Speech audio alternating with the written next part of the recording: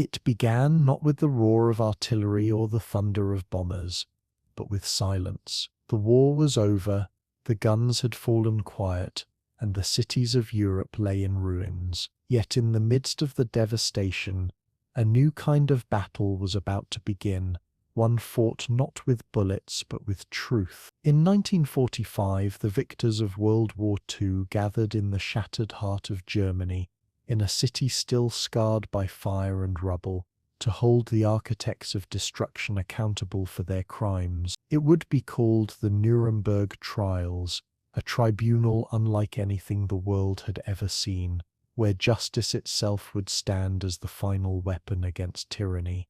For the first time in history, leaders of a defeated nation, generals, ministers, industrialists, and propagandists would face judgment not for losing a war, but for how they had waged it. The crimes were vast: wars of aggression, mass enslavement, extermination, and genocide. The evidence was undeniable. Millions dead, entire cities erased, and a moral wound carved deep into humanity's conscience. Yet even amid the horror, questions loomed. Could there truly be justice for such evil? Who had the right to pass judgment? And could law ever measure the scale of suffering that had consumed the world from 1939 to 1945? The courtroom in Nuremberg became the stage where history, morality, and law collided. Inside stood 22 of Nazi Germany's most powerful men: Hermann Göring, Rudolf Hess, Joachim von Ribbentrop, Wilhelm Keitel, and others, men who once commanded armies, drafted policies, and enforced the will of a dictator. Now stripped of their uniforms and arrogance, they faced the judgment of nations. Over 200,000 documents were presented, thousands of photographs and films shown, and witnesses recounted the unspeakable in voices trembling with memory. The atrocities of the camps, the burning of villages, the gas chambers, and the millions marched to their deaths, all came to light under the cold gaze of the world. But the Nuremberg trials were more than just punishment. They were a declaration of principle. For the first time, the world said that there are crimes so grave, so inhuman, that no flag, no leader, no order can excuse them. Following orders would no longer be a defense. The trials established new words: genocide, crimes against humanity, war crimes, words that have shaped the moral and legal framework of our world ever since. It was here that the concept of individual responsibility in war was born, redefining international justice for generations to come. Yet justice came at a cost. The trials were long, grueling, and controversial. The victors themselves were not without blood on their hands, and accusations of hypocrisy echoed through the chambers. But amid the imperfections, one truth endured: that even in the aftermath of the darkest chapter in human history, the rule of law could still rise from the ashes of war. Tonight, we'll journey through the entire story, from the capture of Nazi leaders and the formation of the International Military Tribunal, to the testimonies that shocked the world and the sentences that changed history. We'll explore the politics behind the courtroom, the moral dilemmas faced by prosecutors and judges, and the lasting impact that Nuremberg left on our understanding of justice, truth, and accountability. This is not just a story about the end of a war.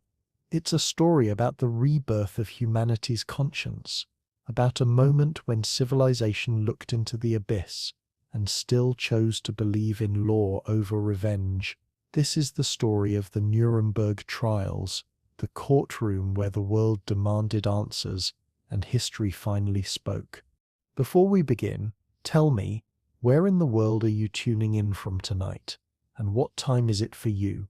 As we dive into this monumental chapter of history, where the victors put evil itself on trial, this is the entire history of the Nuremberg Trials, the courtroom that judged humanity.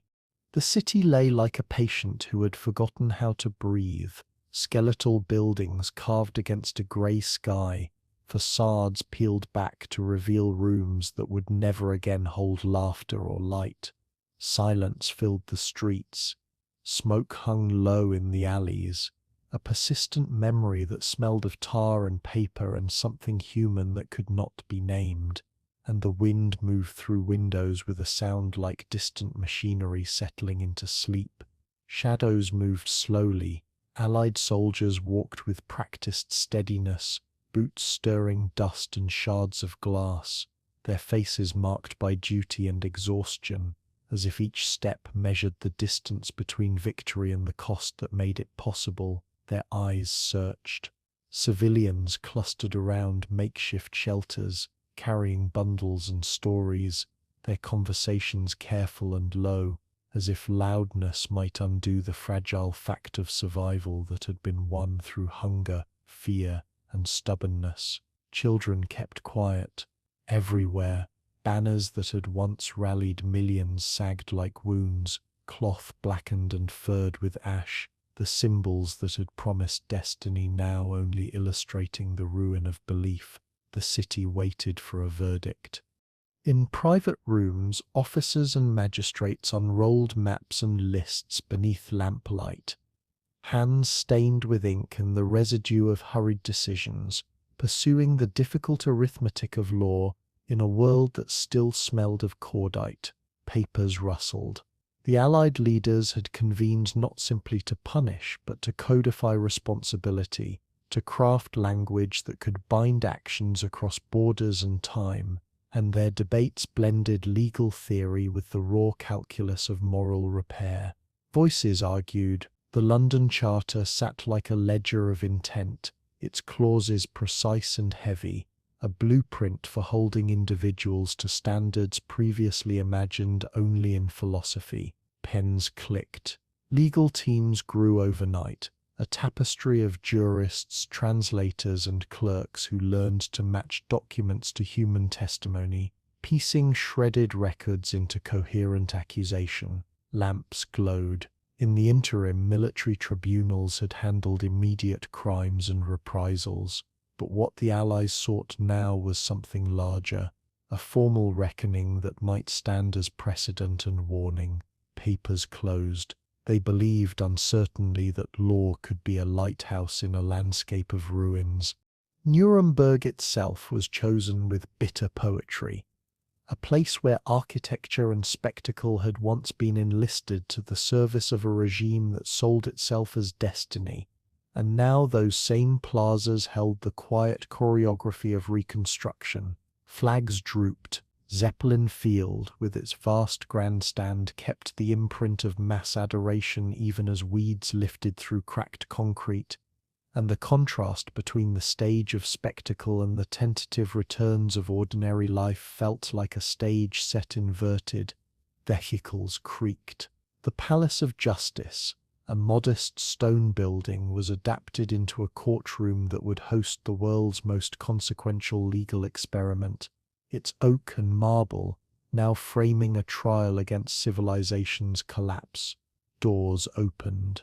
Journalists arrived with notepads and measured pens and cameras. New technology for an old business brought motion into rooms that were once still with ceremony.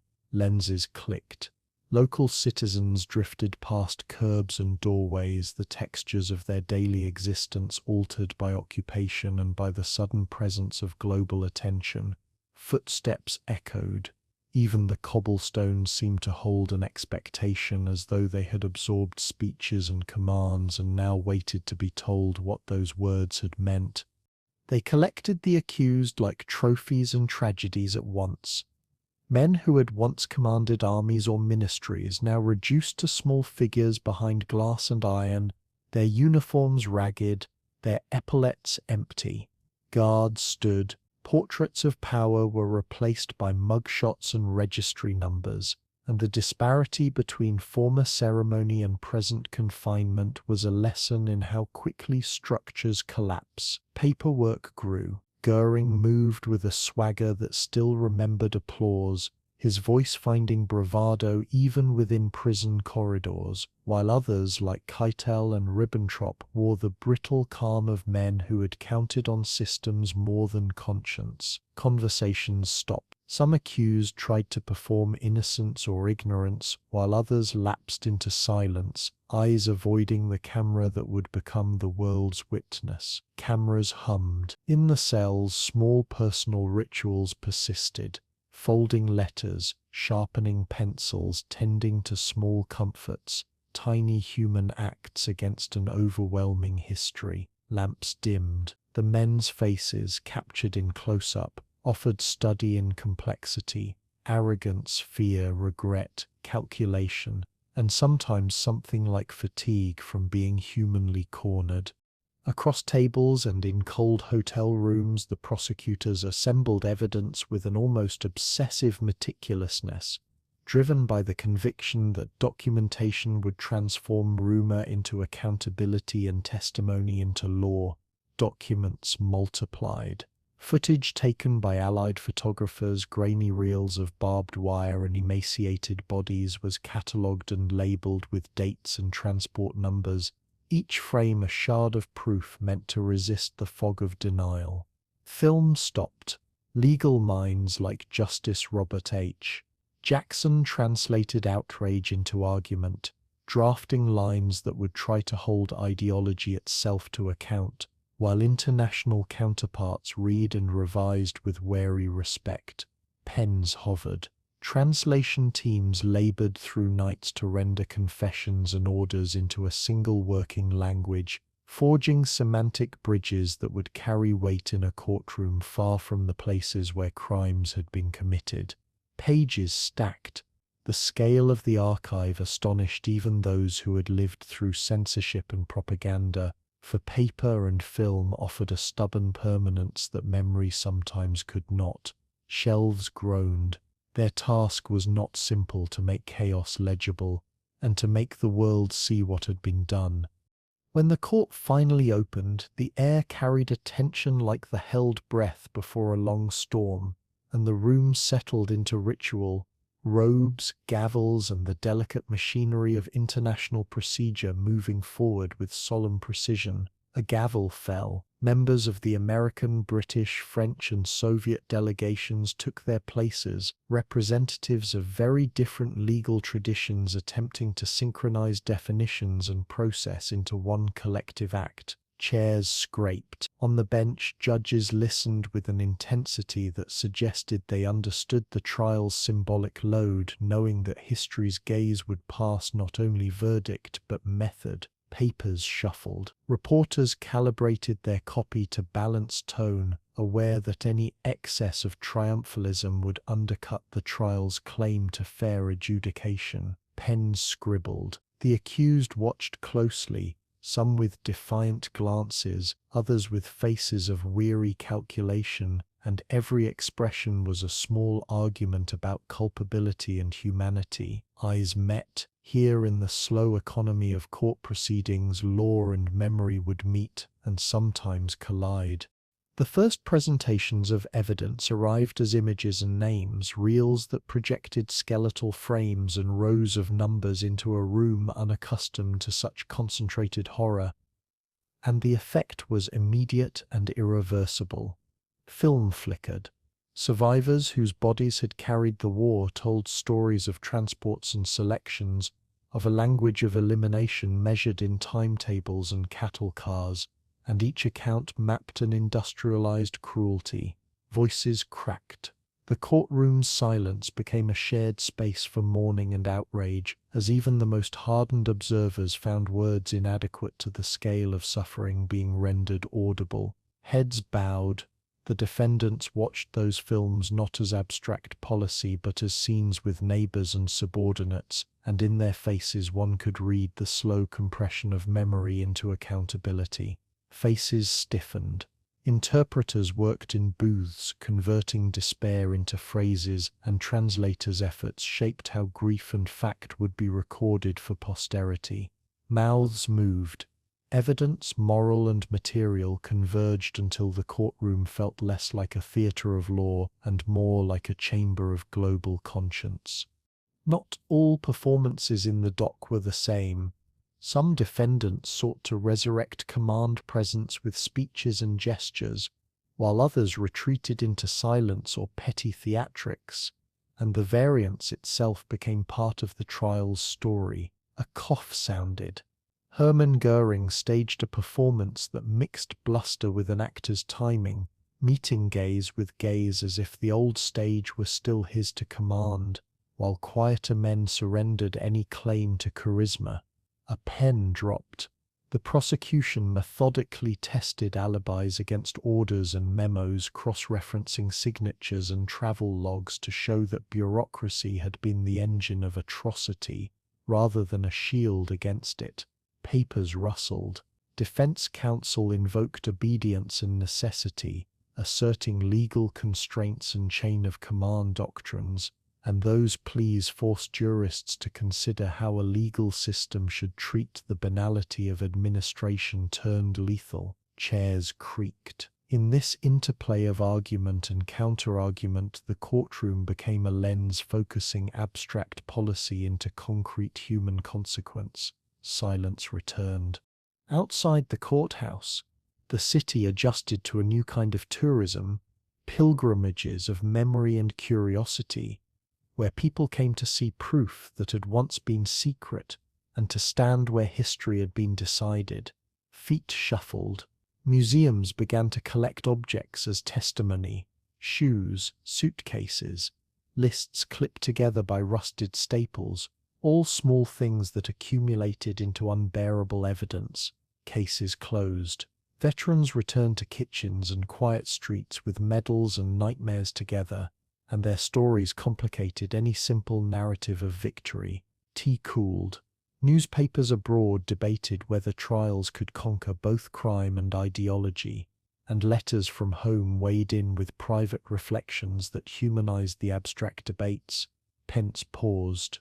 Yet even as the world argued, survivors and witnesses turned toward the courtroom because it offered, imperfectly, recognition that their losses were not invisible.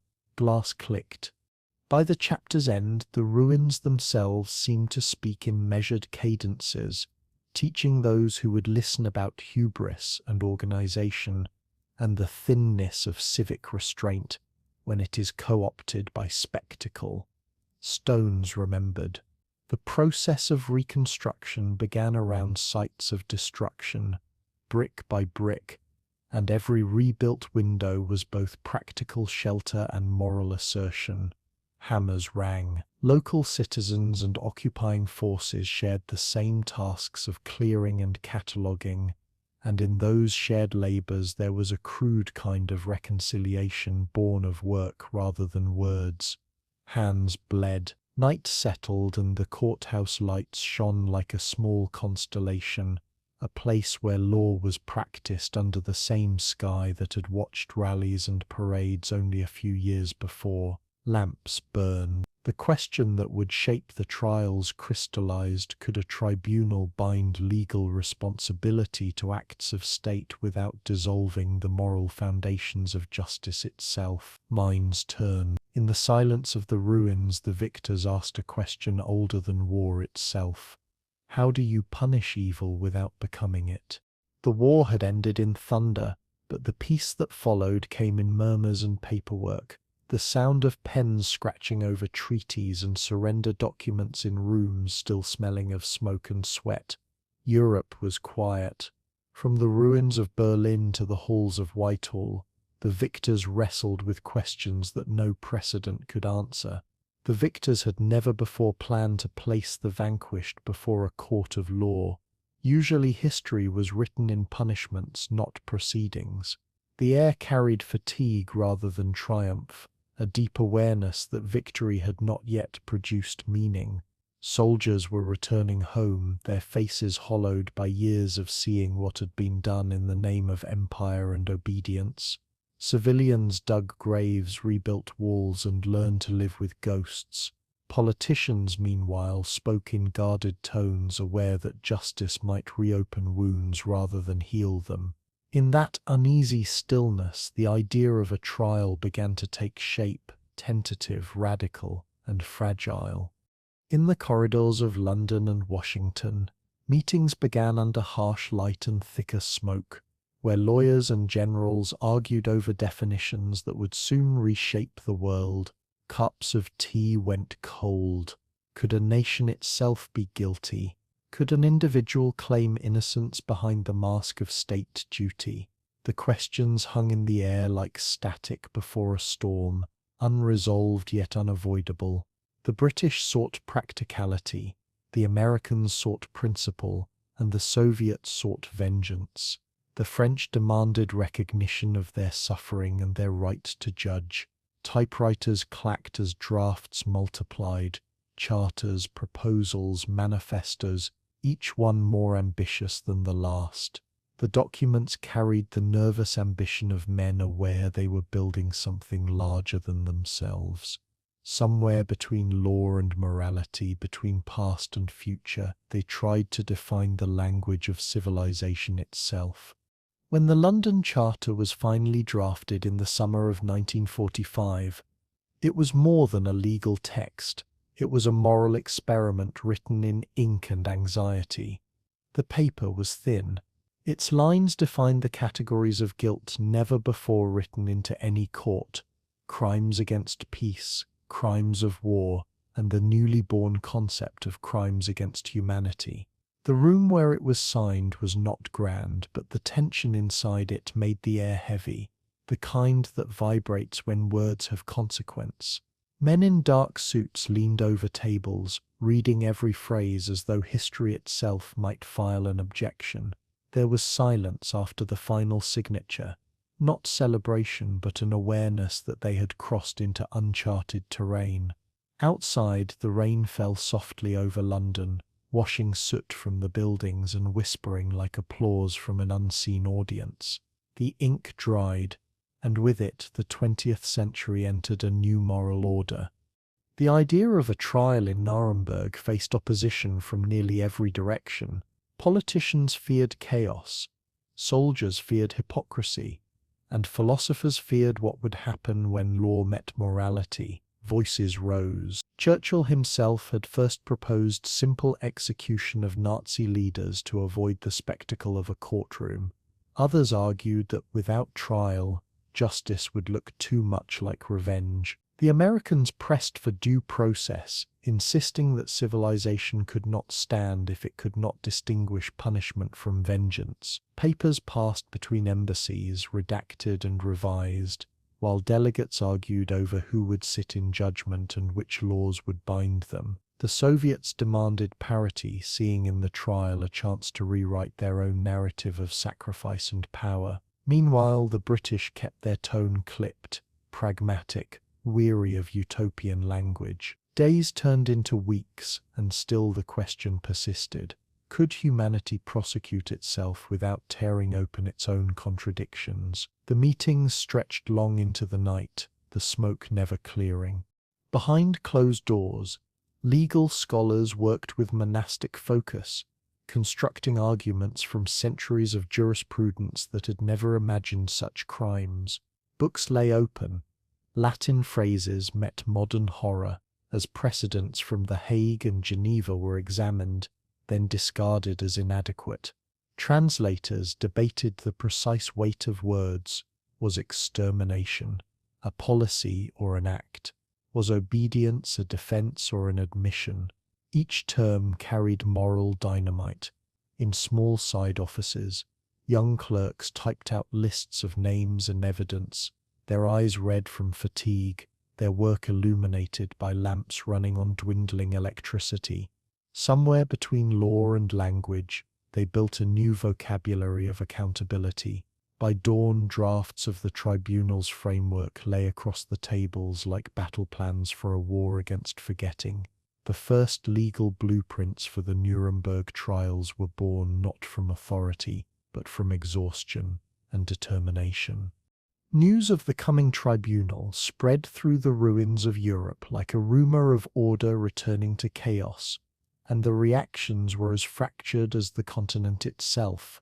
Some cheered, others muttered that no courtroom could measure suffering, that the dead had no interest in verdicts. Survivors of the camps watched with skepticism, their faces drawn thin by disbelief. Could words undo what had been done? Newspapers printed cautious headlines calling it the great trial of our time, yet even editors sensed that the idea was larger than any nation's politics. Soldiers stationed in occupied Germany read bulletins and wondered whether they too might someday face judgment for their actions. In taverns, civilians debated whether morality could survive in a world that had allowed such mechanized destruction. The trial had not yet begun, but already its shadow lengthened over every conversation. Hope and doubt walked side by side through the streets of the new Europe. The selection of Nuremberg was both practical and symbolic. A city wounded by war, yet intact enough to host a reckoning. Rubble surrounded it. The courthouse still stood, its stone walls bearing scorch marks like scars, and its adjacent prison offered containment for the men who once commanded empires. The irony was sharp. The birthplace of Nazi pageantry would now stage its dismantling. Engineers repaired the court's electrical systems while carpenters rebuilt wooden benches for judges and translators. Soldiers swept glass from corridors, their movements echoing against marble that had once reflected parades and banners. Outside, local residents carried on their lives, wary of the strange energy gathering in their midst. Allied jeeps patrolled streets where once SS banners had flown. The city seemed to breathe between guilt and redemption. The stage was being set for history to speak in the language of law. The defendants themselves waited in guarded compounds, unaware of the precise charges but sensing that the world had shifted beneath them. Days blurred. Göring demanded special treatment. Hess stared at walls, spear-filled notebooks with self-justifications disguised as insight. Guards, many scarcely older than the prisoners, observed with fascination and unease the fallen titans of the Reich reduced to routines of confinement. Conversations between captors and captives occasionally pierced the monotony, revealing strange mixtures of denial, vanity and resignation. Allied psychologists recorded their observations, attempting to understand how conviction could so easily survive catastrophe. The corridors smelled of disinfectant and iron, of new beginnings trying to erase old corruption. Every knock on the door meant another interrogation, another fragment of truth pried from silence. And yet, even here, law was learning to breathe. When the final agreements were signed, and the press releases announced an international military tribunal, the mood was not celebratory but somber, as though humanity had agreed to dissect its own conscience. Cameras flashed. The newspapers carried photographs of men shaking hands under chandeliers, their smiles thin, their eyes reflecting a century's worth of fatigue. Across the ocean, in small towns and university halls, people read about the trials with curiosity and awe. Some called it progress. Others feared hypocrisy, asking whether the victors would ever stand in the same dock should their wars produce similar horrors. The rhetoric of justice was fragile, as thin as the parchment it was written on, but still it endured. The machinery of law began to move, slow and deliberate, toward a world desperate to find meaning in its wreckage. History had opened its courtroom.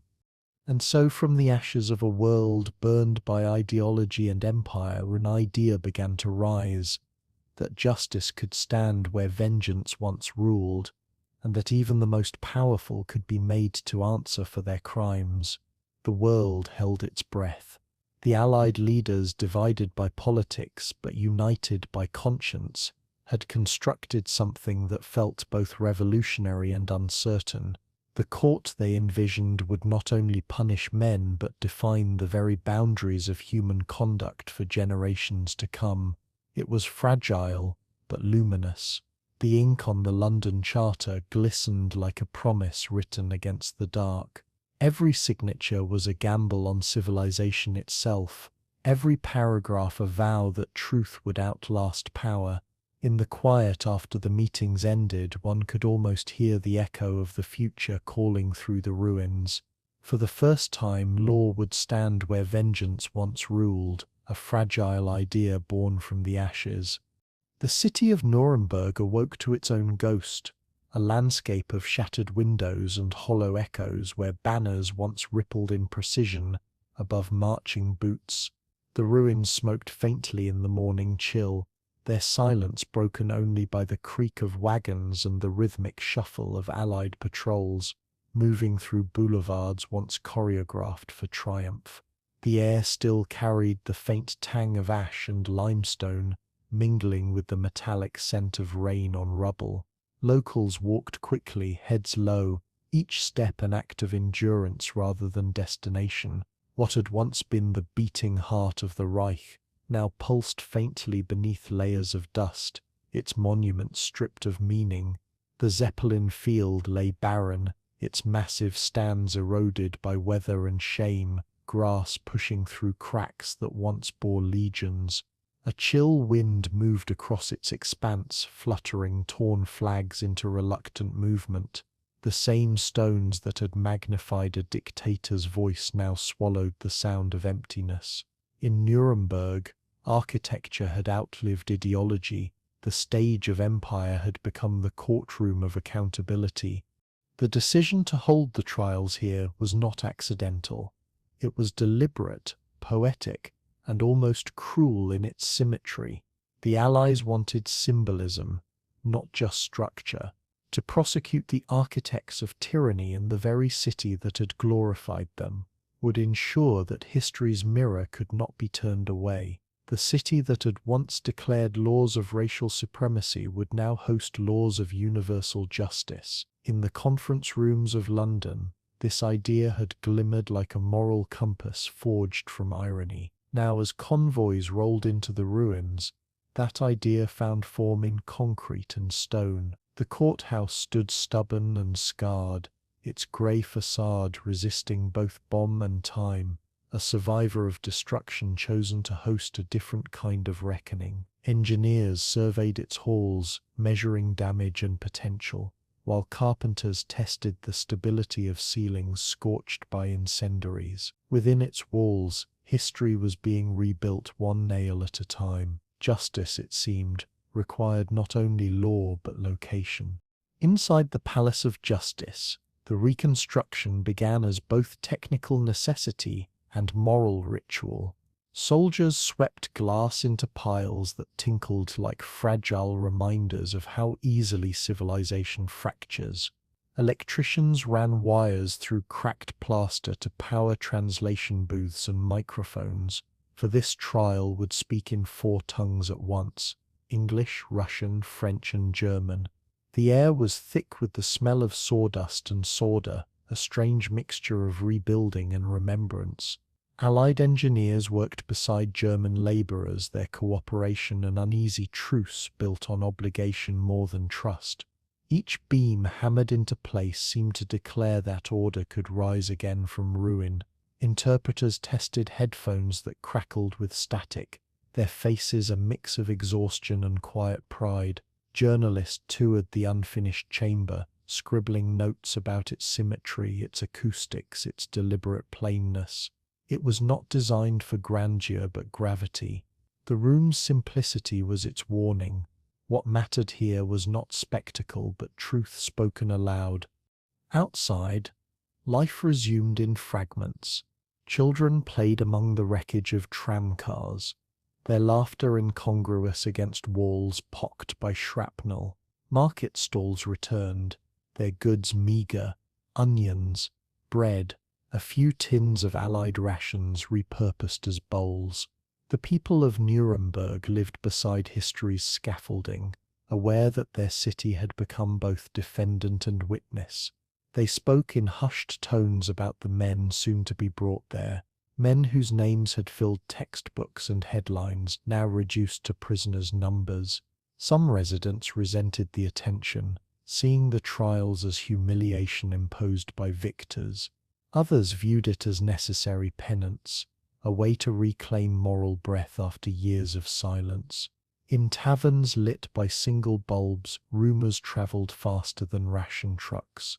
Göring would stand trial. Hess would return. The judges were already arriving.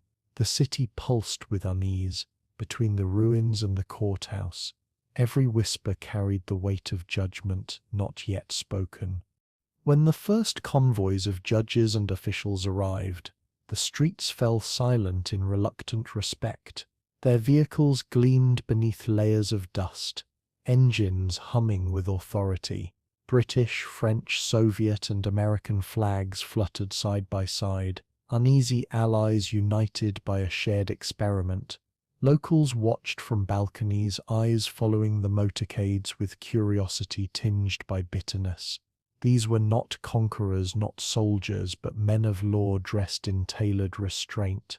Their very presence was a statement. Civilization had returned wearing robes instead of uniforms. Reporters followed, cameras clicking as briefcases were lifted and doors opened to echoing corridors. The sound of boots on marble replaced the drumbeat of parades. In this city of ruins, ceremony had changed form but not purpose. It still demanded attention, still commanded silence. History entered not with fanfare, but with files. At the Zeppelin field, the ghosts remained. Weeds climbed the grandstand where once Hitler's voice had filled the air like thunder, amplified by concrete, designed to worship. Now the wind replaced applause and pigeons settled where banners once snapped against the sky. The sheer scale of the place was obscene and mesmerizing. Stone cut for eternity, built to house spectacle, now reduced to a monument of futility. American soldiers wandered through its colonnades, their helmets reflecting the pale light of a hesitant dawn. One leaned on a column and muttered that even ruins could feel arrogant. The irony was unbearable yet beautiful. The temple of obedience had become a museum of consequence. The camera crews arrived, capturing images of empty fields where ideology had once been staged like theater. Footsteps echoed through the stands, merging past and present into a haunting kind of justice. Nuremberg itself had become the first exhibit of the trial. In the evenings, Allied officers dined in requisitioned homes, their conversations mixing fatigue with philosophy. They spoke of logistics and law, of how to balance fairness with finality. Outside, the city slept in dim candlelight, power rationed and curfews enforced. Soldiers guarded intersections where, not long ago, the SS had marched in columns of black precision. A pianist in a hotel lobby played Schubert softly, her fingers tracing melodies older than ideology. Her music floated through the corridors of weary diplomats, softening the edges of their certainty. Some believed they were building peace, others that they were merely documenting tragedy. Yet all agreed that this place, this wounded city, had become the stage on which civilization would either prove itself or fail entirely. Justice, after all, was not an abstract. It was a performance of conscience made visible. The local population lived between resentment and curiosity. Children gathered near the courthouse to glimpse soldiers unloading boxes of documents and film reels labeled with unfamiliar names. Rumors spread that the Allies had brought evidence too terrible to describe, proof so detailed it could shatter denial forever. In cafes, old men spoke of betrayal and disbelief, their sentences punctuated by long silences. Women carried buckets of water past guards who barely noticed them, their glances filled with the memory of propaganda once believed and now disowned. Priests preached quiet repentance in half-collapsed churches, their sermons damp with humility. The city began to breathe differently, its air heavier with reflection than smoke. Every sunrise brought another reminder that the age of command had yielded to the age of consequence. The people of Nuremberg had not chosen their role in history, it had chosen them. Inside the Palace of Justice, the finishing touches took on a sacred rhythm. The courtroom's polished wood gleamed under new lamps, its clean lines an antidote to the chaos outside. The translation system was tested again and again. 4 voices, 1 truth. Interpreters rehearsed in glass booths, their faces illuminated like actors, preparing for a play no one wished to perform. The judges' benches stood empty, patient and austere, while the defendant's dock remained locked, waiting for footsteps that would echo across centuries. Typists adjusted their machines, the sound of keys clicking like a distant heartbeat. Photographers checked light levels, framing the soon-to-be spectacle of justice reborn. Outside, the sky bruised into twilight, the first snow beginning to fall on the courthouse steps. And in that stillness, the room felt less like preparation and more like prophecy. The world's conscience was about to sit in session. By the time the flags were raised and the court sealed, Nuremberg had transformed from symbol of tyranny to emblem of accountability. Its stones no longer listened for orders but for testimony. The once golden eagles carved above entrances now watched over the slow rituals of truth. Soldiers guarded doors instead of saluting podiums, and inside the hum of translation machines replaced the roar of crowds. Every corridor of the Palace of Justice seemed to hum with irony.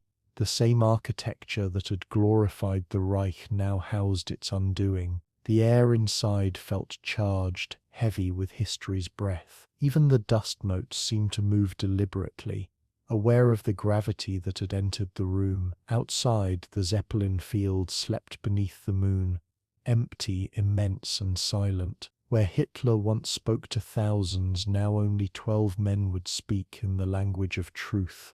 They arrived in Nuremberg as small, ordinary figures in the long corridors of history. Men who had once occupied podiums and ministries, now moving with the constrained gait of prisoners. Escorted between cells and interrogations, guards spoke. Their faces were ledgered by age and by choices, some taut with the muscle memory of command, others slack with the exhaustion of a regime's collapse. Eyes watched. The procession produced mug shots and registry numbers, photographs taken under harsh lights that flattened stature and reduced titles to ink on paper. Paper shuffled. Hermann Göring entered with the residue of theatricality still clinging to him, a man accustomed to crowds and applause who now measured his presence against 13-inch bars and camera lenses. Silence followed. In contrast, Albert Speer kept a steady manner, notebook in hand, as if architecture and order could still be summoned from memory to explain moral failing. Pens clicked. The corridor's tile echoed with each step like a metronome marking the passage from power into accountability. The mugshots themselves were small crucibles of identity, frames that captured glances which revealed more than any long testimony would permit, and those faces would circulate for decades as the human index of atrocity. A shutter clicked. Shutter clicked. Hans Frank posed with the concentrated dignity of a man who had once been Governor General, his jaw set in the manner of administrative certainty that had tolerated brutality. Cameras whirred. Wilhelm Keitel's expression was the thin calm of a soldier who had performed obedience so long that orders had blurred into doctrine and doctrine into habit. A film rolled. Rudolf Hess looked bewildered in some images and defiantly serene in others, his features mapping the incoherence of a man whose flight to Scotland had become a historical oddity and then a weight of consequence. A hand turned. Bold men, men with moustaches trimmed by fashion, men with eyes that had learned to look past suffering, all were catalogued, their physical presence a stark contrast to the abstract machinery they had served. papers filed. The mugshots would become evidence not only of individuals but of a system that had normalized cruelty. Prison corridors became stages for small dramas where routine replaced ceremony and the echo of footsteps took the place of salutes once given without question. Here men awaited interviews, interrogations, and eventually indictment. Keys turned, guards brought meals in tin plates, their clatter, a reminder that bodily needs persisted even when ideology failed. Voices murmured. Some defendants tried to compose manifestos on scraps of paper, scrawling rationales that read like architecture plans revised to justify policy, while others slept badly, their dreams invaded by the men they had ordered into death. Night fell. The scent of disinfectant and damp stone hung in cells that had been adapted for custody rather than comfort.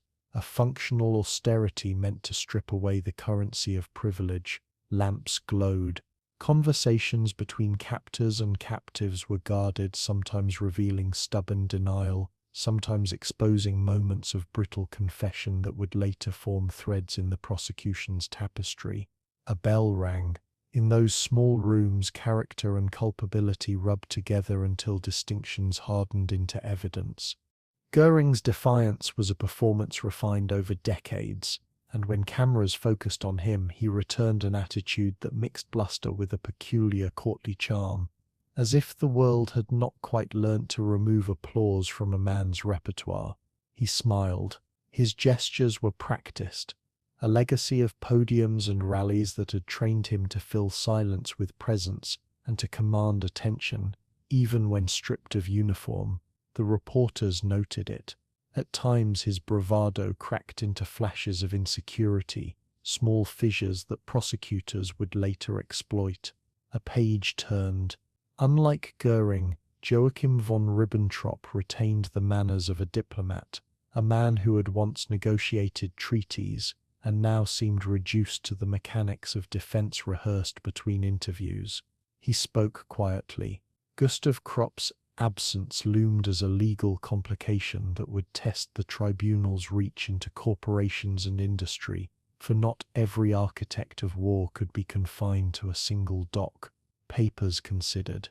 In the shadowed rooms and in the public galleries, the theatre of power was being inverted by anonymity and procedure.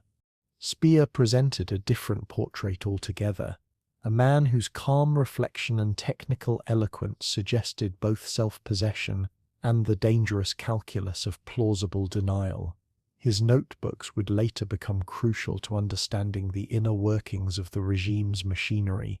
He wrote, when asked about armaments and labor allocations, Speer could summon lists and figures with a clarity that made his complicity appear as administrative efficiency rather than moral choice. Numbers recorded. Karl Donitz, less theatrical and more maritime, kept a stoic reserve reminiscent of a captain at sea, his language shaped by naval discipline while his courtroom presence echoed the isolation of command that had been severed from ideology. He stood. Konstantin von Neurath and Baldur von Schirach offered alternate shades of culpability, bureaucrats who had worn authority like a suit and had come to learn that paperwork could become, in the hands of policy, an instrument of suffering. Files shuffled. Each portrait was a study in how ordinary professional manners had been co-opted into extraordinary crime. Chairs scraped. The gallery listened.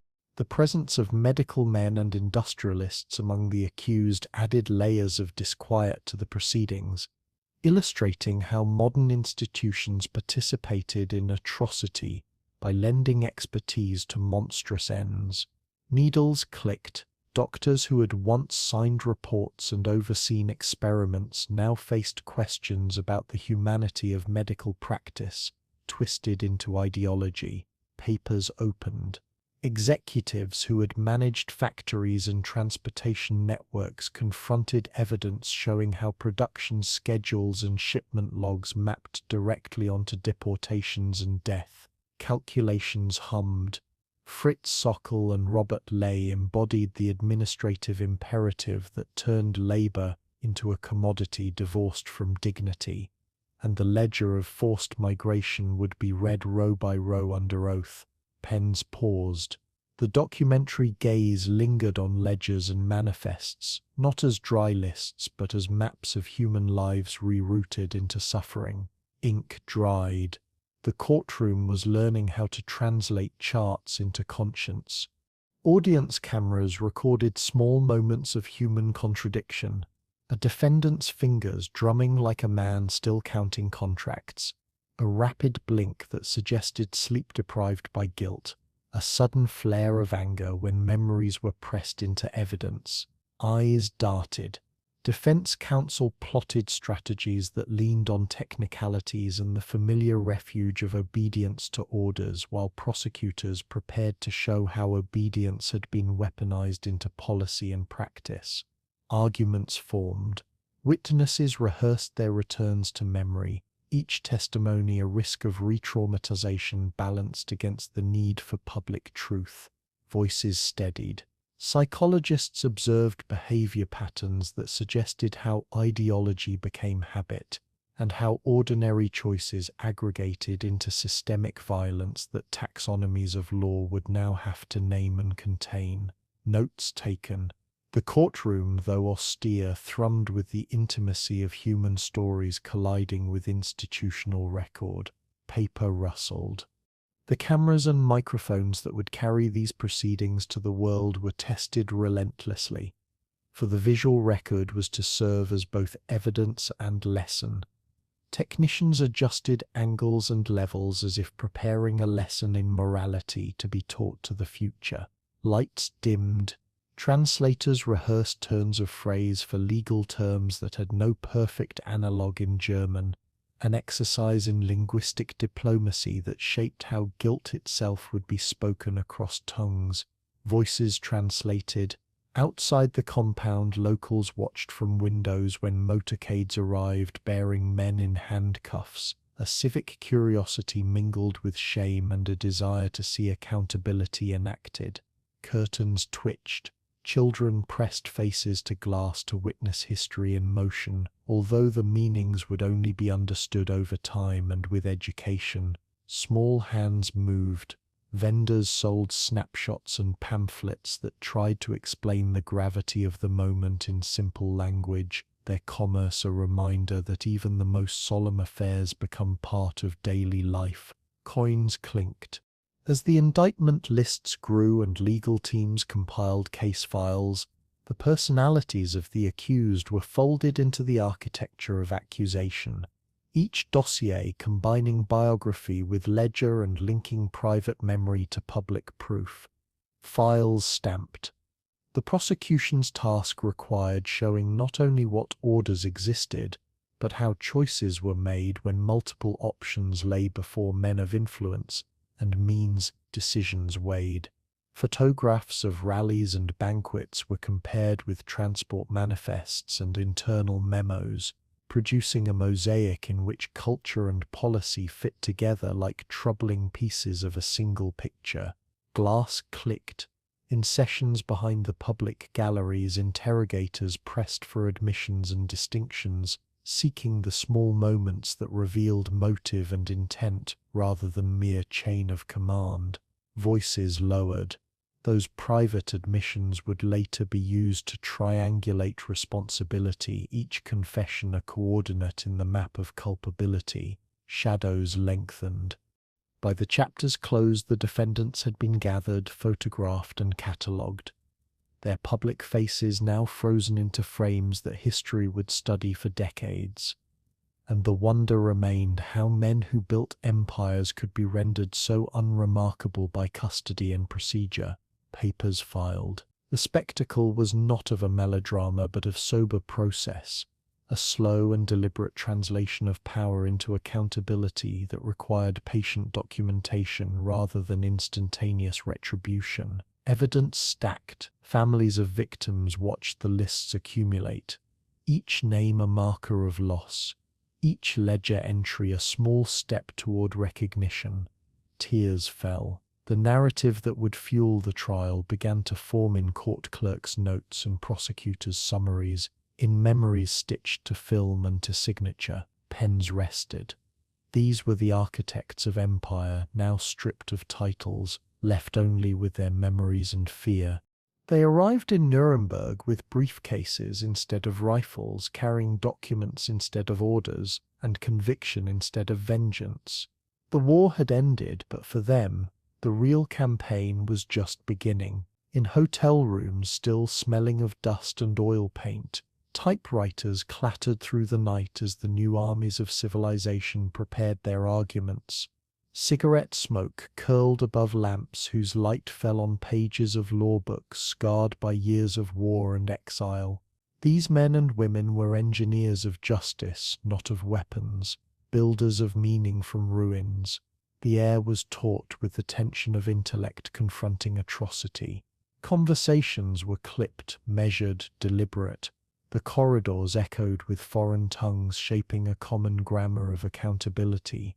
They had been summoned not to punish the defeated, but to define what victory should mean. History's architects of law had begun their work. Robert H. Jackson, Associate Justice of the United States Supreme Court, worked like a man in a storm of words.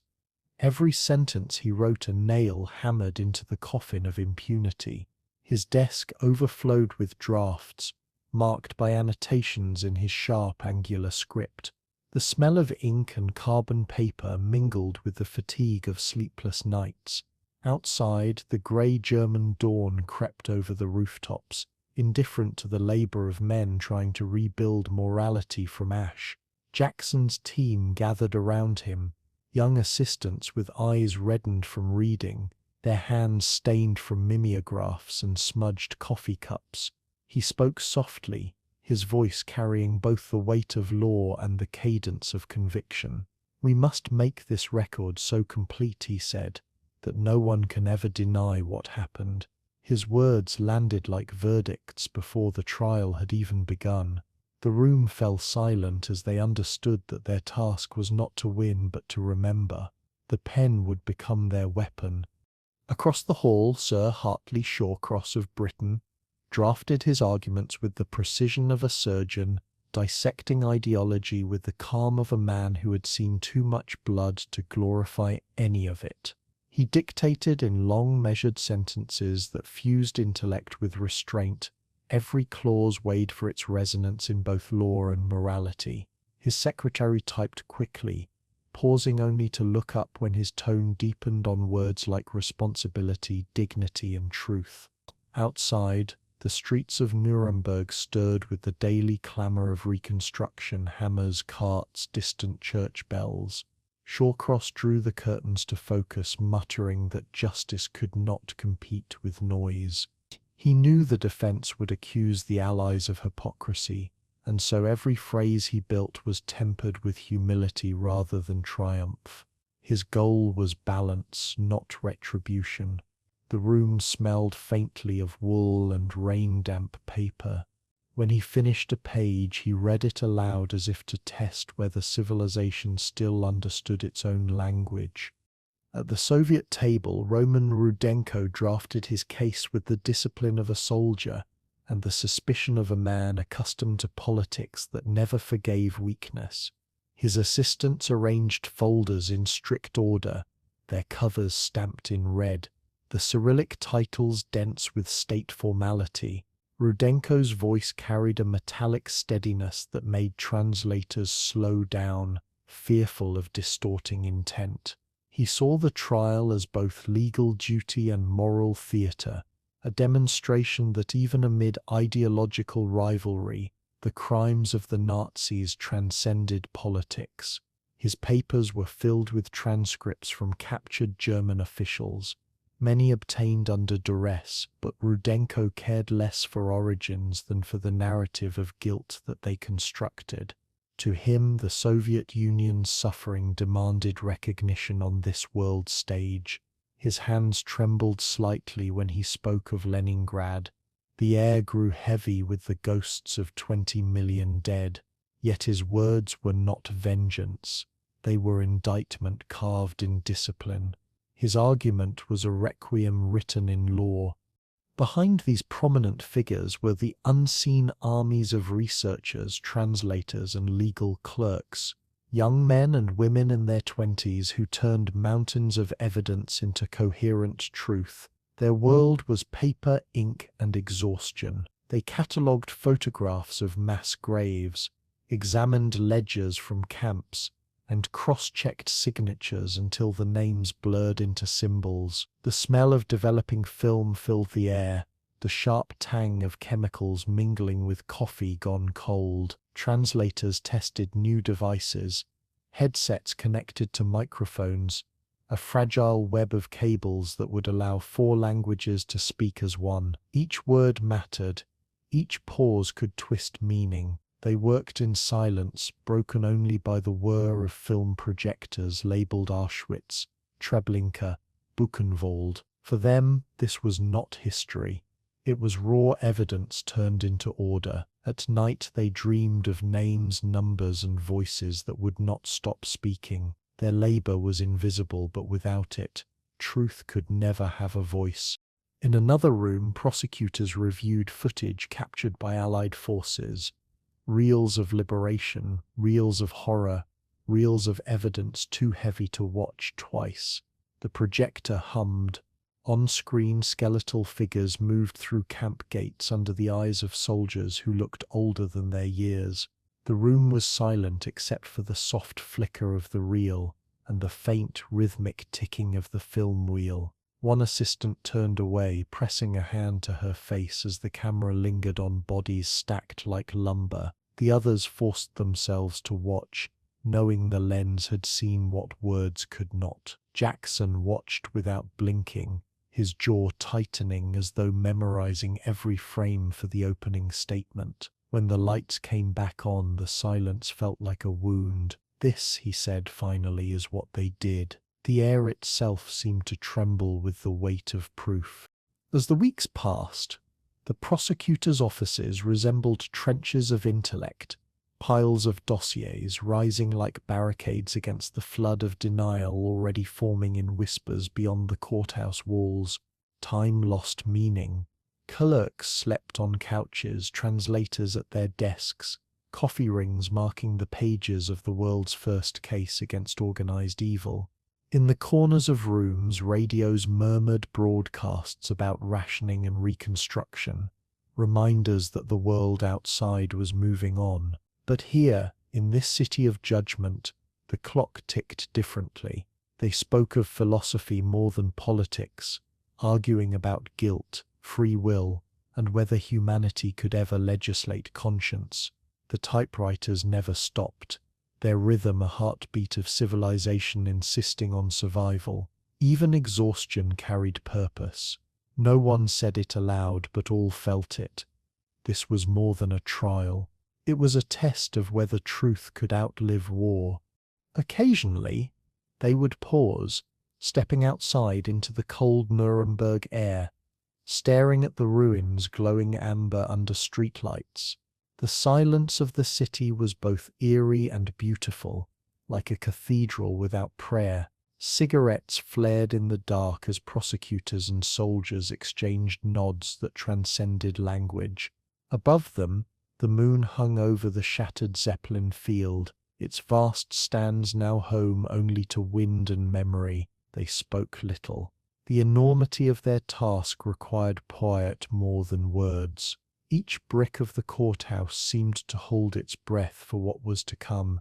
Jackson would sometimes glance at the horizon and murmur that justice too must be rebuilt from rubble. The others agreed in silence. History was preparing its opening statement, and it would be delivered through them. In the weeks leading to the trial, drafts were refined, phrasing perfected, and the rhythm of the opening arguments rehearsed until each syllable carried the solemnity of oath and the clarity of indictment.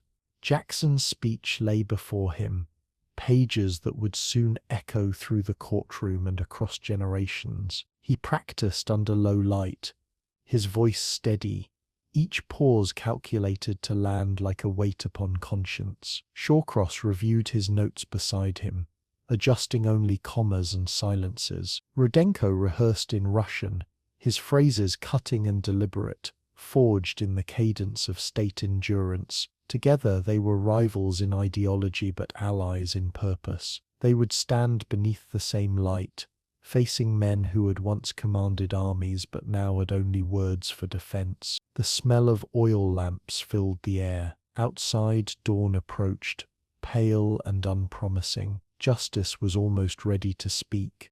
When the prosecutors finally set down their pens, the war's final battle, the one for memory, had begun.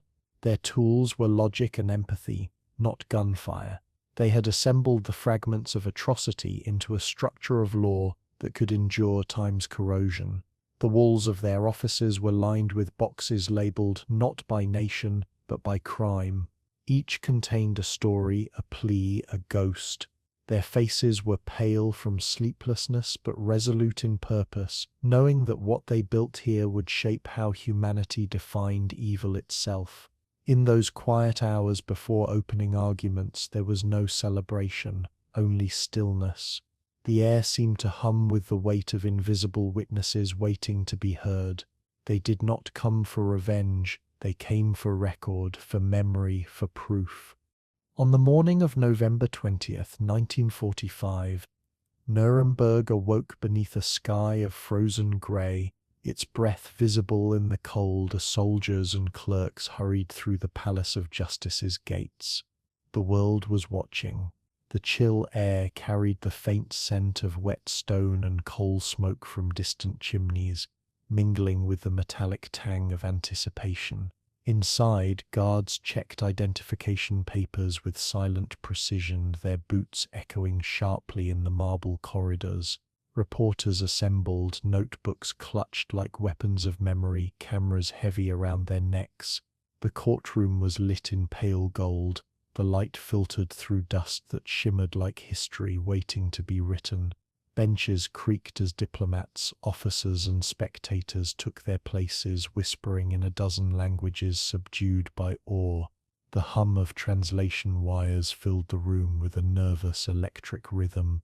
Every person there understood this was no ordinary trial. The age of vengeance had given way to the age of record. Judges entered first, their black robes absorbing the morning light, faces solemn with the weight of precedent. Their footsteps seemed louder than sound itself. The British judge, Lord Geoffrey Lawrence, took his seat at the centre.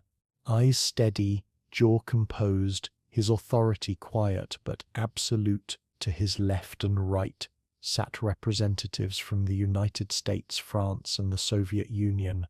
4 men whose nations had been allies in war but would soon be rivals in peace. The courtroom fell into stillness as the gavel was laid before him, its polished wood glinting faintly under the lamps. Behind them, clerks arranged bundles of paper tied in string, the architecture of the world's first trial for crimes against humanity. The air vibrated with expectation. In the front row, military aides whispered final translations into headsets, their voices low, steady, practiced. Somewhere in the distance, a bell tolled from a ruined church, and in that sound, civilization seemed to hold its breath. The defendants entered next, 21 men in grey and beige uniforms stripped of insignia, escorted 2 by 2 under the watch of armed guards.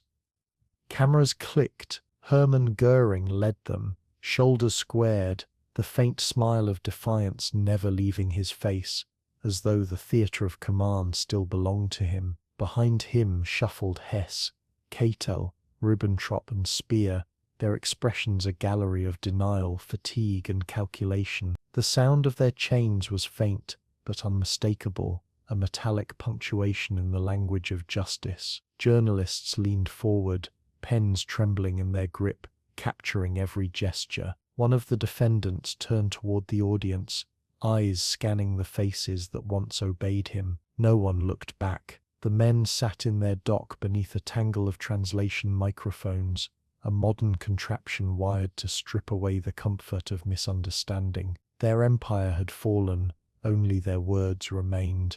The courtroom became their final stage. Behind them, The translators adjusted their headsets, murmuring into microphones that hummed with fragile technology. The experiment was daring. Simultaneous translation across 4 languages, a feat never attempted on this scale. Voices overlapped briefly, then fell into rhythm. English, Russian, French, and German flowed together, weaving meaning across nations once divided by war. The words were not perfect, but the intent was unmistakable. For the first time, law itself spoke in unison. Sweat formed at the temples of interpreters, their concentration absolute, their syllables shaping history in real time. Engineers watched dials flicker, fearing overload, and through the soft static, humanity learned how to speak justice to itself. The courtroom's soundscape was an orchestra of tension, the hum of translation wires, the soft whir of film cameras, the slow turning of pages from the press benches. Flashbulbs cracked like distant gunfire. Reporters from Paris, Moscow, London, and New York wrote furiously, their shorthand capturing not only fact, but feeling. The room smelled of paper, wool, and nerves. Every movement was amplified by silence. Even the ticking of the clock above the judge's bench felt intrusive, its rhythm too human for what the moment demanded. Outside, crowds gathered by loudspeakers, straining to hear what civilization would sound like when it tried to define its own boundaries. A journalist later wrote that it felt like witnessing the first heartbeat of the modern world. In that echoing chamber, history was no longer written by victors, it was being spoken by survivors. Justice had found its voice, and it was multilingual. When the judges motioned for the defendants to stand, a ripple of unease spread through the room. 21 men rose as one, some slowly, others with the abrupt precision of habit.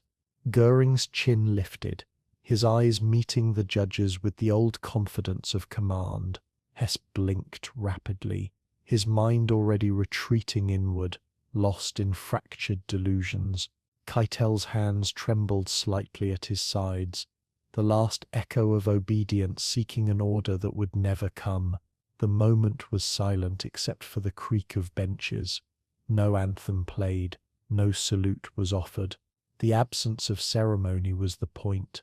In that quiet, the imbalance of power reversed itself. The conquerors no longer carried guns, and the guilty could no longer hide behind ranks.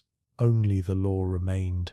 Justice Robert H. Jackson rose from his seat at the prosecution table, his papers neatly stacked, his expression grave but composed. He adjusted his glasses and glanced briefly toward the judges before beginning, his voice steady and deliberate, carrying the resonance of moral architecture.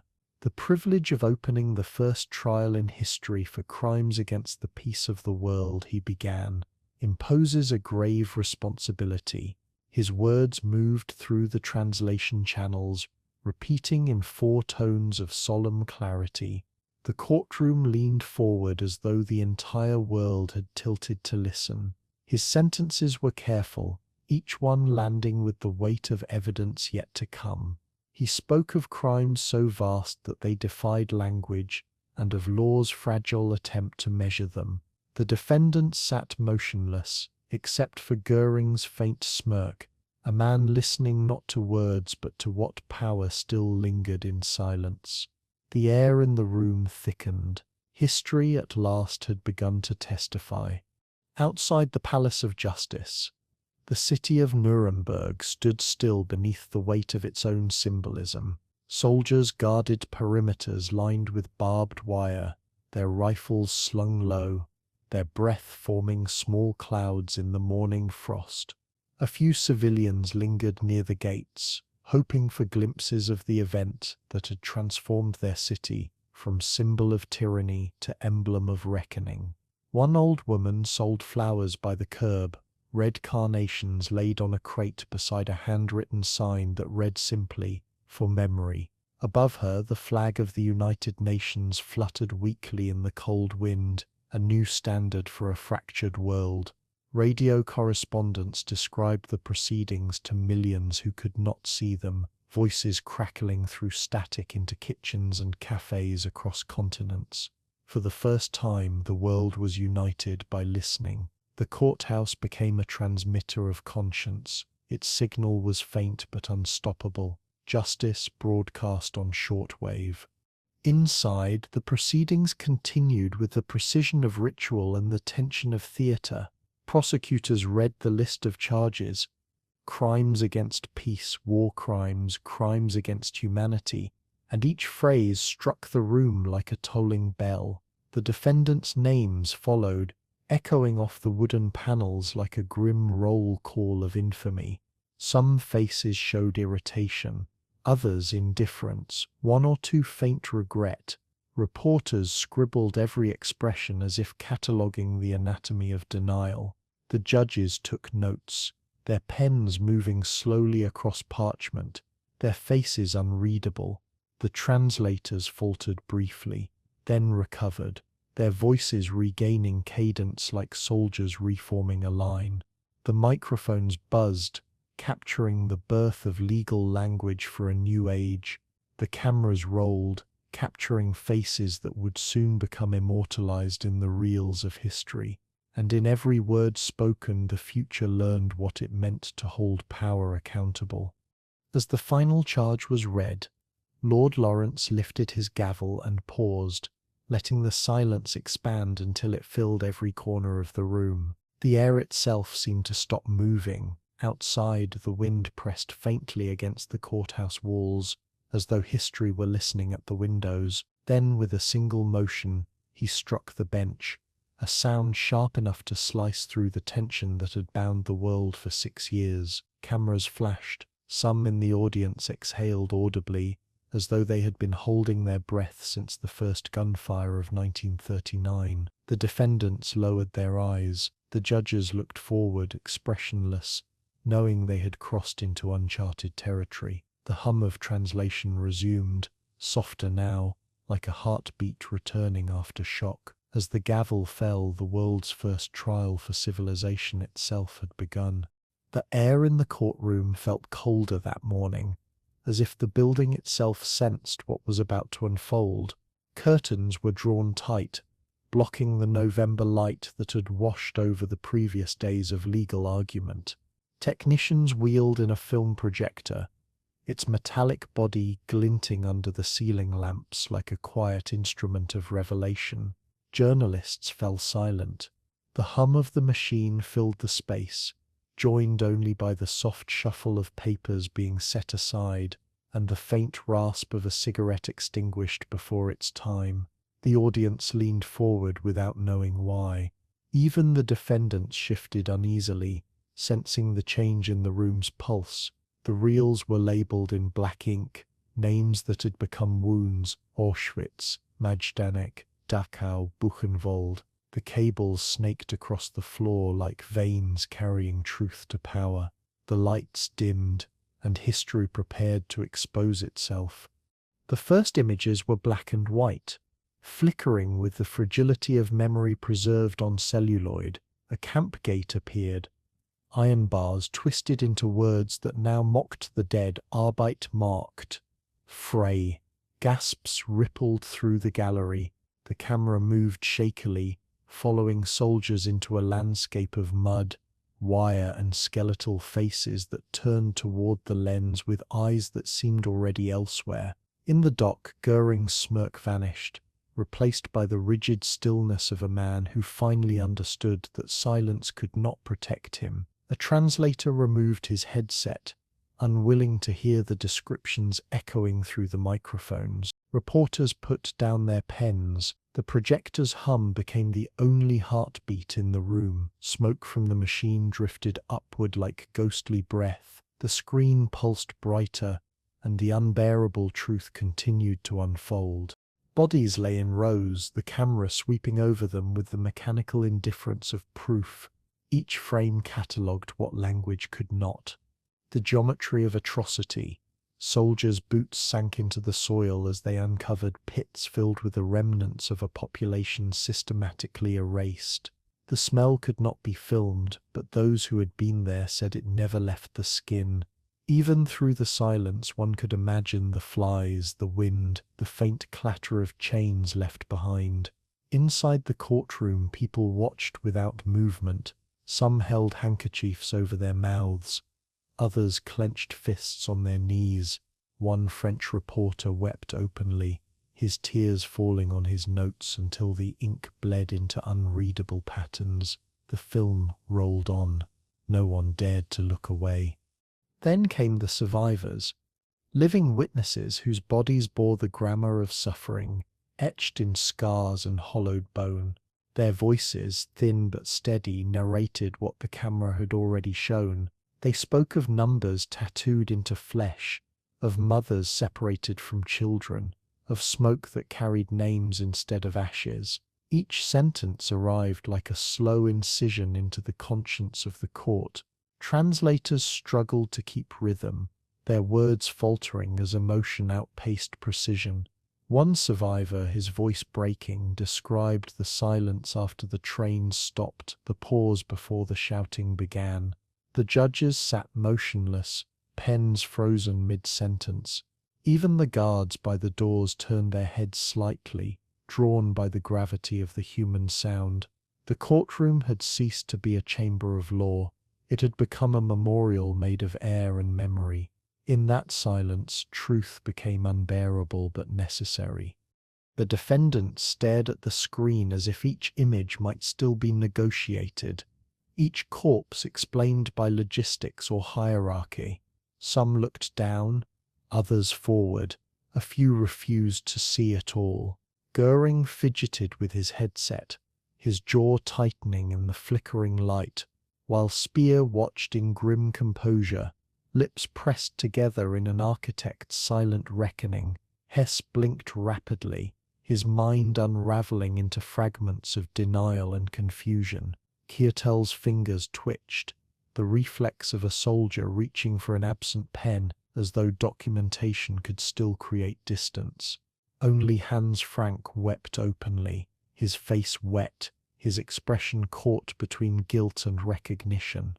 Cameras from the press gallery captured these small betrayals of conscience, each flicker of emotion a testimony in itself. The flickering light carved shadows across their faces, alternating guilt and ghost in every frame. The film continued. The courtroom felt smaller with every passing minute. The footage shifted to the liberation of Bergen-Belsen, and the sound of the film changed wind through wire. Engines, faint cries. British soldiers appeared on screen, their expressions stunned.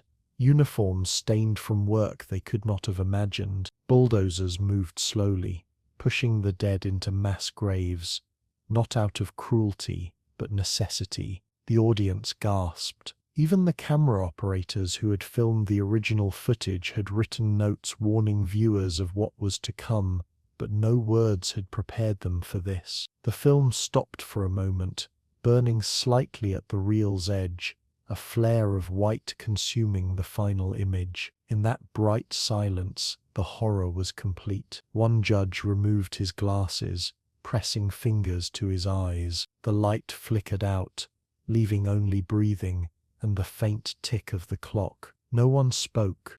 When the lights returned, the faces in the room had changed, pale, drawn, as if each had aged by years in the span of an hour. The prosecutors did not speak immediately. Jackson's eyes were fixed on the blank screen, the reflection of the final frame still alive in his mind. His next statement would not be an argument, but an acknowledgement. "This," he said quietly, "is not propaganda. It is evidence." The reporters wrote the words slowly, as if engraving them into history itself. Across the dock, the defendants avoided each other's eyes. The legal framework that had begun with theory and precedent now felt secondary to the simple act of seeing. The court had been transformed from a forum of law into a mirror of conscience. Every person in the room understood that civilization had been forced to look at itself. In the days that followed, the reels were replayed, not as spectacle but as record. Each screening was both punishment and education. New witnesses came forward, liberators, physicians, and guards who had seen too much to ever forget. Their testimonies filled in what film could not. The smell of burning flesh, the screams behind brick walls, the bureaucratic calm of murder conducted by paperwork. Translators began to falter, their voices cracking through headsets. Some sessions ended early, the judges calling recess when the weight of grief grew too heavy to contain within decorum. The world's languages struggled to hold the enormity of what had been done. Even silence began to sound like evidence. And through it all, the defendants sat in shadow, the light of proof unrelenting upon them. Outside the courtroom, word spread across Europe and beyond. Newspapers printed stills from the footage, careful not to show too much but enough to pierce disbelief. People in Paris, London, and New York read headlines with shaking hands, their morning coffee turning cold as the images reached their breakfast tables. Radio commentators spoke softly, as though afraid to disturb the dead now speaking through the film. In the ruins of Warsaw, survivors gathered around a wireless, whispering names of loved ones they would never see again. In Berlin, families read the papers in stunned silence, the weight of complicity pressing against every wall. The truth was no longer confined to courtrooms or archives. It had become collective memory. The crimes had been industrial. Their exposure was human. No one would ever again claim ignorance without shame.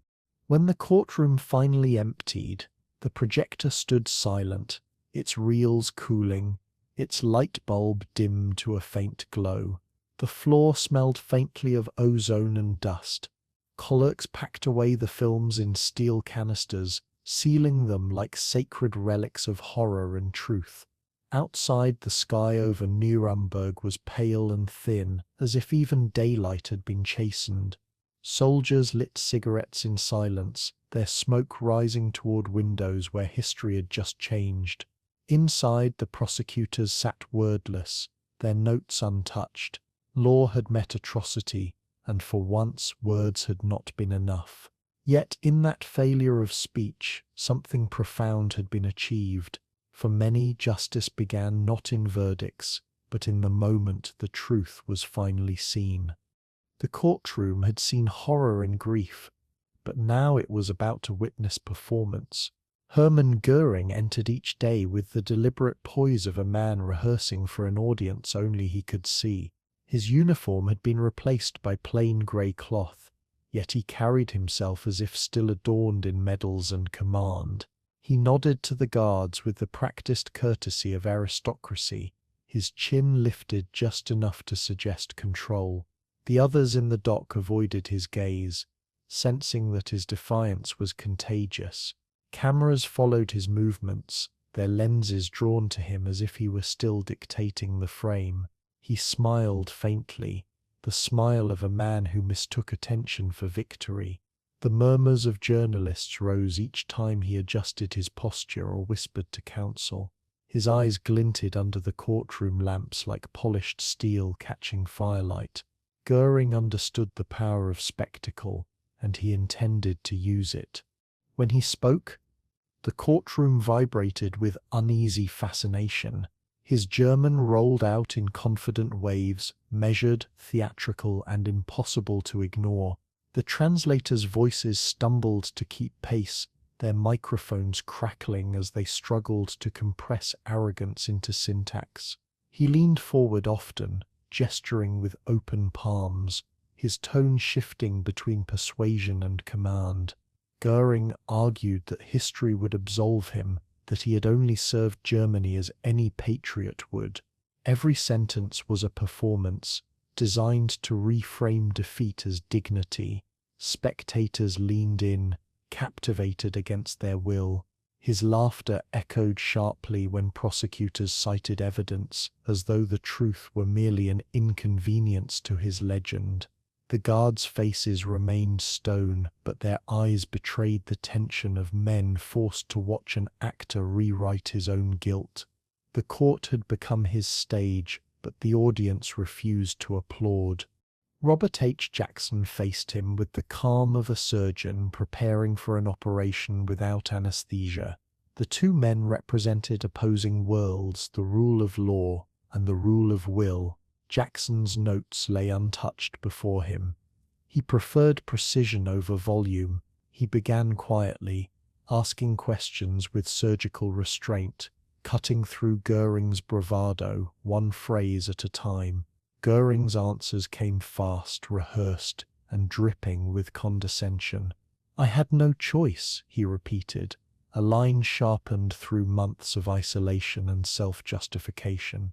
Jackson adjusted his glasses, unblinking, as if waiting for Göring to expose himself by the sheer gravity of his own ego.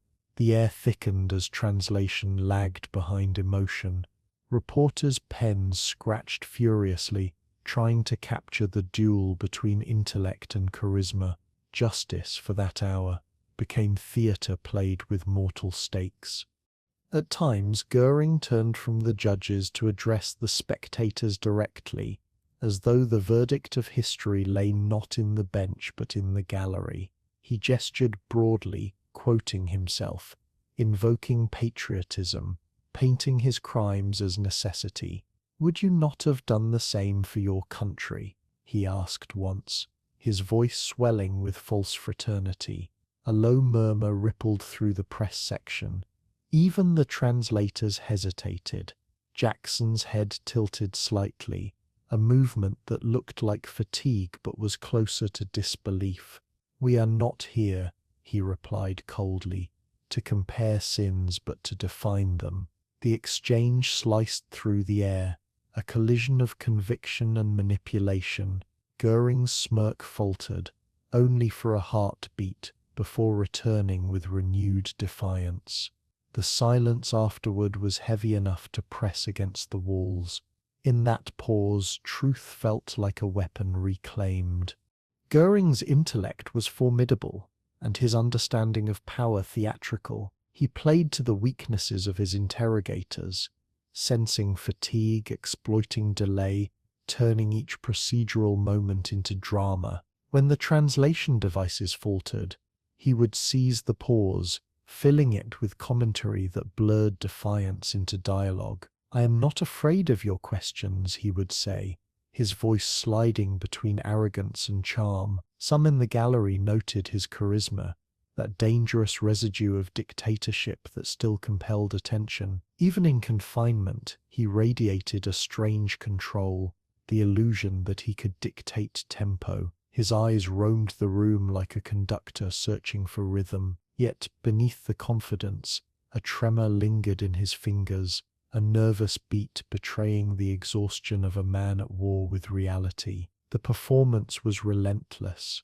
but the audience was no longer under his command. Jackson's patience finally sharpened into quiet fury. He no longer sought to dismantle Göring's arguments. He sought to expose the vanity beneath them. His tone remained even, but his pacing changed, slower, deliberate, almost merciless in its precision. "You gave the orders for persecution," he said, voice steady as the ticking clock above the bench. Göring responded with a smirk. "I gave orders for order." Jackson leaned closer. "And order required murder." The words fell like iron. Göring hesitated for the first time, his mouth open, searching for rhetoric that would not come. The silence stretched until even the translators stopped breathing. The courtroom had no need for applause. It needed only truth. For the first time, Göring looked small. Outside the courthouse, journalists debated whether Göring's performance was brilliance or pathology. Headlines described him as the last Nazi showman, a man who mistook testimony for propaganda. Some admired his intellect. Others recoiled from its moral vacuum. In cafes across Nuremberg, people spoke his name with the strange fascination reserved for fallen idols. "He still believes," one soldier said softly, stirring his coffee. "He thinks this is his final rally." The comment drifted through smoke and silence. Inside the prison that night, Göring wrote notes on his defense, detailing how history would vindicate him. He signed each page with flourished confidence, as though handwriting could rewrite fate. His delusion was complete, and even his cell had become a stage. Back in the courtroom, Göring clashed not only with Jackson but with the very structure of justice itself. He interrupted translators, questioned judges, and occasionally turned on his fellow defendants with thinly veiled contempt. His voice filled the hall like an echo from the past refusing to die. Every word was a challenge to the legitimacy of the tribunal, every gesture a rehearsal of lost grandeur. The guards stood tighter at attention, sensing volatility beneath the showmanship. Reporters exchanged glances, wondering whether they were witnessing justice or theatre disguised as it. Yet as the cross-examination continued, the rhythm of power shifted. The more Göring spoke, the more his arguments crumbled under their own weight. The court had learned his language and turned it against him. By the end of his testimony, Göring's voice had lost its sheen of command. The exhaustion beneath his performance began to show, seeping through pauses too long, breaths too shallow, and words too rehearsed. His laughter sounded brittle now, echoing in a chamber no longer willing to echo back. Jackson closed his binder without looking at him, signaling that the performance was over. The judges took notes quietly, their pens scratching a sound more final than any gavel. Göring glanced around the room, searching for affirmation that never came. No one met his eyes. The audience that had once cheered him in stadiums now observed him like an artifact. The silence that followed was not victory's applause but history's verdict.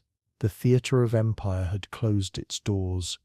In his cell that night, Göring replayed the day's cross-examination in his mind, convinced he had won the battle of words if not the war of morality.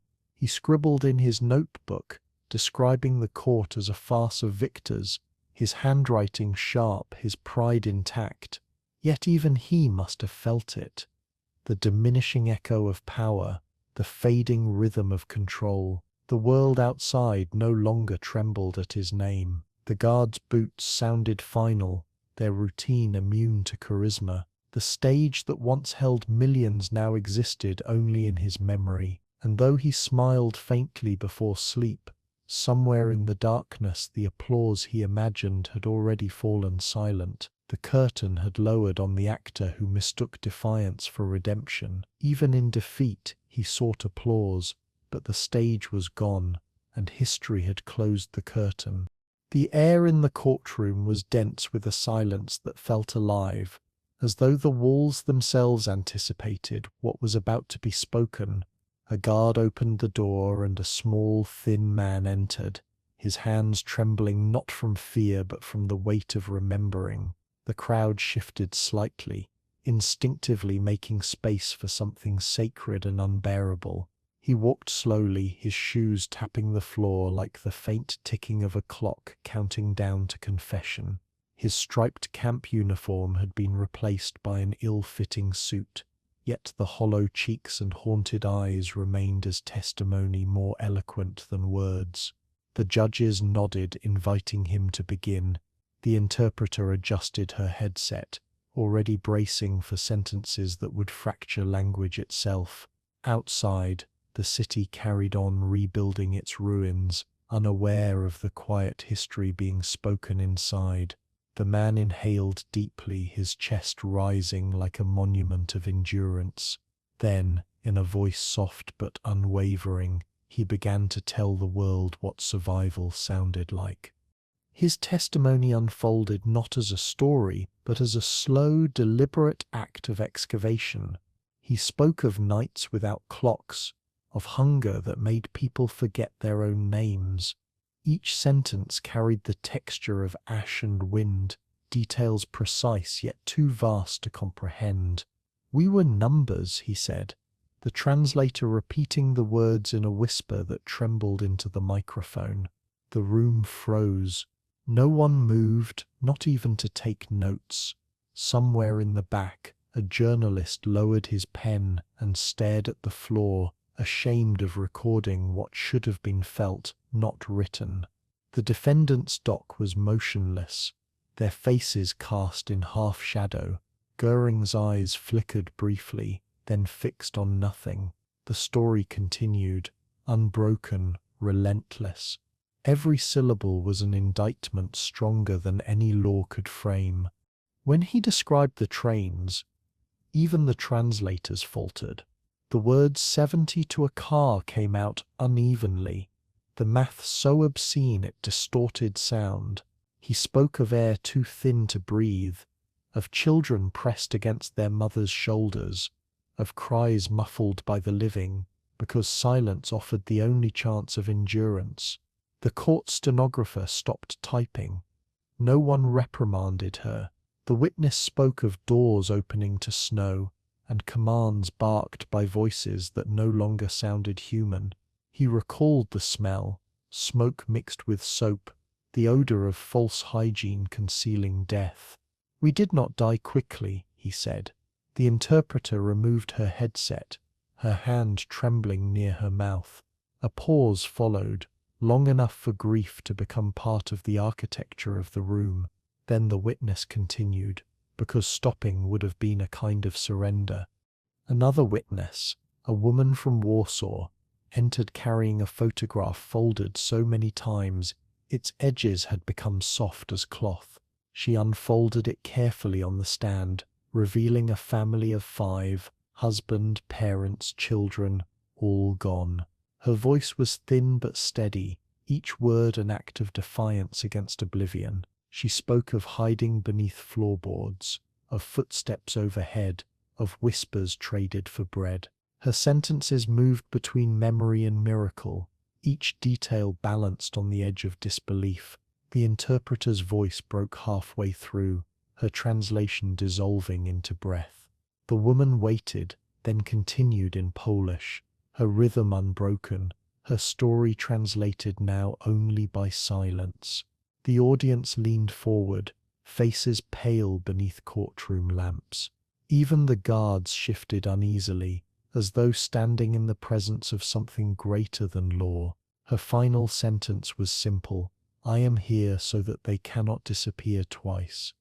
Not all witnesses were victims. One was a soldier, a liberator from the 101st Airborne, who had helped open the gates at Dachau. His testimony came with the restraint of a man trained to obey before feeling. "We didn't understand what we were seeing," he said softly. "It looked like disease, not cruelty." His voice cracked only once, describing the moment when a prisoner had taken his hand and kissed it. The soldier had not known how to react.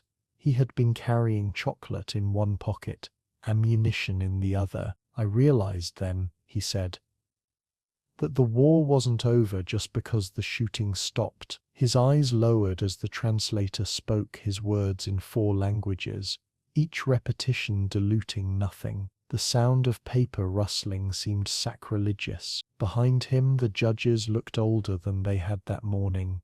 The testimonies continued for days, each voice adding a fragment to the mosaic of the unspeakable. Some witnesses trembled so violently they could not hold the microphone. Others spoke with eerie calm, their emotion long since burned out by grief. The translators aged visibly between sessions. Their voices carried echoes, one language into another, each repetition transforming pain into evidence. The courtroom smelled of wool, paper, and faint tobacco smoke, but beneath it all was something intangible, the scent of human sorrow too thick to name. The prosecutors sat motionless, knowing that every word uttered here was worth more than any argument they could make. Even Jackson, so composed in debate, lowered his pen more than once, his hand resting on his brow. The witnesses spoke, and civilization listened. The law had become confession. Not all confessions came willingly. A former camp guard was brought in under heavy escort, his eyes darting nervously as he took the stand. His testimony was flat, mechanical, The language of procedure turned against humanity. "I followed orders," he repeated, the same refrain echoing through history's corridors. But as the prosecutors pressed, his tone began to shift, cracking under the weight of memory. He described a single night of selection, the line to the left, the line to the right, and how the sound of children crying haunted even his silence. For a brief moment, he looked human, then his face hardened again, as though repentance were dangerous. The audience watched, torn between fury and pity. The court recorded every word, not for judgment alone, but so that the future would have no excuse to forget. Among the witnesses was a priest who had shared a cell with resistance fighters in Buchenwald. His collar was worn, his hands clasped tightly as if prayer alone kept him upright. He spoke without notes, his voice solemn and unhurried. "We tried to keep count," he said. "We lost track after the first 1,000. He spoke of baptisms whispered through walls, of men dying with hymns on their lips. The interpreter translated in a whisper barely audible, as though the holiness of his words might shatter if spoken too loudly. A journalist wrote that when the priest finished, even the judges seemed to exhale differently, as if the air itself had changed weight. The priest crossed himself, turned and left without looking back. In his wake, the silence felt sacred. No one applauded, they simply sat in reverence. By the end of the week, the courtroom had transformed into a cathedral of testimony. The witnesses had not just recounted events, they had resurrected the dead through language. Each name spoken became a pulse in the collective heart of those listening. The judges no longer looked like arbiters, but like mourners in black robes. Journalists who had come to report facts now found themselves chronicling grief. The defendants avoided looking toward the witness stand, their faces pale and drained of confidence. Göring stared at the table, the swagger gone, his pen motionless. The trial no longer felt like prosecution, it felt like revelation. The world outside carried on rebuilding walls and streets, unaware that inside humanity was rebuilding its soul. History was being rewritten in human voices. When the final witness stepped down, the court sat suspended in stillness, the kind of silence that feels carved from stone. The judges rose slowly, their faces lined with empathy and exhaustion. The translators removed their headsets, hands trembling from days of carrying sorrow across languages. The defendants sat in rigid quiet, each alone in his own haunted mind. Outside, dusk bled through the windows, painting the courtroom in a deep amber glow. No verdict had yet been spoken, but something irreversible had occurred. The witnesses had not only told the truth, they had made the world remember what it meant to be human. Their testimonies did not demand revenge or applause, they demanded remembrance. Their words built no monuments, only silence carved deep into conscience. The courtroom darkened again, not for film this time, but for the slow, methodical revelation of paper, sheets, files, ledgers, and memos that spoke with the quiet authority of bureaucracy. The prosecutors carried them like sacred artifacts, fragile and damning. Stacks of folders were placed on the evidence table, their edges yellowed, their corners soft from overuse. The rustle of pages replaced the sound of gunfire, and the world learned that genocide could be typed, filed, and carbon copied. The smell of ink and dust filled the room, mingling with the faint ozone hum of overhead lights. Jackson unfolded the first document carefully, his expression unreadable. The defense looked down, eyes following the slow movement of his hands like a ritual they could not interrupt. The papers trembled slightly in the draft from the open door. Each page was an execution order written in bureaucratic grammar, and in those quiet papers the machinery of annihilation came alive. The documents bore signatures, elegant, efficient, and indifferent. At the top of one memo, Gezi-e-Iman. Below it typed lines listing the number of trains departing from Hungary, their destinations marked by single words: Auschwitz, Treblinka, Sobibor. No adjectives, no emotion, just roots and quotas. The paper glowed white beneath the lamps, an ordinary office record that concealed the geometry of genocide. Prosecutors read aloud the statistics, their voices calm, almost reverent. Each syllable carried the weight of thousands. The defendants shifted uneasily, though none dared to speak. The translators' microphones clicked as 4 languages turned calculation into horror. Every page felt colder than the one before it. Clerks displayed a ledger, neat columns of numbers, dates and initials arranged with mathematical perfection. The handwriting was careful, the spacing deliberate. The records showed the movement of millions reduced to arithmetic. 1,000 from Prague, 3,200 from Krakow, 9,850 from Lodz. Beneath the totals, the word abgefertigt, processed. The prosecutors let the silence do its work. These were not confessions but ledgers of obedience, the proof that the Holocaust had been managed like freight, not slaughter. The pages crackled faintly when turned, a sound that carried through the courtroom like dry leaves in winter. Each stroke of ink was an act of murder done without a single cry. Numbers had replaced names, and numbers could not scream. Adolf Eichmann's reports appeared next, his memoranda reading like logistical poetry stripped of all morality. He had written of special transports, of final resettlements, of improved efficiency in handling. Each euphemism was a layer of camouflage designed to sanitize the grotesque. His tone was coldly professional, as though he were optimizing a supply chain rather than orchestrating extinction. The typewriter font looked ordinary, almost comforting in its uniformity. Jackson read a passage aloud, his voice measured but strained. The words described rail schedules, coordination with the Reichsbahn, and adjustments for seasonal weather. Every logistical problem had a human solution: fewer meals, faster loading, tighter schedules. In Eichmann's syntax, murder had become management. The courtroom air felt suddenly thinner. Next came the minutes of the 1C conference. 16 men seated around a polished table on a January afternoon, discussing over brandy how to eliminate 11 million people. The notes were clinical, detached, the product of an efficient meeting. Phrases like "the final solution of the Jewish question" appeared without emphasis, nestled among logistics about train capacity and regional quotas. The prosecutor's voice broke once, only once, when reading aloud the phrase "appropriate treatment." In the gallery, someone whispered a prayer.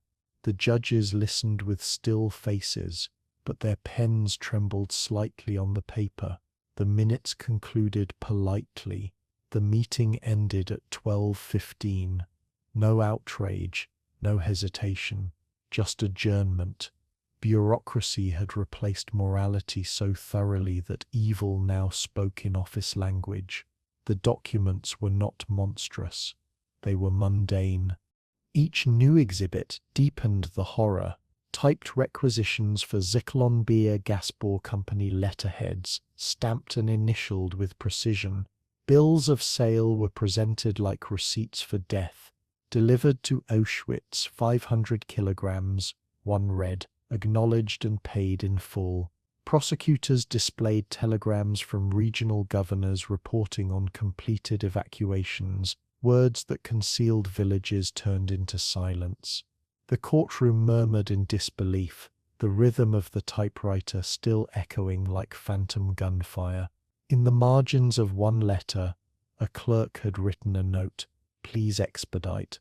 The comment, banal and polite, sent a shiver through the audience. It revealed the true machinery of atrocity, not hatred but efficiency.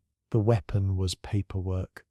The defense attempted to dismiss the documents as administrative necessity, arguing that no direct link existed between orders and killing. But the papers contradicted them.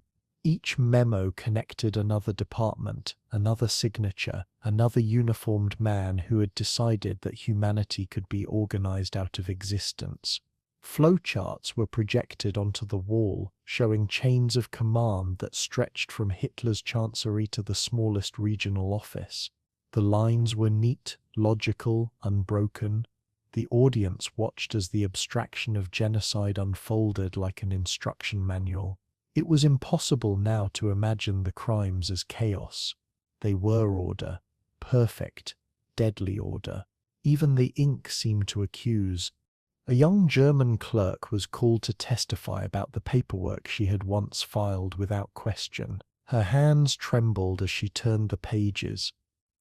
"I thought they were relocation lists," she said softly, her accent crisp but her voice hollow. She described stamping documents, binding folders, and typing new lists late into the night. "I didn't ask," she whispered. "It wasn't my place." The translator repeated the words 4 times, each repetition duller, sadder, heavier. She looked down at her hands as though trying to find blood on them. When asked if she knew where the trains went, she shook her head, tears spilling without sound. The courtroom understood that her ignorance had been the system's most efficient weapon.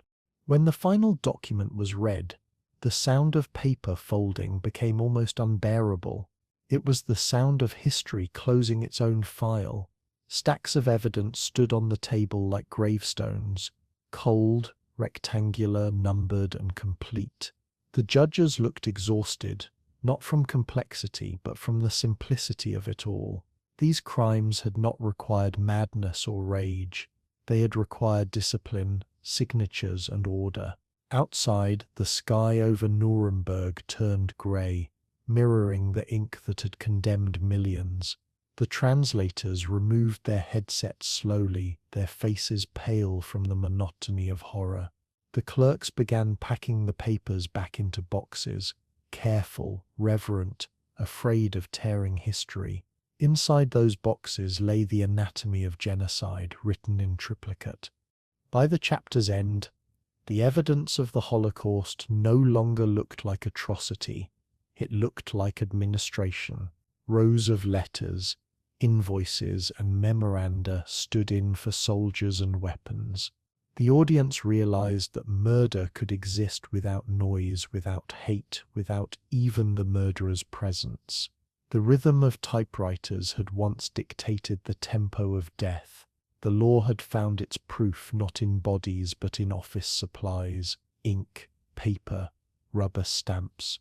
These were the tools that conquered morality.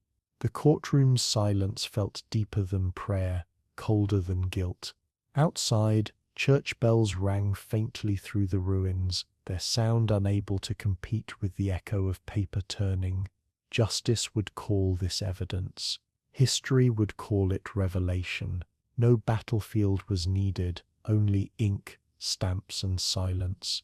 The defense tables were lined with weary men in dark suits, their briefcases stacked like barricades between guilt and hope.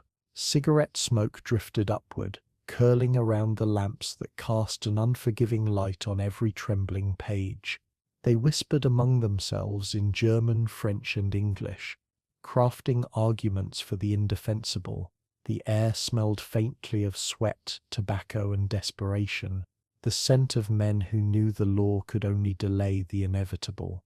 Their task was impossible: to build logic around atrocity, to make reason stand where morality had fallen. Each counsel carried a different tone, some passionate, some weary, some hollow-eyed from sleepless nights. The courtroom had become both theatre and confessional, a place where guilt was debated like mathematics. Outside, the wind rattled the courthouse windows, as if the ruins of Nuremberg itself objected to the performance. Inside, every word weighed more than the man who spoke it. Justice had entered the final phase of its interrogation. The defendants clung to their strategies, like life rafts drifting in a tide of evidence too vast to escape. Obedience, they said. Duty, they insisted. The phrases repeated like a chorus rehearsed too often, losing meaning with every echo. Field Marshal Wilhelm Keitel, his posture still military, declared that he had merely followed orders. That honor demanded discipline, even when conscience objected. His voice was dry, brittle, worn from repetition. The judges listened, unmoved. Jackson's pencil hovered above his notes, tapping once, a sound sharp enough to pierce the silence. The translator's microphone crackled, repeating "Ich habe nur Befehle ausgeführt." I was only following orders. The words hung in the air like smoke that refused to dissipate. In that moment, obedience no longer sounded like loyalty. It sounded like surrender. Across the dock, Joachim von Ribbentrop shifted uneasily as his counsel argued ignorance.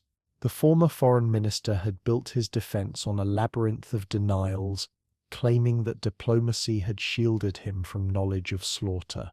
His lawyer's voice was steady, rehearsed, and almost hypnotic, describing a man too busy with treaties to see the blood running beneath them.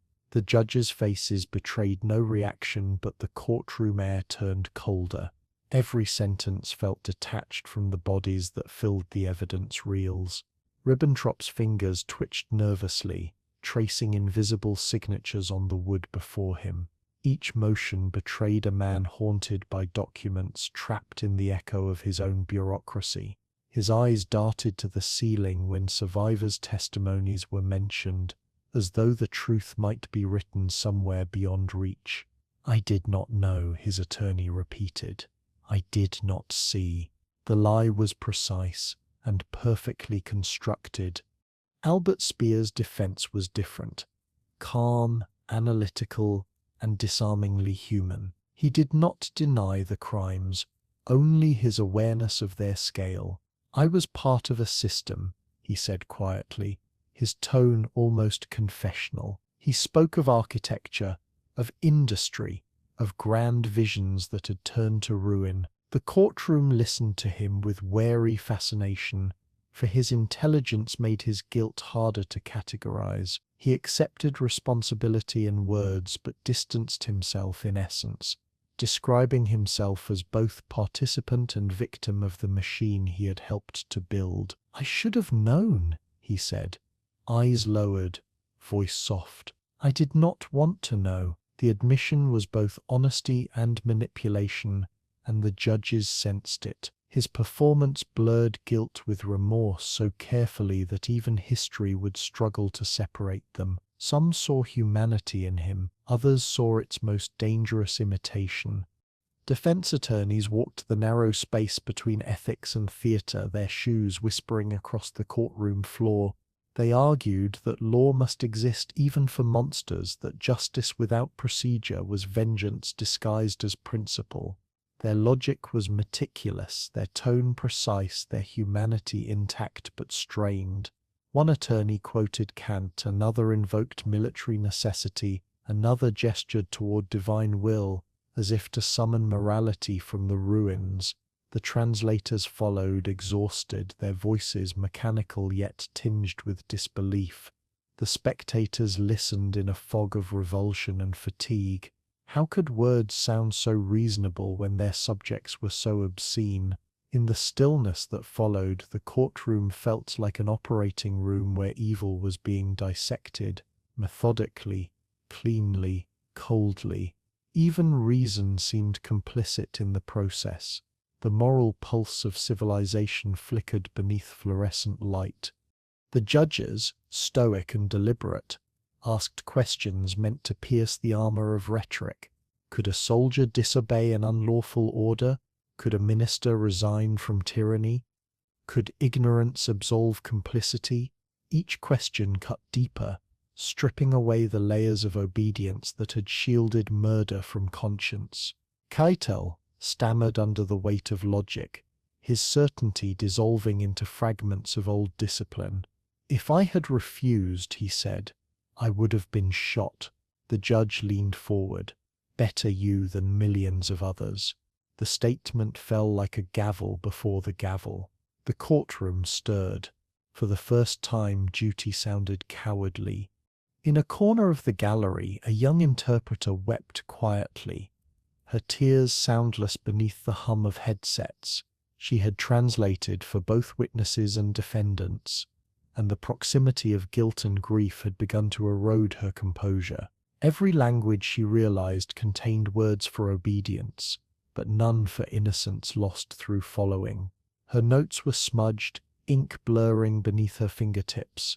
She removed her headset for a moment and simply listened, not as a professional but as a human being. The murmured defenses sounded hollow without translation, stripped of their rational disguise. In that silence, she understood that words could both protect and condemn. Her supervisor motioned for her to continue, and she replaced the headset with trembling hands. Her tears dried quickly under the courtroom lamps, but the sound of denial lingered long after the day's session ended. The prosecution countered the defenses with documents sharper than any argument. Orders signed, reports filed, meetings recorded, proof that no one in the dock had been powerless. Jackson moved with controlled precision, reading aloud from directives that turned obedience into choice and ignorance into strategy. His voice was cold, surgical, cutting through excuses with facts. The audience leaned forward as the structure of defense unraveled. "You claim duty," he said, "but duty without morality is the invention of tyrants." The translators repeated the phrase, their tones iron hard. Even the defendants flinched at the echo. The courtroom had no need for rhetoric anymore. The truth had learned to speak in the language of evidence. As the days wore on, the weight of denial became suffocating. The same phrases returned like a mantra. "I did not know. I obeyed. I was afraid."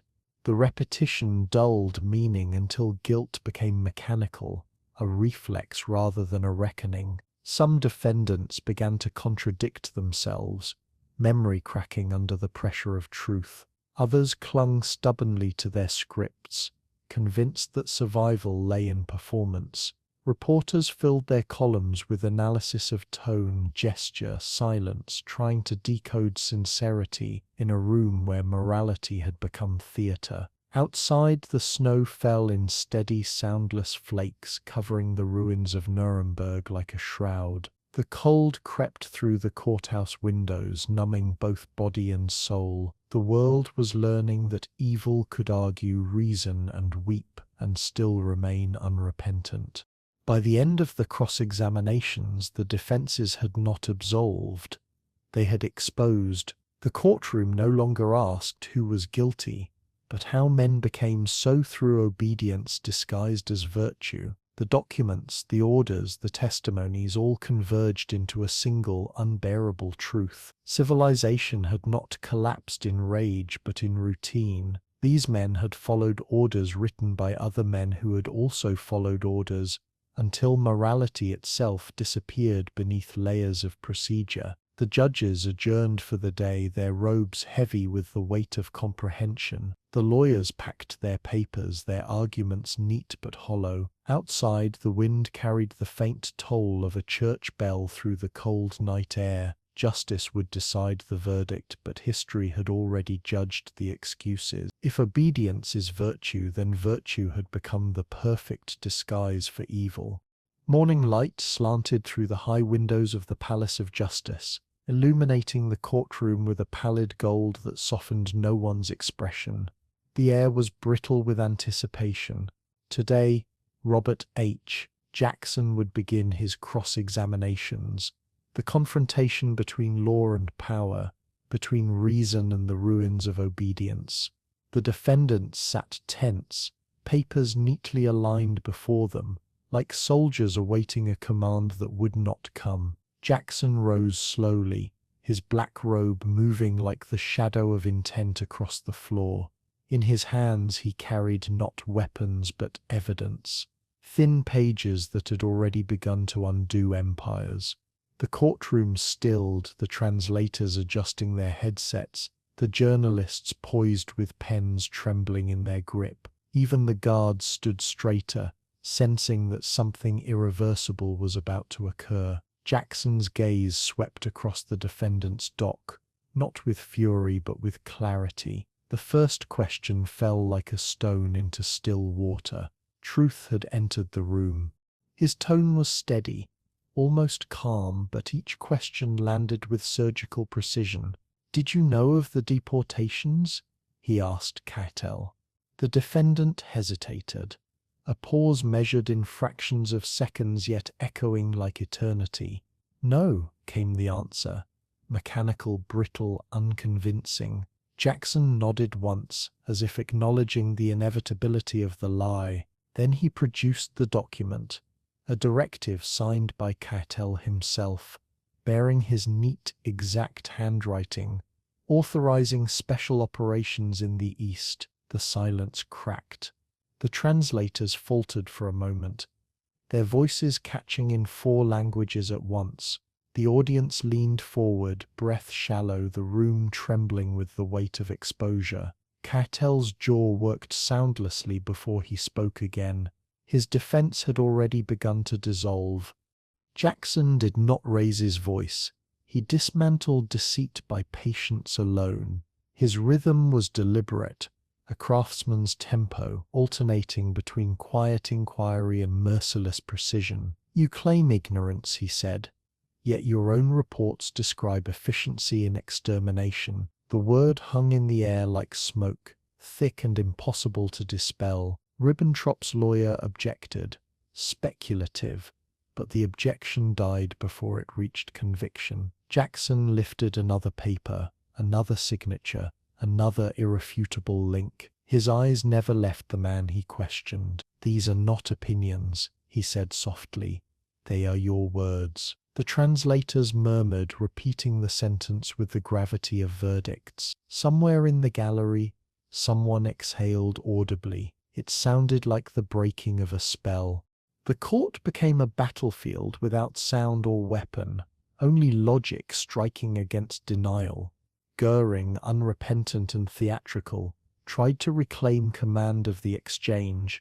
His voice filled the room, dismissing responsibility as strategy, invoking patriotism as defense. "I did what any leader would do," he declared, eyes gleaming beneath the lamps. Jackson let the words hang, then walked slowly toward the evidence table. He held up a memo signed by Göring, the order initiating the final solution. The smirk faltered. "So," Jackson said quietly, "this was leadership?" The question was simple, but it landed with the weight of a moral avalanche. Göring's silence stretched into confession. Cameras clicked like distant thunder. The audience saw, perhaps for the first time, a tyrant realizing the futility of performance. The translators struggled to keep pace, their voices overlapping in staccato rhythm as contradictions multiplied. Every revelation became a linguistic storm, English layered over German, French cutting through Russian. Fragments of guilt carried on electrical hum, sweat glistened at their temples. The machinery of communication strained under the burden of moral revelation. Words once used for domination were now being repurposed for exposure. Jackson's questions came faster, sharper, each one guided by forensic restraint. The defendants' answers began to blur, tangled in contradictions they could neither remember nor repair. A stenographer's typewriter clicked steadily, preserving each fracture of truth. Outside, the snow fell soundlessly on Nuremberg's ruins. Inside, truth made its own weather. Albert Speer, the architect, tried to maintain composure, his pen tapping quietly against the table. Jackson turned to him last, aware that intellect disguised guilt better than denial. "You built factories," he began, "and those factories built death." Speer looked up, calm as stone. "I built for Germany," he replied. Jackson nodded, reaching for a report bearing Speer's name, one that documented increased production quotas for slave labor under accelerated conditions. The courtroom's air seemed to constrict. "Did you know they died in those factories?" Jackson asked. "Yes," Speer whispered finally, his voice like the sound of paper tearing. The admission rippled through the courtroom, quiet but seismic. Truth once spoken did not retract. Not all exchanges ended in confession, but every word pushed denial closer to collapse. Ribbentrop contradicted his own testimony within minutes, his careful web of ignorance unraveling under Jackson's relentless logic. "You knew," Jackson said, "because you helped conceal it." The phrase struck like a hammer. Ribbentrop's eyes flicked toward his lawyer, who avoided his gaze. The audience sensed the unraveling. The defense tables rustled with nervous hands and shifting papers. It was no longer a trial, it was an unmasking. Each defendant stood exposed not by accusation but by their own words twisted back upon them. In the gallery, the reporters had stopped writing. They were simply watching history learn how to speak plainly again. Jackson's composure never broke, though the toll was visible in the tension of his hands and the sharpness of his breath between questions. Every confrontation demanded endurance as much as intellect. He had promised himself that no rage would enter his voice, only reason. It was harder than it seemed. The defendants' evasions were masterclasses in self-deception. The moral fog of men who believed the system absolved them. But Jackson's method was not fury, it was erosion. He dismantled lies grain by grain, until only the skeleton of guilt remained. When one defendant tried to provoke him, calling the tribunal victor's justice, Jackson replied evenly, "Then history will decide which of us serves it." The sentence, quiet and unadorned, struck harder than any gavel. The courtroom did not breathe for several seconds. By the final sessions, the atmosphere inside the Palace of Justice felt transformed, heavier, sharper, stripped of illusion. The walls that had once echoed with self-defense now absorbed the rhythm of logic. Even the defendants who refused confession had grown quieter, their arrogance weathered by fact. The spectators sensed it too. The tide had shifted. The architects of destruction were now subjects of exposure, and the record itself had become their undoing. Jackson stood in the same place each morning, the same lamp above him, the same documents in hand, but now he spoke into silence, not resistance. His voice carried the weight of reason reclaimed. The trial, once burdened by denial, now glowed faintly with the fragile light of comprehension. Truth had begun to breathe again. When the final cross-examination ended, Jackson closed his folder slowly, his movements deliberate, his exhaustion concealed behind restraint. The defendants sat motionless, the performance gone, their eyes fixed on the middle distance where memory and judgment met. The courtroom was silent except for the faint hum of the translation devices cooling in their booths. Outside, dusk had fallen, pale and thin over Nuremberg's skeletal rooftops. The stenographer finished typing the last word, a sound like the closing of a door. Jackson exhaled softly, aware that he had done what war could not. He had made truth undeniable. The judges adjourned in silence, their robes brushing the air like the turning of pages. The reporters filed out, their notes heavy with the weight of reason restored. For the first time since the war began, words had defeated power. Piece by piece, the mask cracked until only truth remained, raw and undeniable. Snow fell lightly over Nuremberg that winter, muting the city's ruins beneath a quiet white veil, while inside the Palace of Justice, typewriters rattled like machine guns of truth.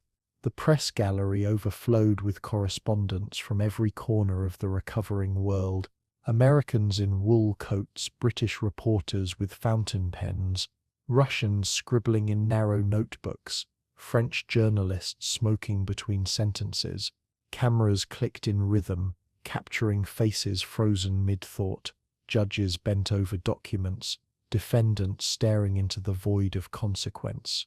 The smell of ink and damp paper filled the air, thick as fog, mingling with cigarette smoke that never quite cleared. Above them, cables hung like vines of modernity, carrying words across continents faster than morality could interpret them. Outside, postal trucks delivered dispatches to radio stations and newspapers hungry for headlines. World's first war crimes trial begins, blared the Times. Civilization judges barbarism, echoed Le Monde. For the first time in history, the pursuit of justice had become a global broadcast. The courtroom was no longer a chamber, it was a mirror. Every morning began the same way. Reporters queuing before dawn, breath clouding in the frozen air, notebooks clutched like passports to history. The guards recognized their faces by now. Correspondents from New York, Moscow, London, Delhi, and Cairo. Some arrived out of duty, others out of disbelief, and a few with quiet reverence for the moment they were allowed to witness. They carried the burden of translation, turning horror into headlines, grief into column inches. The clatter of typewriters echoed through nearby hotels late into the night, metal keys striking truth into form. In the lobby bars, journalists argued over language. Should the word evil appear in print? Or was that for philosophers? Telegrams buzzed, carrying fragments of judgment to distant editors. The air in the press room was thick with caffeine, urgency, and moral fatigue. Everyone there sensed that this was not just a trial of men, but of the century itself. Even the most seasoned correspondents found their prose trembling between report and requiem.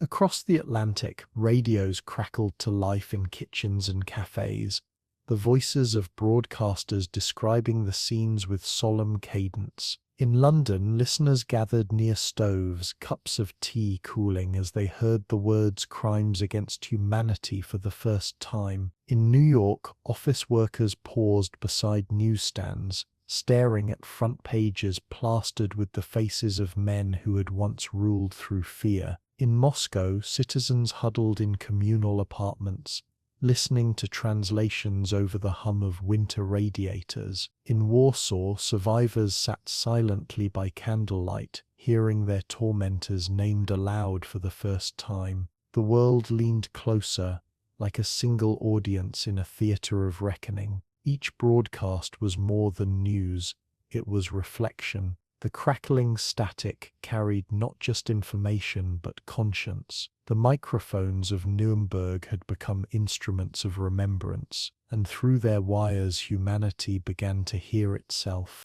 In Paris, newspaper vendors shouted headlines that blended curiosity with unease. Le Procès de Nuremberg dévoile l'ami du monde. In Berlin, news was received with silence, citizens reading cautiously, scanning for hints of accusation or redemption. Some cried, others folded the pages carefully, hiding them under piles of ration coupons. In Rome, priests discussed the meaning of guilt beyond armies and nations. In Tokyo, journalists compared Nuremberg to their own impending trials, wondering if the scale of justice was universal or selective. The trial's echoes reached continents where the war had only been distant rumor, now rendered immediate by the language of law.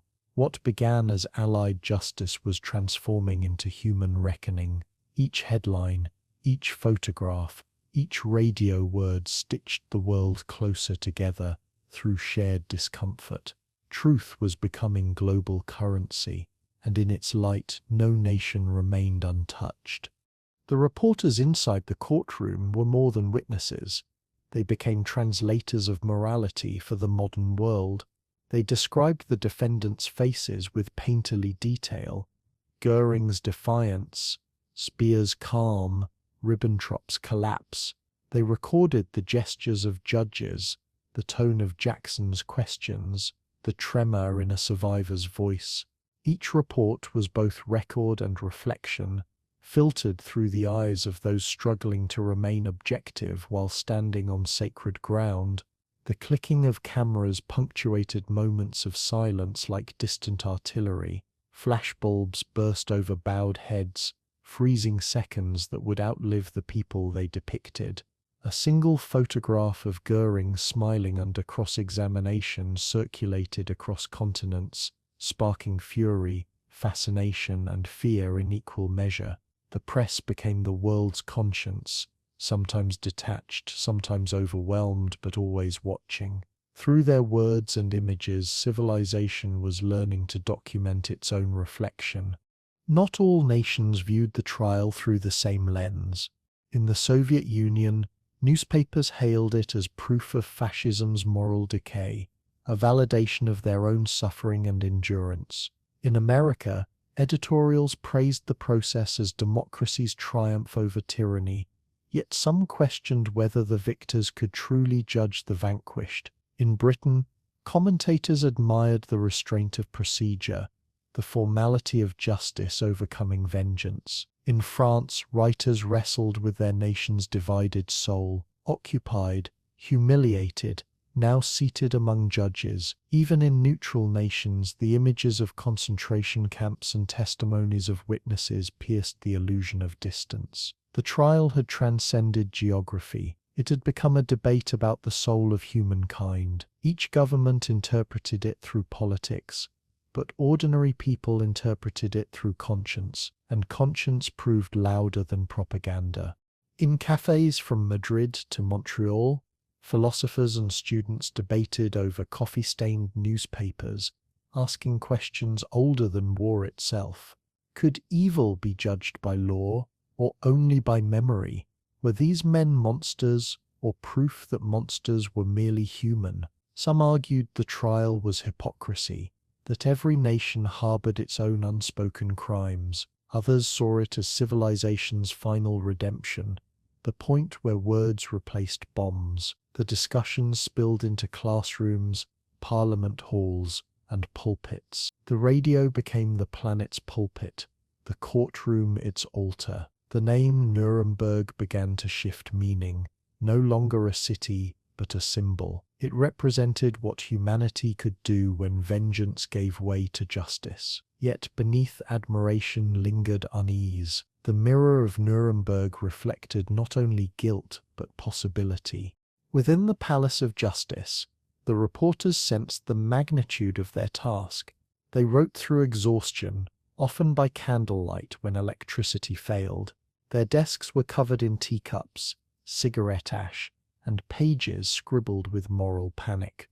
Outside their windows, the ruins of Nuremberg reminded them that civilization's collapse had once been built on conviction as well. "We are writing for the unborn," one correspondent noted in his diary. The typewriters became extensions of conscience, each keystroke a heartbeat in the anatomy of truth. Editors demanded objectivity, but no one left unchanged. Even the most hardened war correspondents confessed that they had seen battles less haunting than these. The enemy here was not an army. It was the human condition itself. The photographs and recordings from Nuremberg soon filled museums, libraries, and archives across the globe. They were projected in schools, discussed in parliaments, and played in churches as moral testimony. The voice of Justice Jackson became familiar even to those who had never seen his face. His cadence clear, deliberate, and deeply human. Radio broadcasts ended with the same quiet refrain: "The trial continues tomorrow." Those 5 words became a ritual of reflection, a global pause in which humanity examined itself before returning to ordinary life. Across continents, people wrote letters to editors and ministers, confessing both gratitude and shame. "We are all complicit," wrote one listener from London. The trial had ceased to be an event. It had become a mirror that no one could turn away from. In its reflection, humanity saw both what it had destroyed and what it might yet redeem. By the spring of 1946, the Nuremberg Trials had expanded beyond walls, beyond nations, beyond judgment. They had become a living mirror, one that reflected not only guilt but human capacity for understanding, empathy, and denial. Radios still hummed with reports, newspapers still printed transcripts, and families still gathered to listen. The words of the witnesses and prosecutors echoed through the static, shaping how generations would define morality itself. In the courthouse, the reporters continued their endless transcription of history's conscience. Outside, the snow had melted into mud, and the streets of Nuremberg smelled faintly of smoke and rain. Reconstruction had begun, but the world's moral reconstruction had only just started. Every listener, every reader, every citizen felt the trial's gaze upon them, and as the broadcasts faded into the night, a question lingered in the silence. The world was watching and wondering what it might have done in their place. Night settled over Nuremberg like a scholar's ink, the courthouse still alight long after the city's streets had fallen quiet. Inside, rooms glowed with lamplight and cigarette haze, papers spread across tables like cartographies of conscience. Judges leaned over drafts, translators conferred in whispers, and typists clattered through exhaustion to give shape to new words never before uttered in law. The air vibrated with a kind of intellectual tension, not of argument, but of invention. Every sentence written here would define the vocabulary of morality for generations yet unborn. They were not poets, but their task was poetic in scale, to find language vast enough to hold the weight of inhumanity. Pens scratched softly against parchment. The smell of ink and sweat fused into something sacred. These men and women were forging a new grammar for civilization. The silence that surrounded them was not absence, it was reverence. The term crimes against humanity emerged first, hesitant, almost fragile in its newness. The phrase sat on the page like a creature born from moral necessity rather than linguistic tradition. Does it mean what we think it means? One British jurist asked, adjusting his spectacles beneath the glow of the desk lamp. It must, replied another, because there is nothing else left to describe what we've seen. The translators debated syntax in 4 languages, searching for precision that could withstand history's scrutiny. In Russian, the word carried gravity; in French, tragedy; in English, universality. The ink dried slowly as if resisting finality, as though the words themselves understood their responsibility. Around the table, silence deepened.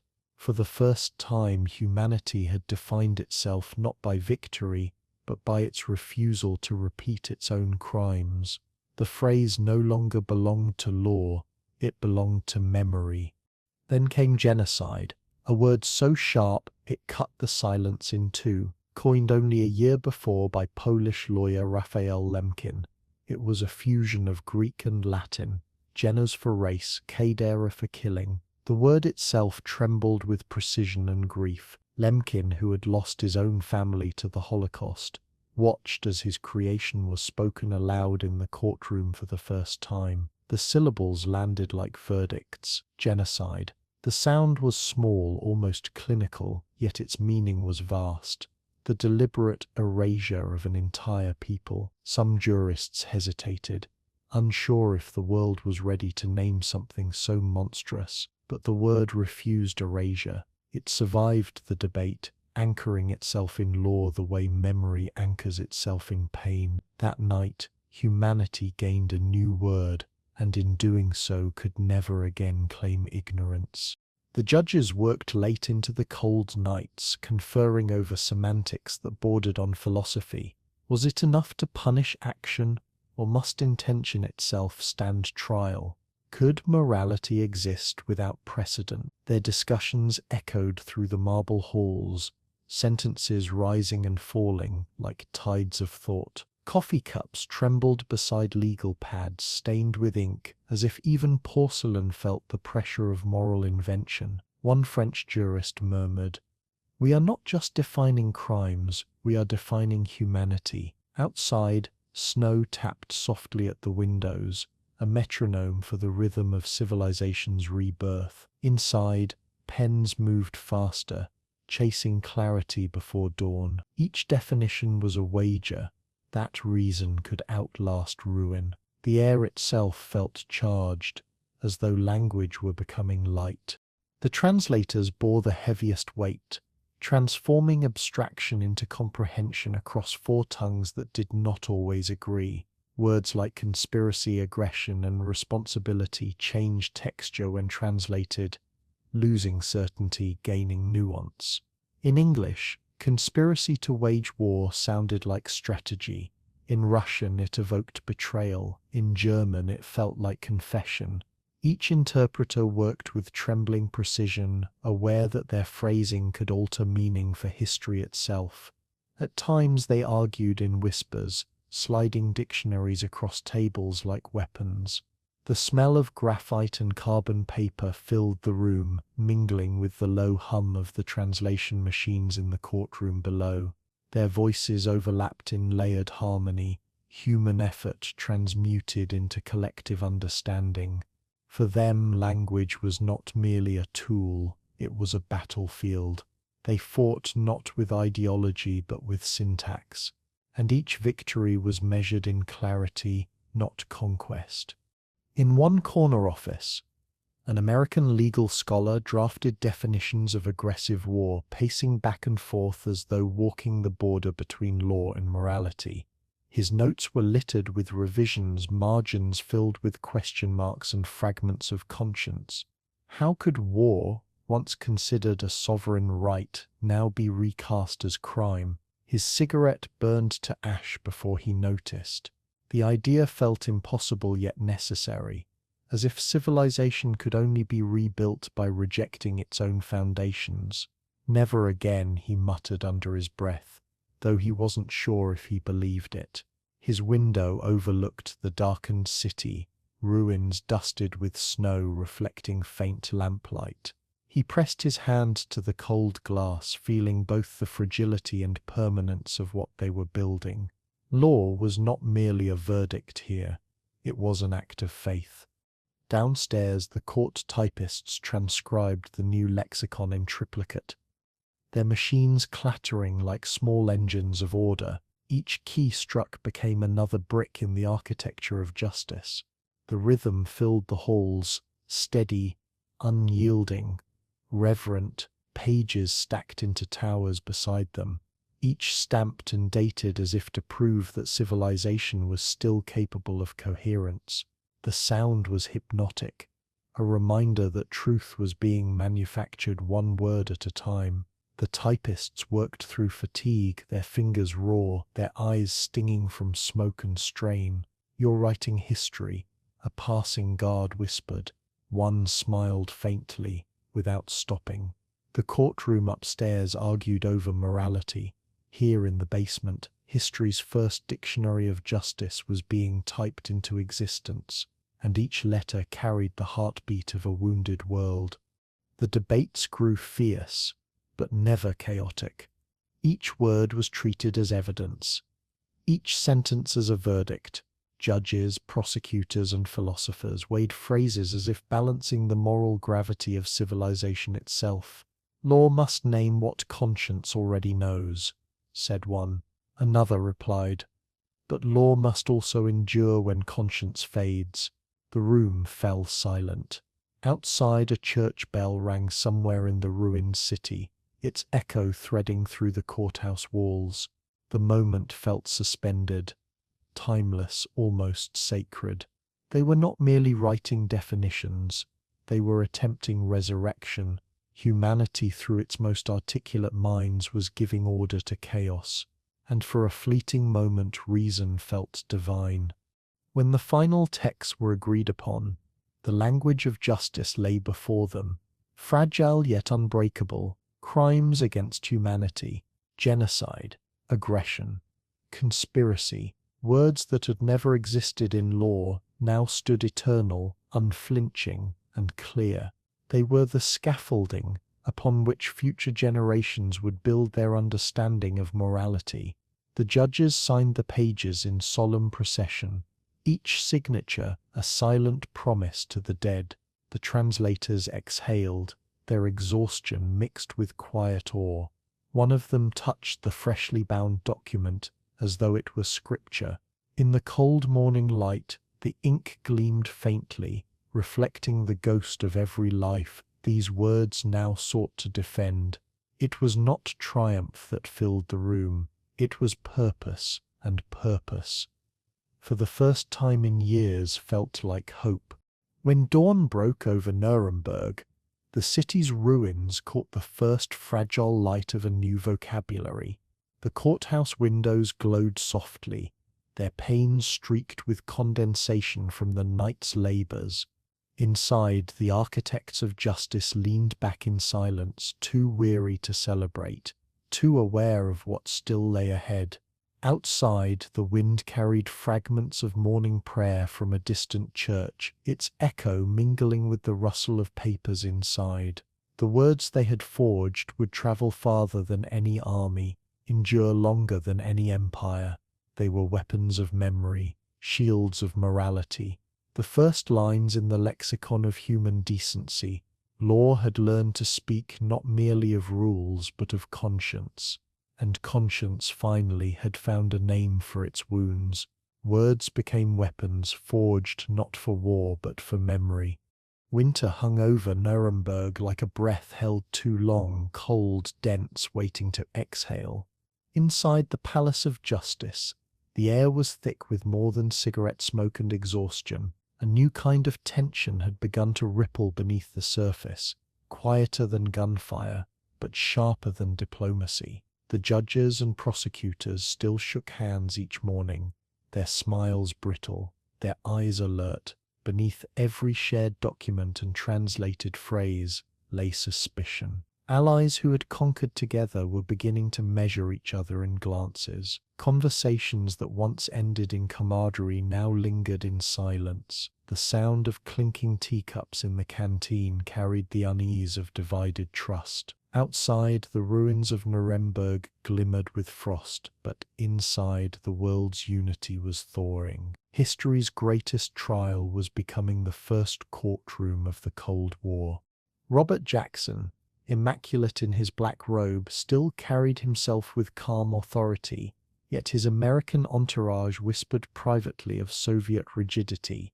Across the table, Roman Rudenko watched him with the polite distance of a man who measured words like currency. Their exchanges remained cordial, but the warmth had vanished. Jackson spoke of principle, Rudenko spoke of sacrifice. Behind every statement was an accusation unspoken that justice was being used to polish ideology. Translators, accustomed to bridging languages, now bridged distrust. The interpreters' voices trembled slightly as they rendered political undertones into legal phrasing.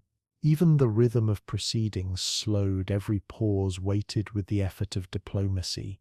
In the press gallery, reporters sensed the shift before it was named. The Allies were no longer entirely allied. The disagreements began quietly. A clause here, a phrase there.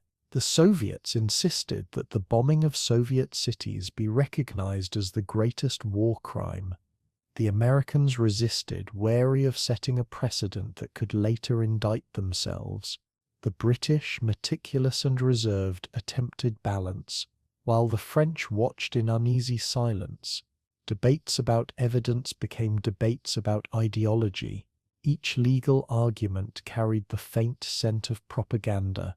Rudenko's jaw tightened whenever Western lawyers spoke of individual guilt, a concept that threatened the Soviet model of collective heroism. Jackson countered with reasoned calm, knowing that every word in court would echo across embassies. The microphones hummed faintly, catching fragments of rivalry disguised as rhetoric. What had begun as a united pursuit of truth was quietly becoming an exhibition of power. The language of law had acquired a political accent. Behind closed doors, tempers occasionally cracked the mask of civility. Late at night, in smoke-filled conference rooms, translators stepped out to avoid hearing what could not be quoted. "You are turning this into theater," one American whispered harshly. "And you into judgment without introspection," came the Russian reply. Coffee cups clattered. Files were slammed shut. A British aide tried to lighten the mood with a dry remark, but the laughter that followed was thin, artificial, short-lived. Even exhaustion carried ideology now.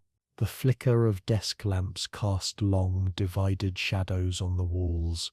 In those moments, Nuremberg was no longer just a court. It was a rehearsal for the world's next confrontation. Truth itself was being drafted into politics.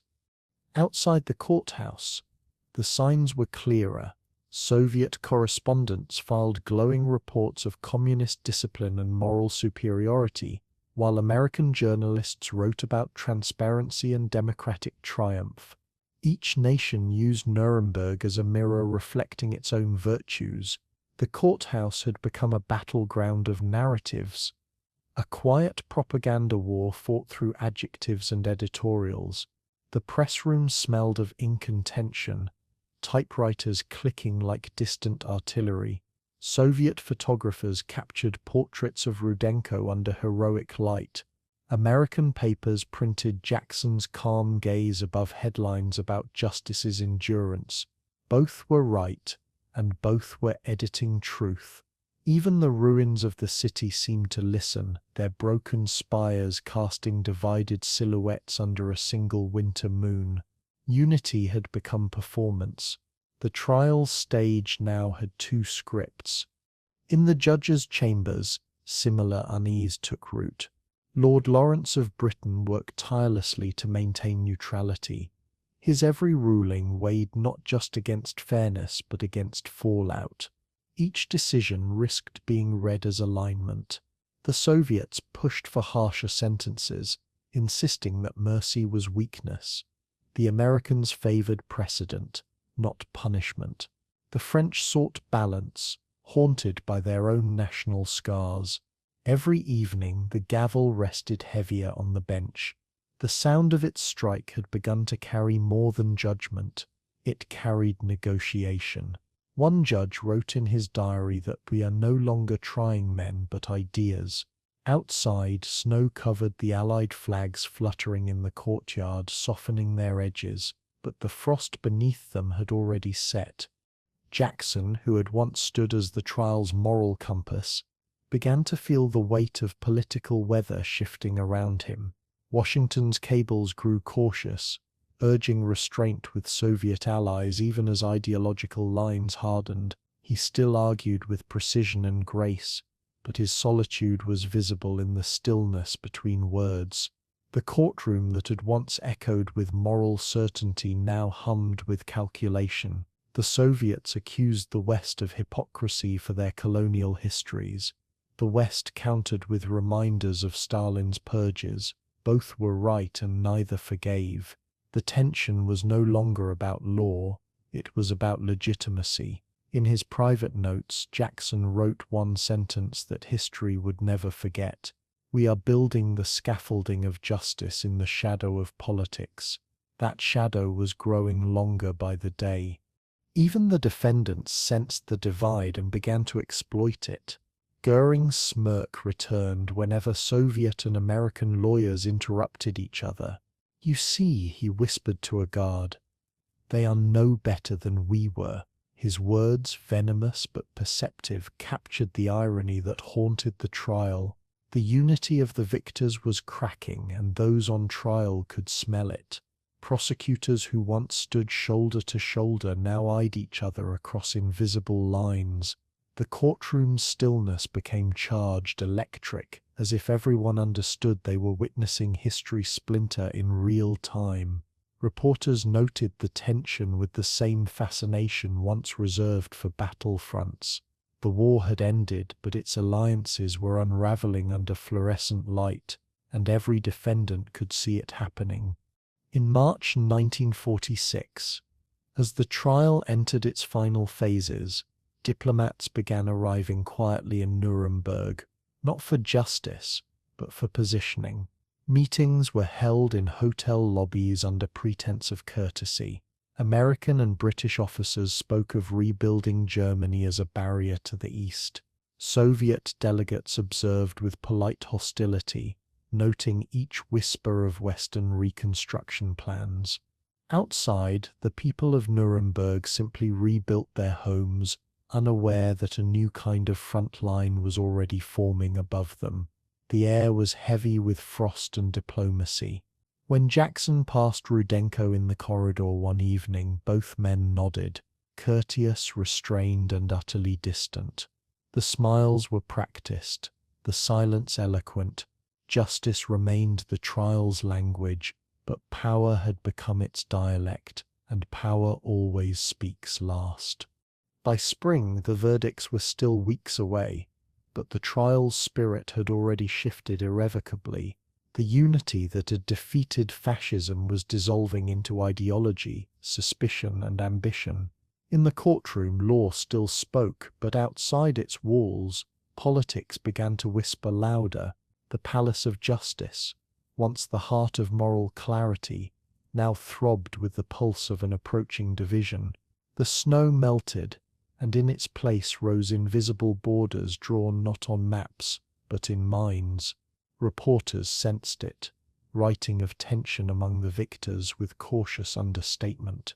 The defendants watched quietly, understanding the irony too late, that their judgment had birthed another contest of power, and in that irony lay history's next chapter.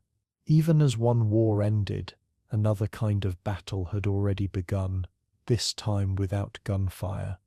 The courtroom took on the hush of ritual as the final phase approached, lamps glowing over stacks of papers and the faint scent of cold tea that clung to the reporters' desks, and men who had argued for months now prepared for their last words. Silence. Robert H. Jackson arranged his pages with a care that suggested both fatigue and reverence, the pen strokes from weeks of drafting still visible at the margins. Pause. He rose with a steady gait, the weight of a nation's moral experiment carried in the measured tilt of his shoulders. Reporters straightened, translators adjusted. The defendants watched with the brittle composure of men who had rehearsed both denial and dignity. Jackson's opening sentence moved through the room like a bell, precise and unavoidable, and the translation booths repeated it in 4 languages, as though the world itself were receiving the same summons. Ripples. He spoke not simply to condemn, but to make the record impossible to deny, knitting film, ledger, and witness into a single inexorable fabric of proof. End.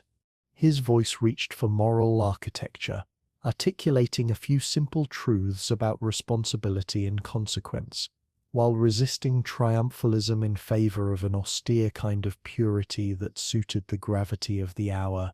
Quiet. Jackson described the chain of command not as abstraction but as a series of choices, each signed and stamped, each connecting policy to human cost with the clarity of forensic speech. Pause. He invited the judges and the world to consider how law could name and bind conduct that had been obscured by euphemism and routine, insisting that international order required accountability if it were to survive. Still, he read passages from decrees and diaries and the testimonies that had filled the courtroom for months, letting detail accumulate until denial could no longer shelter itself behind ambiguity. Breath. The translators rendered each clause with the same patience he had used to craft them, their voices the calm conduit through which the argument flowed. Quiet. Jackson's cadence never rose into anger, instead it narrowed into focus, the kind of reason that leaves no corners to hide in. When he paused, the room seemed to listen for the movement of history itself, as if the final summation were less a speech than a formal sealing of fact that would echo in classrooms and courtrooms for decades to come. Silence. He named victims by the hundreds and officials by the signature, and then he turned the lens toward the guilty, asking simply what they had chosen when orders became policy, and policy became death. Pause. His questions were not rhetorical so much as surgical, designed to remove pretense the way a scalpel separates tissue, and the defendants' faces betrayed small shifts of color and muscle under the lamp's glare. Still, Göring's smirk diminished into a small human flinch. Keitel's rigidity softened as old commands withered into paper. Breath. The audience felt the argument like a tide that could not be reversed, and even those who still distrusted process could not deny the light Jackson trained on the facts. Quiet. The finality of his words lingered as he closed the document and let silence become answer. End. On the other side of the room, the defense rose in succession to offer their last entreaties, each one a different strain of human plea, some legalistic, some philosophical, some Pavlovian, in the repetition of obedience and ignorance. Silence. Keitel's voice was flat as he reiterated the soldier's defense, that orders had been the law of his life and refusal would have meant death, or worse for his family and subordinates. Pause. Counsel argued for context, calling on the judges to weigh fear, coercion, and the chaos of wartime command when considering culpability, and to remember that law must not become the instrument of retroactive vengeance. Still, Ribbentrop's lawyer invoked diplomacy, claiming that foreign policy bites had been misconstrued as conspiracy when in fact they were routine statecraft. The words fell into the courtroom like brittle leaves. Breath. Speer, by contrast, chose a posture of contrition, speaking softly of moral blindness and the arrogance of technocrats who mistook efficiency for righteousness. Quiet. His expression was complex enough to unsettle some and to move others, a human vignette amid the legal theatre. The translators worked overtime because final arguments demanded not only legal precision but the tonal fidelity of apology, rage, and explanation rendered intact across 4 tongues. Silence. Murmurs rose in the press benches as correspondents tried to find adjectives that matched the spectacle: solemn, historic, tragic, while their fingers still moved across typewriter keys. Pause.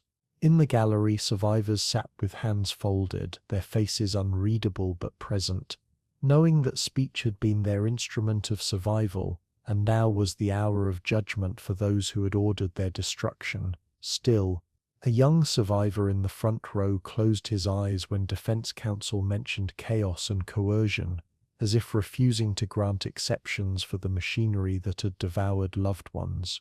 Breath. The air hummed with the small sounds of humanity tending to itself: a cough, the rustle of a coat, the slight scrape of a pen across paper. Quiet.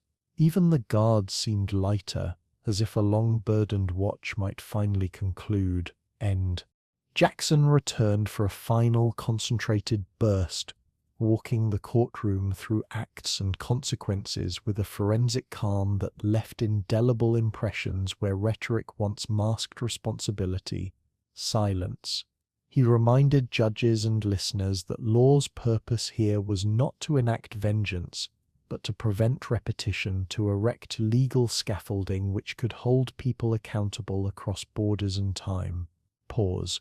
He spoke of precedent and the fragile hope that the tribunal's work might become a bulwark against future crimes, an argument that made the courtroom feel less like a place of punishment and more like an incubator of restraint. Still, the cameras in the gallery whirred softly, capturing faces and gestures that would be replayed to a world hungry for moral clarity. Breath. Jackson closed with a simple plea to memory that the names and numbers evidenced here be preserved not for spectacle but for warning. Quiet. His hand rested on the papers as if to anchor them to the table. The gesture read like a benediction. Defense counsel delivered their closing in tones that ranged from weary dignity to raw pleading, invoking family duty and the dizzy moral fog of wartime decisions as cushions against sentencing. Silence. One attorney pleaded for mercy, in a voice that trembled with age and exhaustion, reminding the judges that law without humanity might itself become monstrous. Pause. Another framed the proceedings as precedent perilous for future leaders, arguing that to criminalize statecraft risks condemning all who command in crisis. Still, The prosecutors met each plea with documents already laid bare, orders, memoranda, and correspondence that connected choice to consequence with a ledger-like cruelty. Breath. The interplay hardened positions but softened none of the prosecutorial resolve to make the record complete and unassailable. Quiet. By evening, the court felt like a balance scale, weighed not only by facts but by the ethical calculus of mercy and deterrence. End. Outside the courtroom, the world paused, radios repeated the final words in careful translation, and newspapers printed excerpts that trembled with the gravity of closure, while in small towns and great cities alike people asked whether law had finally matched the scale of crime. Silence. Editorials wrestled with nuance. Some lauded the tribunal as the birth of modern conscience. Others feared that victor-led justice could become hollow. Pause. In soup kitchens and salons, in parliament halls and on factory floors, the arguments from Nuremberg travelled like sparks, igniting debate about responsibility, reparation, and the reach of international law. Still, people who had fought, and those who had watched from afar, found themselves reconsidering notions of accountability, and the trial's language seeped into civic conversation like an invasive but necessary truth. Breath. The atmosphere beyond the courthouse was thick with reflection, as if the world had been given a new lens through which to inspect its own face. Quiet. In that global hush, justice felt both fragile and monumental. End. The judges conferred long into the night after the oral arguments concluded, their deliberations unseen but palpably present in the way the courtroom emptied slowly, as if each person wished to carry the last ember of testimony out into the cold. Silence. Their robes swished softly as they moved down corridors lit by single bulbs, papers clasped like relics between fingers that had recorded months of sorrow and fact. Counselors from each delegation lingered in doorways, exchanging quiet words that betrayed mutual respect, despite the divisions of ideology and interest that had emerged. Still, the clerks closed their ledger books and sealed envelopes with motions practiced enough to be automatic, their hands steady though their faces were grave. Breath. The Palace of Justice, emptied of its crowd, seemed to hold its breath overnight, as if the very stones had absorbed the trial's moral weight. Quiet. Morning would bring verdicts, but the night belonged to reflection and exhausted humanity. End. When the courtroom finally settled, and the final statements became part of the permanent record, there remained a sensation that something immense had been attempted, a bridging of law to conscience, even if the outcome could never entirely repair what had been destroyed. Silence. The defendants would wait, the judges would weigh, the world would listen, but everyone present knew that words, testimony, and evidence had already reshaped the boundaries between state action and human accountability. Pause. The finality of argument did not mean closure of memory. Rather, it opened a new chapter in which institutions might be judged as well as individuals, and in which the language of justice would be writ into the practice of nations. Still, the air in the courtroom simmered with exhausted reverence for process and for the idea that through reasoned speech the world might avert repeats of its darkest hours. Breath. Standing to leave, many cast one last look at the dock and the bench, as if etching the scene into an inner ledger of conscience. Quiet. No verdict could match the weight of the evidence, but judgment had to be spoken. Dawn broke cold over Nuremberg on October 1st, 1946, the sky a thin sheet of grey that seemed to hold its breath. Inside the Palace of Justice, corridors echoed with slow footsteps and the muted rustle of uniforms against stone. The air was dense with the anticipation of finality, the day when judgment so long postponed would finally find voice. Guards stood rigid by the doors, their boots wet with morning frost, eyes fixed forward but heavy with fatigue. Clerks arranged papers on the bench with quiet precision, aligning the edges as though order could contain history's disorder. The defendants sat in their places, pale faces framed by the wooden dock, their eyes drifting between the floor and eternity. The translators tested their microphones one last time, their whispers brittle and careful. Every chair creaked louder than it should have, every cough an intrusion into the gravity of the hour. The scent of ink, wool, and nervous sweat filled the chamber. The trial that had spanned 11 months was now a single morning away from silence. When the judges entered, the entire room rose in one solemn, unified motion, the shuffle of shoes blending into a single reverent sound. Their black robes swept the air like slow-moving shadows, their faces grave and pale under the overhead lights. Lord Lawrence, the presiding judge, adjusted his papers with meticulous calm before beginning to read. His voice was steady, not cold, not impassioned, but judicial, the sound of civilization asserting its fragile order. The translations followed a breath behind, echoing in English, Russian, French, and German, each syllable overlapping like a dirge sung in 4 tongues. In the gallery, reporters leaned forward, pens poised but unmoving, caught between duty and awe. The first verdict fell, guilty on all counts. The words struck like hammer blows against marble. There was no applause, no gasp, only stillness. The gavel did not need to fall. Its authority filled the room without motion.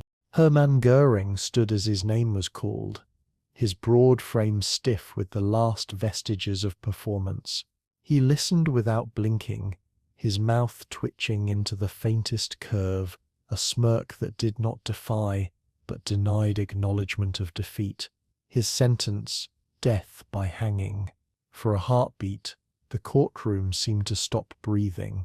Göring gave a small nod, as though affirming a private expectation, then sat down, the smirk settling into the mask of a man determined to own his narrative until the end. Jackson's eyes did not rise from his notes.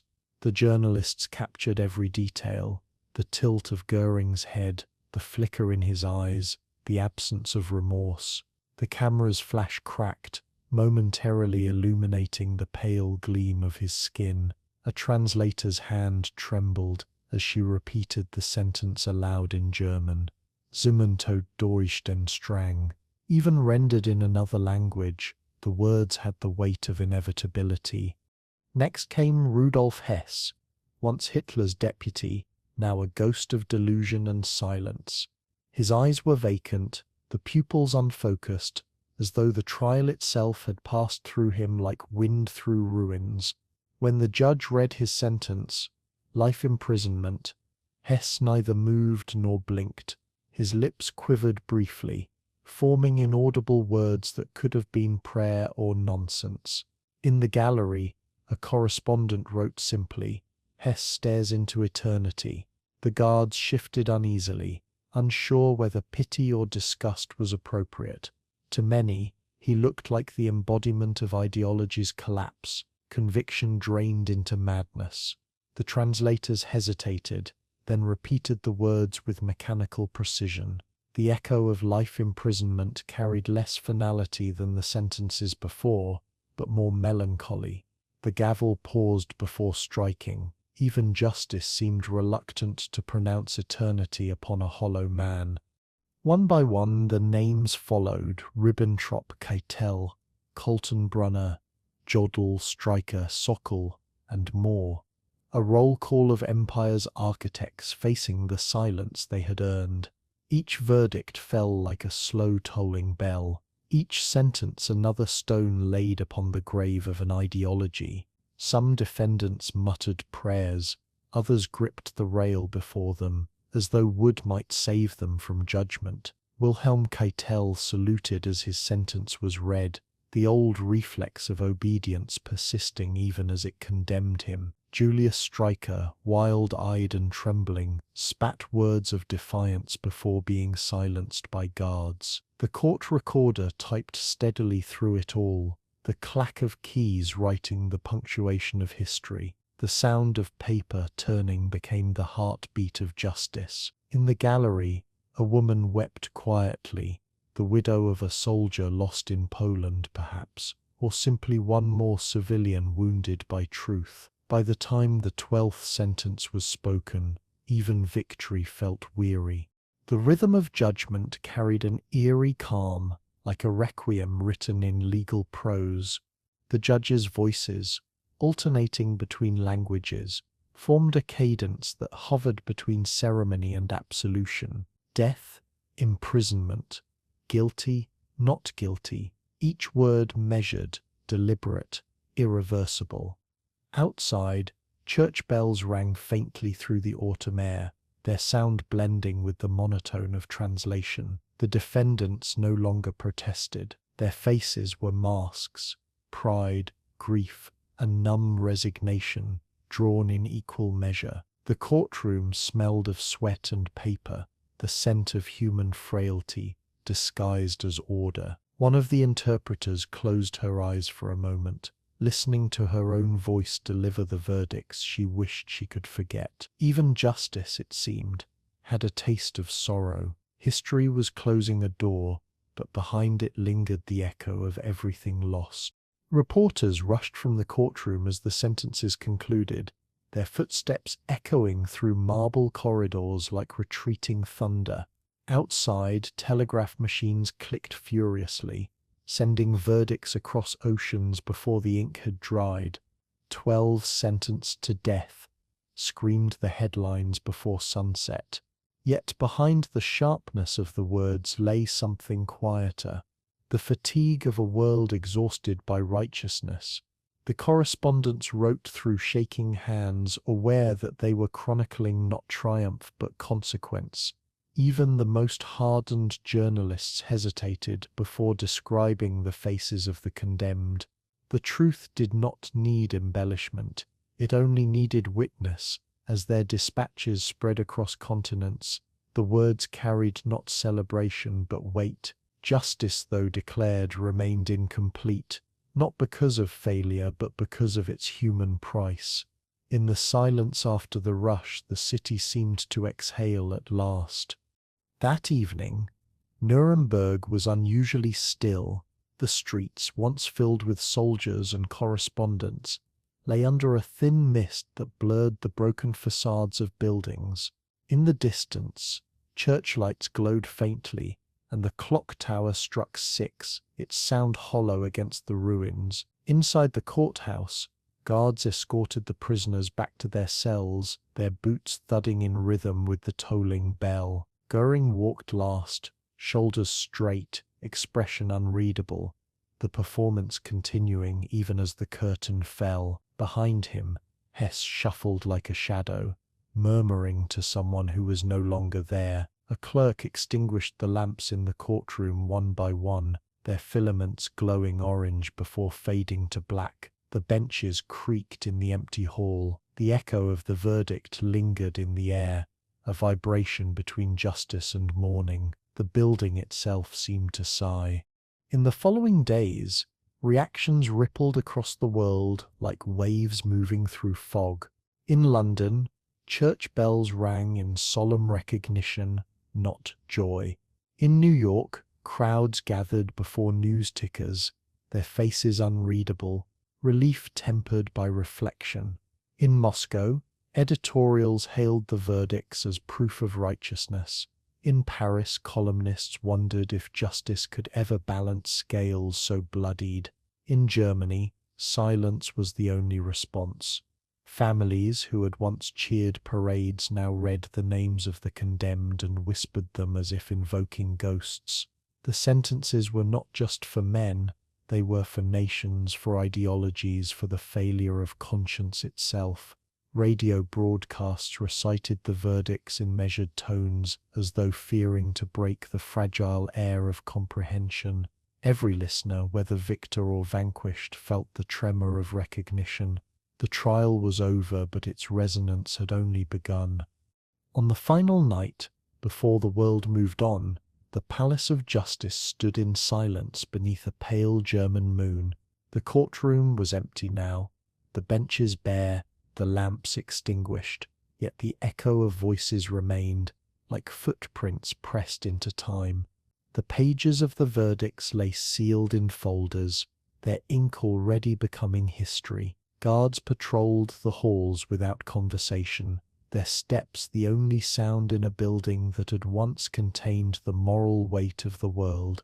Outside, the wind stirred through the ruins, carrying with it the faint hum of a city still rebuilding its soul. The gavel had fallen, the words had been spoken, but the human heart still lagged behind the machinery of law. Justice had been done in form, but understanding would take generations. The trial had ended, yet its shadow stretched forward into the uncertain dawn of peace. Justice had been declared, yet peace still waited for acceptance. Night clung to Nuremberg with the density of a secret, the air still and cold, as if the city itself refused to breathe. In the prison yard behind the Palace of Justice, floodlights cast long, angular shadows across damp cobblestones. Guards stood in silence, their rifles slung low, breath visible in the October chill. Inside the adjoining cell block, footsteps echoed faintly through the corridor, measured, deliberate, ritualistic. The hour was 11:45 p.m., October 15th, 1946. The executions were set to begin at 1. A chaplain murmured prayers in a voice too soft to reach the condemned. In the infirmary, a doctor checked the pulse of his own wrist, as though confirming time still moved.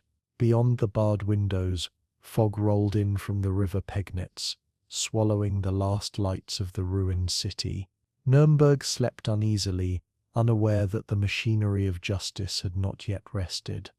In the narrow cells, 12 men waited for dawn, though one would not live to see it. Hermann Göring, the self-proclaimed heir to Hitler's empire, had cheated the hangman hours before his name was called. Guards found him slumped on his cot, lips blue, a faint almond scent of cyanide lingering in the air like betrayal. The discovery sent a shock through the prison, footsteps erupting in sudden chaos, keys rattling, voices raised in disbelief. For the officers present, the act was not triumph but insult, a final performance from a man who refused to yield control, even to the end. His body was removed quietly, wrapped in a grey blanket, carried past the gallows he had avoided. No music, no salute, only the faint scrape of boots against stone. In the commandant's office, a single clock ticked too loudly, marking the seconds of an unfinished night. Justice would continue without him. In the execution chamber above the gymnasium, carpenters had worked for days to build 3 gallows, identical in their grim precision. Each beam was measured to military standard, the ropes freshly coiled, tested and weighed. Sawdust clung to the floorboards, its scent mixing with the metallic tang of cold iron and oil. A single light bulb swung gently from the ceiling, its flicker painting the room in trembling amber. The hangman, Master Sergeant John Woods of the U.S. Army, stood by his tools in silence, his expression unreadable beneath the dim light. He had executed before, soldiers, spies, traitors, but tonight carried a weight unlike any other. This was not vengeance. It was closure made visible. Behind a curtain, a small group of officials waited, papers in hand, their faces pale and expressionless. The air was heavy enough to feel like gravity itself. At 1:01, the guards descended the corridor toward the first cell. Joachim von Ribbentrop stood ready, his posture rigid, his lips murmuring fragments of prayer in uneven German. His eyes, once bright with arrogance, were now dull with inevitability. He stepped forward without resistance when the door opened, his footsteps soft against the concrete floor. The chaplain walked beside him, reading scripture in a whisper that dissolved into the air before reaching comprehension. "God have mercy," someone muttered, though no one knew for whom it was meant. The sound of his chains filled the hallway with faint metallic rhythm. In the chamber above, the rope waited, swaying slightly in the draught. A guard opened the final door and announced, "Prisoner ready." History held its breath. Ribbentrop's final words, translated and recorded, were simple. "God protect Germany. May peace be with this world." The hood was placed over his head, the rope lowered and tightened. The hangman pulled the lever. The sound that followed was neither loud nor dramatic, just the thud of a body meeting finality.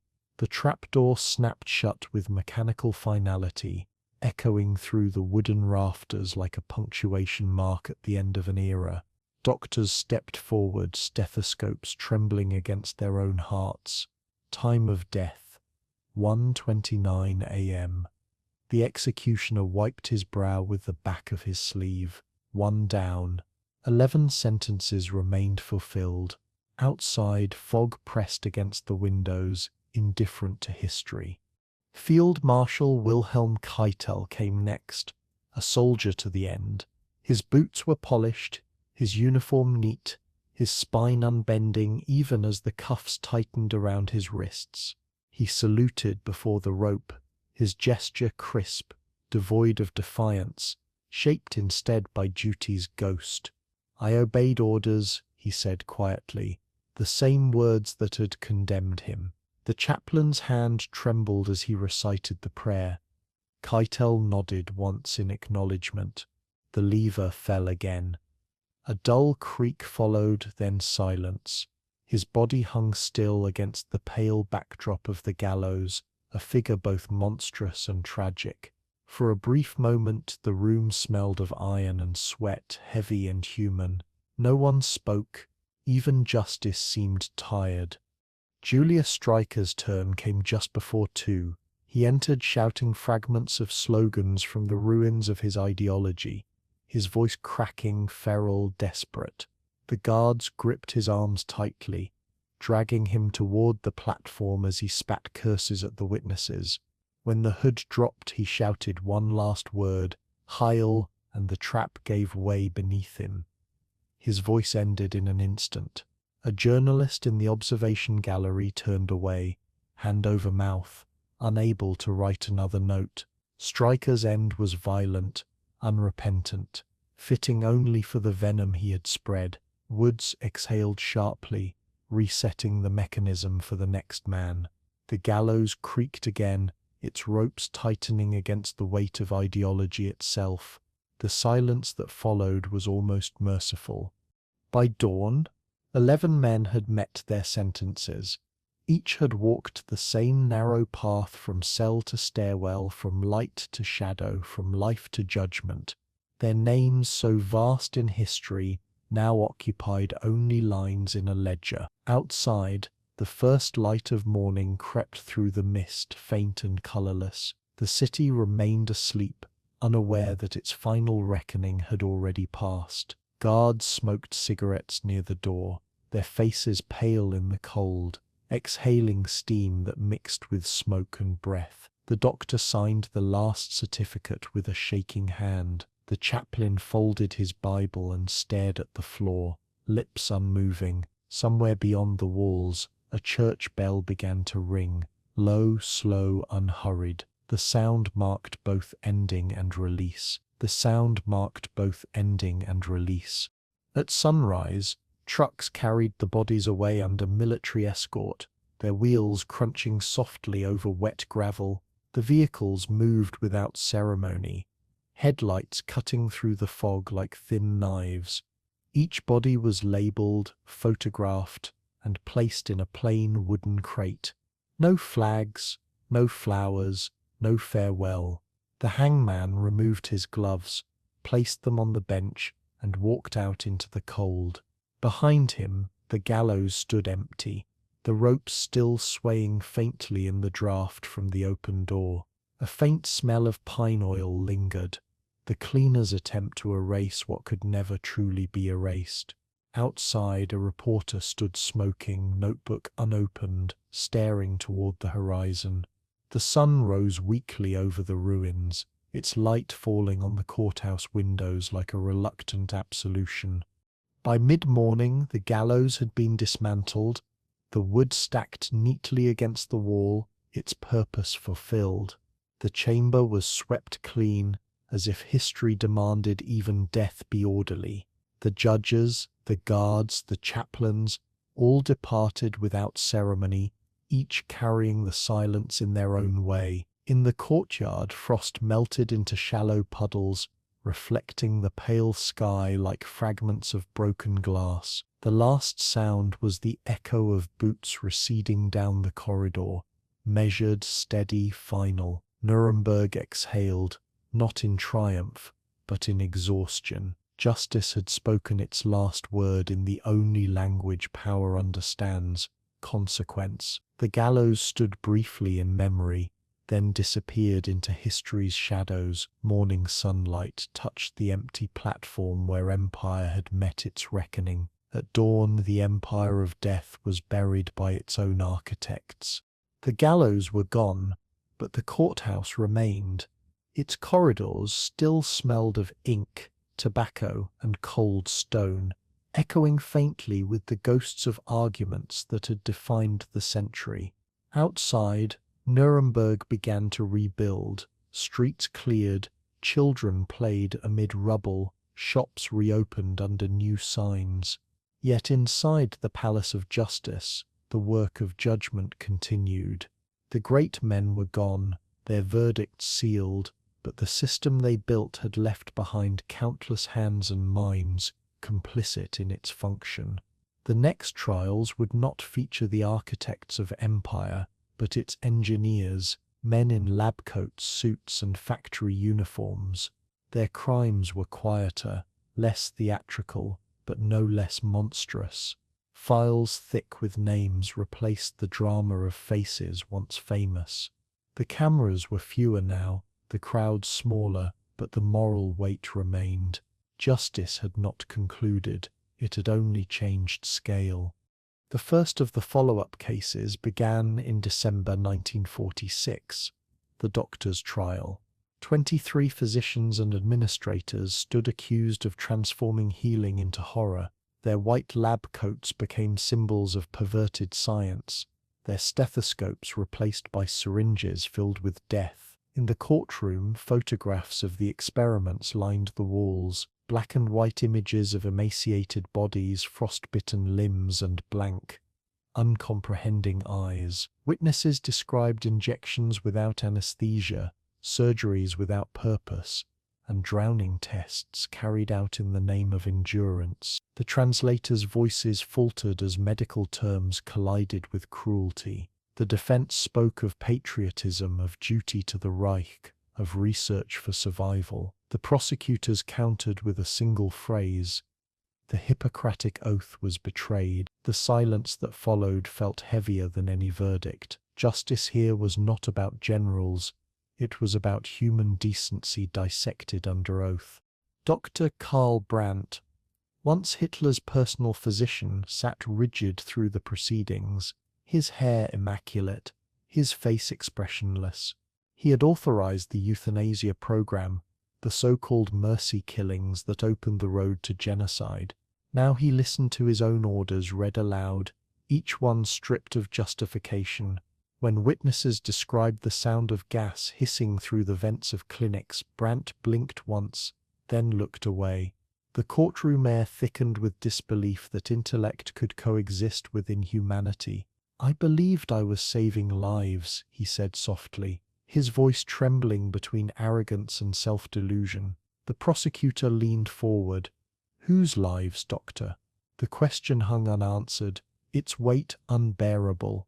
When the verdict came, death by hanging, Brandt nodded once, as though conceding to a diagnosis long delayed. In Nuremberg, science had faced its own autopsy. Soon after came the judge's trial, where men in black robes were accused of murdering through law itself. The defendants, once arbiters of justice, now found themselves its subjects. They had sentenced innocents to death for whispering jokes, for interracial marriage, for speaking forbidden names. "We applied the law," one insisted, his tone cold and unrepentant. "You applied tyranny," replied the prosecutor. The irony was unbearable. Justice prosecuting its own image. Typewriters clicked beneath the same rafters that had once echoed with verdicts of death. Each paragraph of indictment stripped another layer of illusion from the machinery of legitimacy. The defendants tried to hide behind statutes and precedents, but the evidence revealed how easily legality had served murder. When the final ruling was read, one judge wept, not for the condemned, but for the idea of law itself. In Nuremberg, conscience had become the new constitution. Then came the IG Farben trial. The industrialists, the financiers, the silent power behind the war machine.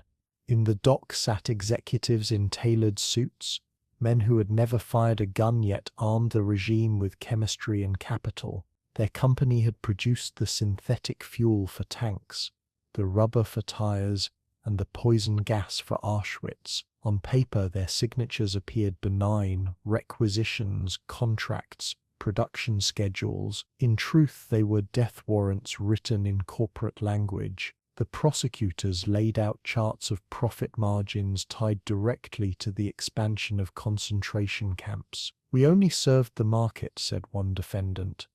"You served death," came the reply. The courtroom fell silent, not out of shock, but out of the grim understanding that civilization itself had manufactured its own instruments of annihilation. For the first time, commerce stood trial for complicity. Witnesses described slave labor camps operated by IG Farben's subsidiaries, where workers were worked to exhaustion, their bodies replaced as easily as machinery parts. One survivor recounted watching a man collapse beside a vat of chemical waste, and another forced to take his place within minutes. "We were not people," he said quietly. "We were raw material." The translation echoed hollowly in the chamber. Executives sat still, faces unreadable, eyes trained on the table before them. The prosecutors presented pay slips showing bonuses issued for productivity increases, a euphemism for human suffering quantified. Outside the courthouse, no crowds gathered. The world had grown weary of judgment, but inside, the moral arithmetic was relentless. The war had proven that greed required no ideology to serve evil. Even profit had to be cross-examined. Across the hall, another courtroom prepared for the High Command trial, where generals who had escaped the first proceedings faced judgment anew. They stood in immaculate uniforms, saluting as they entered, their medals now symbols of denial. Their arguments echoed the old refrain: obedience, duty, the impossibility of moral choice within military hierarchy. "A soldier does not question," said one, voice steady. The prosecutor's reply was colder.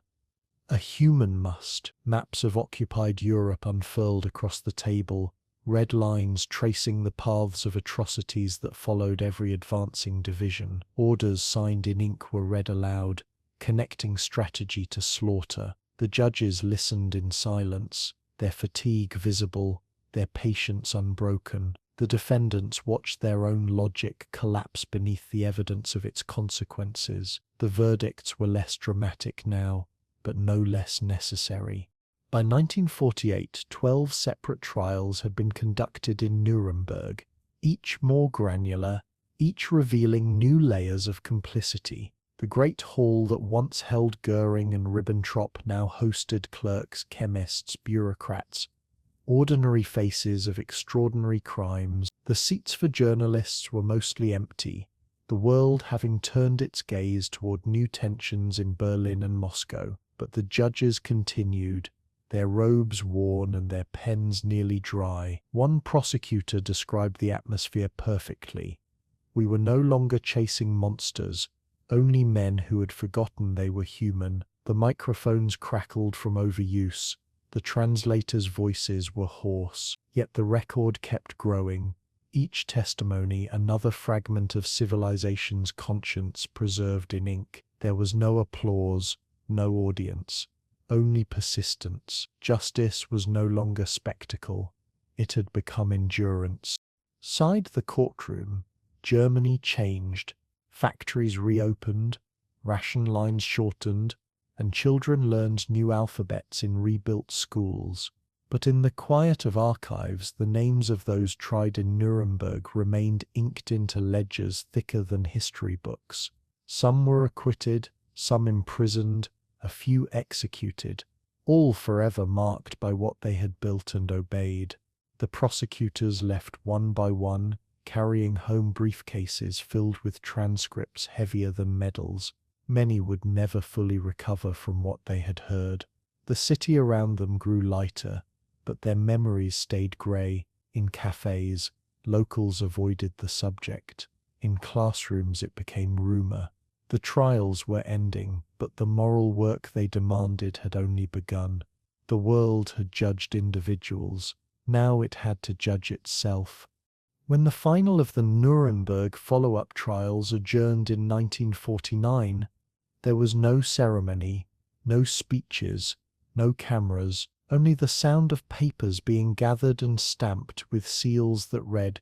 The judges rose, weary but composed, and the translators removed their headsets for the last time, their ears ringing with 4 years of testimony. Outside, spring sunlight washed over the courthouse, turning its stone walls almost warm. The war felt distant, yet its echoes still trembled in every file stored within those rooms. Justice had proven durable, though never absolute. It had required patience more than passion, endurance more than eloquence. The men and women who carried it forward did so not for fame, but for faith in the idea that truth must persist, even after horror. As the last clerk turned off the lights, the courtroom fell into its first true silence in years. Justice did not end with the famous. It continued, quietly, in smaller rooms. The ruins of Nuremberg still smouldered when the first drafts of a new world order began to take shape. Smoke hung over the broken city, but in conference halls across Europe and America, pens moved across fresh paper. The same generation that had watched law weaponized was now determined to rebuild it as armor.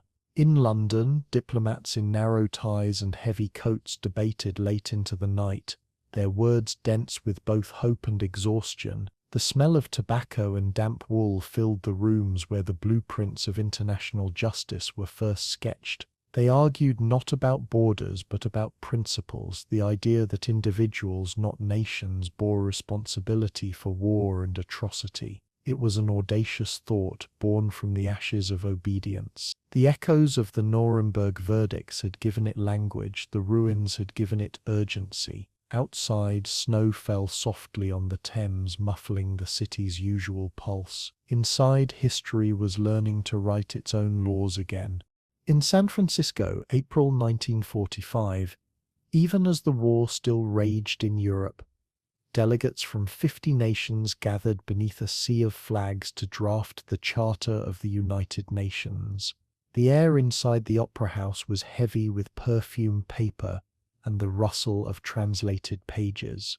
They came from nations that had been enemies months before, now seated side by side at the same long tables. The speeches were solemn, but beneath the ceremony lay a fragile sense of redemption. We, the peoples of the United Nations. The phrase was written with trembling conviction. Typewriters clattered like distant applause, capturing the moment humanity attempted to legislate its own restraint. Outside, cable cars groaned along the fog-bound hills, oblivious to the moral architecture being raised inside. The ghosts of war lingered, invisible yet omnipresent, shaping every sentence with memory. When the charter was signed, the applause was subdued, reverent. For the first time, law was envisioned as humanity's shared inheritance.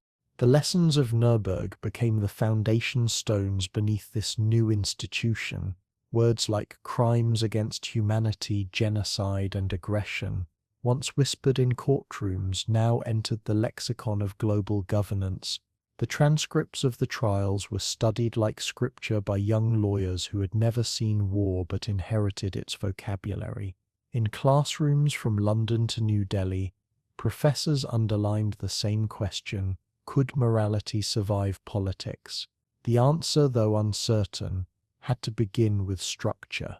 Committees convened under flickering fluorescent lights, drafting articles, protocols, and definitions that stretched across languages and ideologies. Every word was debated, every clause contested, every comma considered a frontier of principle. The ink dried slowly, as if aware of its own significance. The paper smelled of dust and resolve. From the ruins of empire, a grammar of conscience emerged.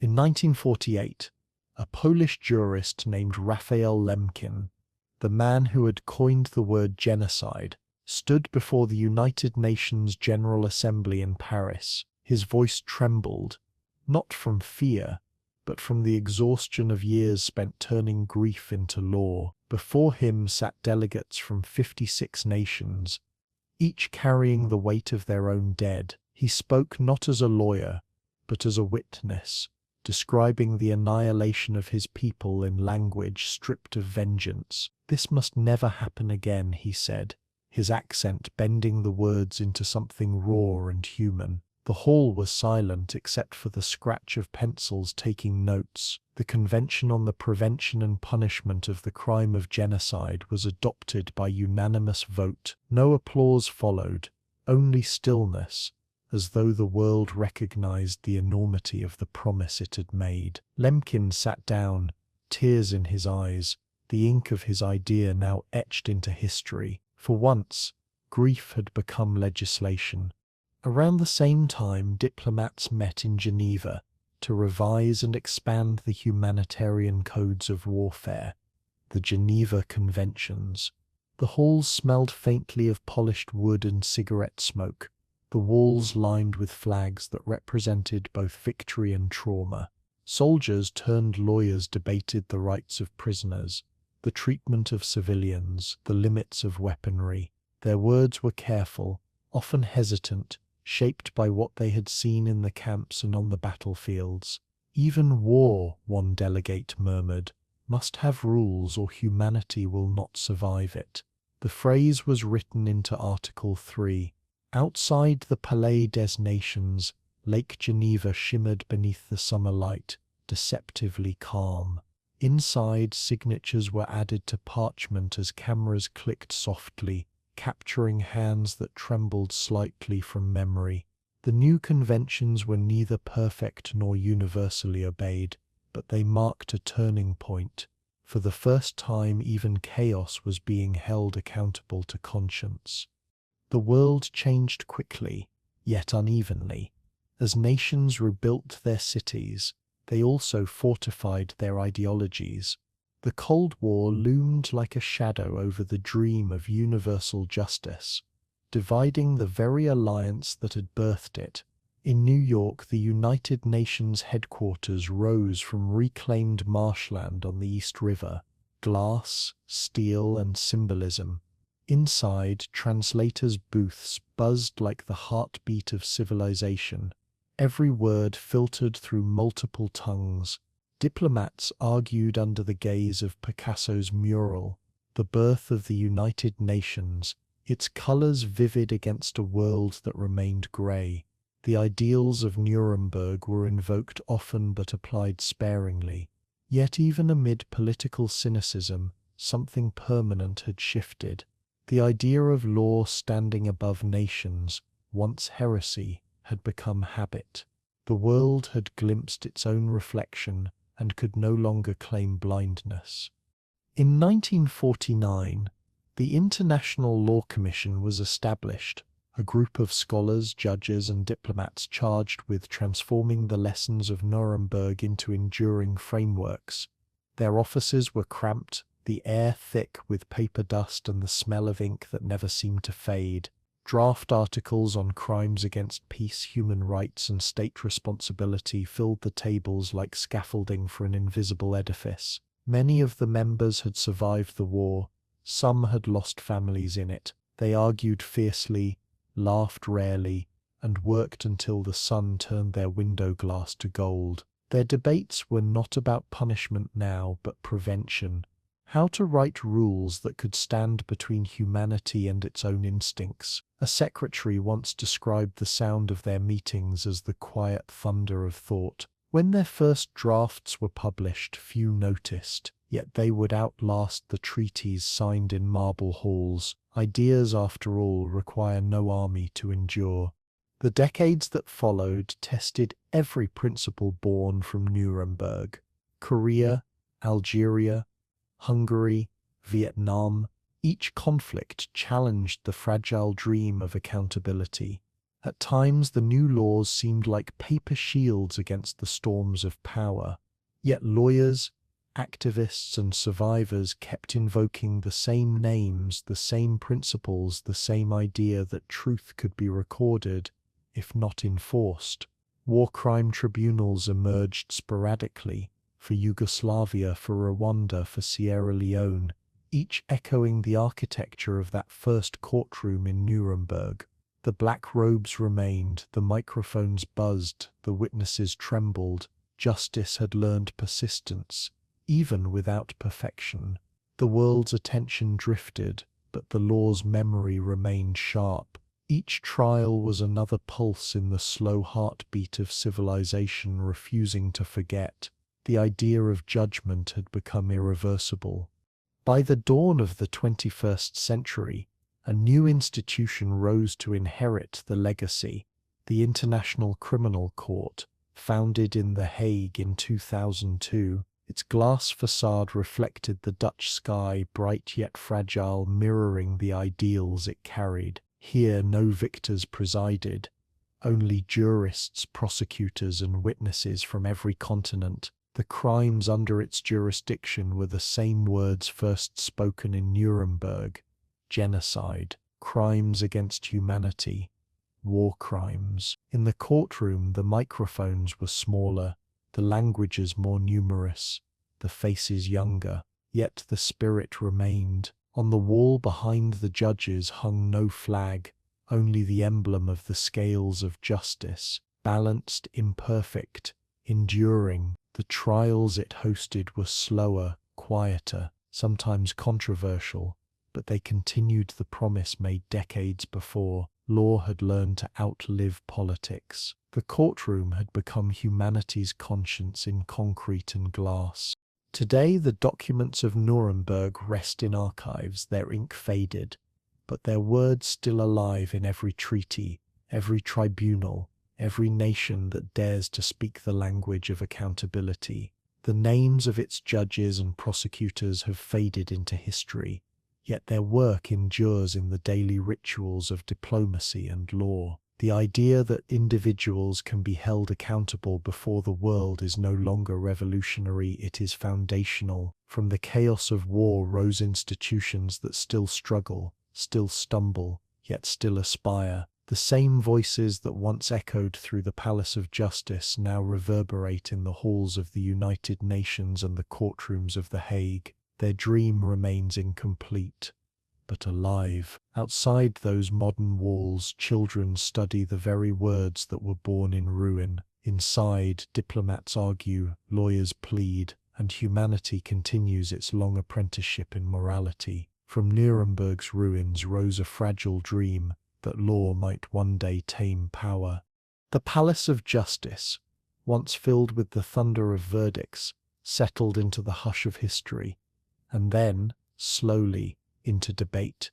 In the years that followed, the echo of the Nuremberg Trials grew softer but not uncontested. Scholars, jurists, and philosophers began to return to the transcripts, their eyes not on the condemned, but on the judges themselves. The same microphones that had carried justice now carried doubt. Was it fair, they asked, that only the defeated had stood trial? The question hung like smoke over the decades, persistent, unsettling, impossible to disperse. Outside, the world rebuilt its walls, but inside universities and parliaments, another kind of reconstruction began. The moral architecture of Nuremberg was being inspected for cracks. Its foundation, laid in righteousness, trembled under the weight of paradox. Justice, once unquestioned, had entered its own cross-examination. The first criticism came from within. Fichte's justice. The phrase, whispered first in defeated Germany, soon echoed through the corridors of law schools from Berlin to New York. Could a trial conducted by the victors of war ever truly be impartial? Soviet judges had condemned crimes committed by Nazis while their own government had signed pacts of aggression and executed thousands in secret. American prosecutors spoke of human rights, even as Hiroshima still glowed faintly in memory. The British invoked civilization, but their empire still ruled through coercion abroad. These contradictions did not erase the crimes tried in Nuremberg, but they complicated the purity of its moral claim. Historians began to call it both a triumph and a paradox. The courtroom that had promised absolute clarity now shimmered with ambiguity. Even righteousness, it seemed, casts a shadow when placed beneath scrutiny. In Moscow, hidden within guarded archives, Soviet officials had quietly rewritten their own role in history. Files sealed from public view revealed deportations, forced labor, and executions under Stalin's orders, acts that mirrored the very crimes condemned at Nuremberg. Yet the Soviet Union had stood among the judges, their prosecutors thundering about morality while concealing their own atrocities. Decades later, when the archives opened, the revelations arrived like ghosts breaking through concrete. Scholars unearthed evidence of massacres in Katyn Forest, entire villages erased in the name of ideology. How can justice be universal, one historian asked, when one half of it was performed in silence? The question did not accuse, it mourned.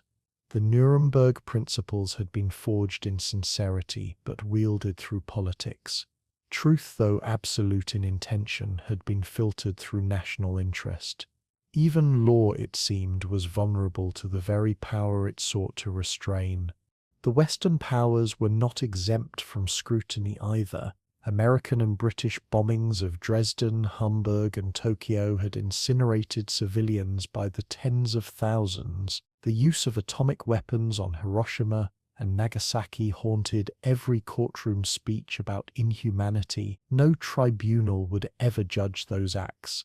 No prosecutor would stand for those dead. The silence surrounding Allied actions became one of history's most eloquent hypocrisies. In universities decades later, students watched black and white footage of the trials and asked why the scales of justice had tipped only one way. Professors answered carefully, with context, necessity, and politics, but never with satisfaction. The law had spoken clearly, but not completely. Nuremberg had defined what evil looked like, but not who was permitted to define it. In that gap, moral unease found its home. Philosophers, too, entered the argument. Hannah Arendt, survivor and thinker, wrote that the trials had captured evil's bureaucracy but not its banality, the quiet obedience that turns ordinary men into instruments. Justice, she said, had punished results but not origins. Legal scholars debated her words in smoky lecture halls where chalk dust hung like fog, the air thick with the rhythm of argument.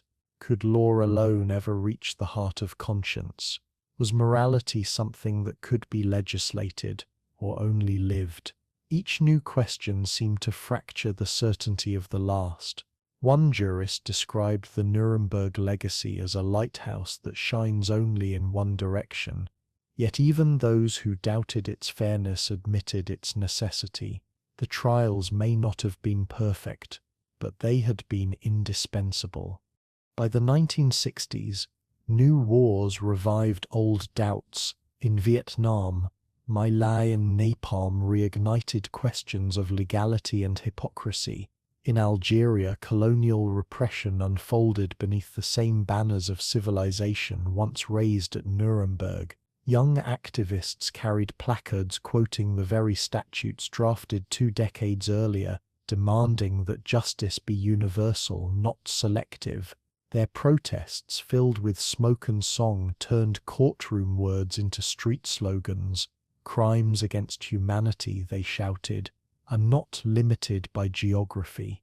In Paris, Berlin, and Washington, the echoes of Nuremberg collided with modern guilt. Reporters drew uneasy parallels, while diplomats avoided the word precedent.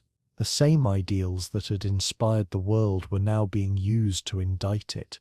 Law had succeeded too well. It had taught humanity how to question itself. Historians approached the dilemma differently. For them, Nuremberg was not merely a trial but a turning point. The moment when morality first met machinery, they dissected it like an artifact. Who chose the defendants, who framed the evidence, who controlled the narrative. The record, they noted, was flawless in structure but limited in scope. Some called it a judicial masterpiece built on political foundations. Others insisted it was the only possible beginning for something larger, the idea that justice could exist without victory. Archival footage played in museums, the flicker of projectors illuminating faces of both admiration and doubt. In those moving shadows, the complexity of truth lived on. History, it seemed, had placed both the prosecution and the defense on trial, and neither side could claim complete acquittal. In The Hague, decades later, judges of the new International Criminal Court debated these very ghosts. They cited Nuremberg as precedent, yet spoke cautiously about its blind spots. Each case they tried, from the Balkans to Africa, carried echoes of those first judgments. But critics asked why some leaders stood trial while others, more powerful, did not. The language of law had evolved, yet the politics beneath it remained unchanged. Inside glass-walled chambers, translators whispered in multiple languages, their tones calm but weary. Outside, journalists questioned whether justice could ever be detached from power. The answers, if they came, were quiet, procedural, legalistic, unsatisfying. Nuremberg had birthed ideals so pure that even their children could not live up to them. In perfection's absence, persistence became virtue. And yet, amid criticism, one truth endured. Nuremberg had forced humanity to speak aloud what it once refused to name. The critics who questioned its fairness still relied on its vocabulary. Even those who called it flawed used its principles to demand more from the present. The paradox deepened. The very standard by which Nuremberg was judged had been created by Nuremberg itself. Law had taught conscience to measure power, and conscience in turn had turned its gaze back upon law. Every modern tribunal, every moral argument carried its DNA. The courtroom had become both monument and mirror. Scholars continued to debate whether it was justice or theatre, necessity or hypocrisy, but none could deny that it had changed how humanity defines guilt. Even imperfection, it seemed, can alter destiny. Today, the echoes of those arguments still ripple through history's corridors. In universities, students quote the dissenting opinions of judges long dead. In parliaments, lawmakers cite Nuremberg to justify or to oppose intervention. Every generation rediscovers its own unease with the idea of judgment. The criticisms remain as alive as the principles they challenge. Some call it hypocrisy, others evolution. Yet beneath the debate lies a quieter truth, that questioning justice is itself an act of faith in it. The world continues to wrestle with the legacy of Nuremberg, not because it failed, but because it dared. For every critic there is an echo of conscience, for every doubt, a demand for truth. The dialogue, like justice itself, never ends. Justice, they said, is written by the winners, but perhaps it was spoken for the lost. The courtroom lights of Nuremberg dimmed decades ago, yet the words spoken there refused to die. Across oceans and generations, their echoes travelled, carried not by armies, but by paper, memory, and conviction. By the late 20th century, the ideals born in rubble found new life in other shattered cities: Sarajevo, Kigali, The Hague. Each place carried its own language of loss, but beneath the grief pulsed the same moral rhythm first heard in Germany's ruins. The cameras had changed, the robes had changed, but the voices sounded hauntingly familiar. In each tribunal, judges spoke the same sentences, invoking the same precedent. As held at Nuremberg, outside, survivors stood in the rain, clutching verdict papers, as if holding fragments of justice itself. The architecture of law had outlived the men who built it, and once again the world gathered to measure the distance between horror and hope. In the early 1990s, Yugoslavia tore itself apart. Neighbor against neighbor, city against city, brother against brother. The war was broadcast in real time, its atrocities filmed, not hidden. Concentration camps reappeared under new flags, barbed wire, and bone, repeating a history thought impossible to return. When the smoke cleared, the United Nations moved swiftly, creating the International Criminal Tribunal for the former Yugoslavia in The Hague. The press called it Nuremberg Reborn. The same questions returned, sharpened by modernity. Could law still contain vengeance? Could justice reach beyond ruins without collapsing under its own weight? In the courtroom, survivors testified through tears, their voices trembling but steady. The judges listened as translators rendered agony into procedure. The sentences, when they came, carried no triumph, only endurance. Nuremberg's principles had become the compass for a new generation of witnesses. One of the tribunal's earliest cases was that of Duško Tadić, a name that would echo far beyond Bosnia. He was not a general, nor a politician, but a local militia member accused of torture and murder. His trial in 1997 became the first international war crimes case since 1946. Cameras rolled as prosecutors invoked the same Nuremberg definitions: crimes against humanity, violations of the laws of war. The defense repeated the old refrain: obedience, confusion, chaos. But this time the world was watching live. The verdict, guilty on multiple counts, was not a spectacle but a solemn reaffirmation of precedent. The courtroom erupted not in applause but in quiet relief. For the first time in 50 years, the architecture of Nuremberg had been rebuilt, one brick of principle at a time. The past had spoken again, and the world had listened. Across the continent, in the heart of Africa, another tribunal was forming in the wake of unthinkable devastation. Rwanda, 1994, 100 days of slaughter, nearly 1 million lives extinguished beneath the indifference of the world.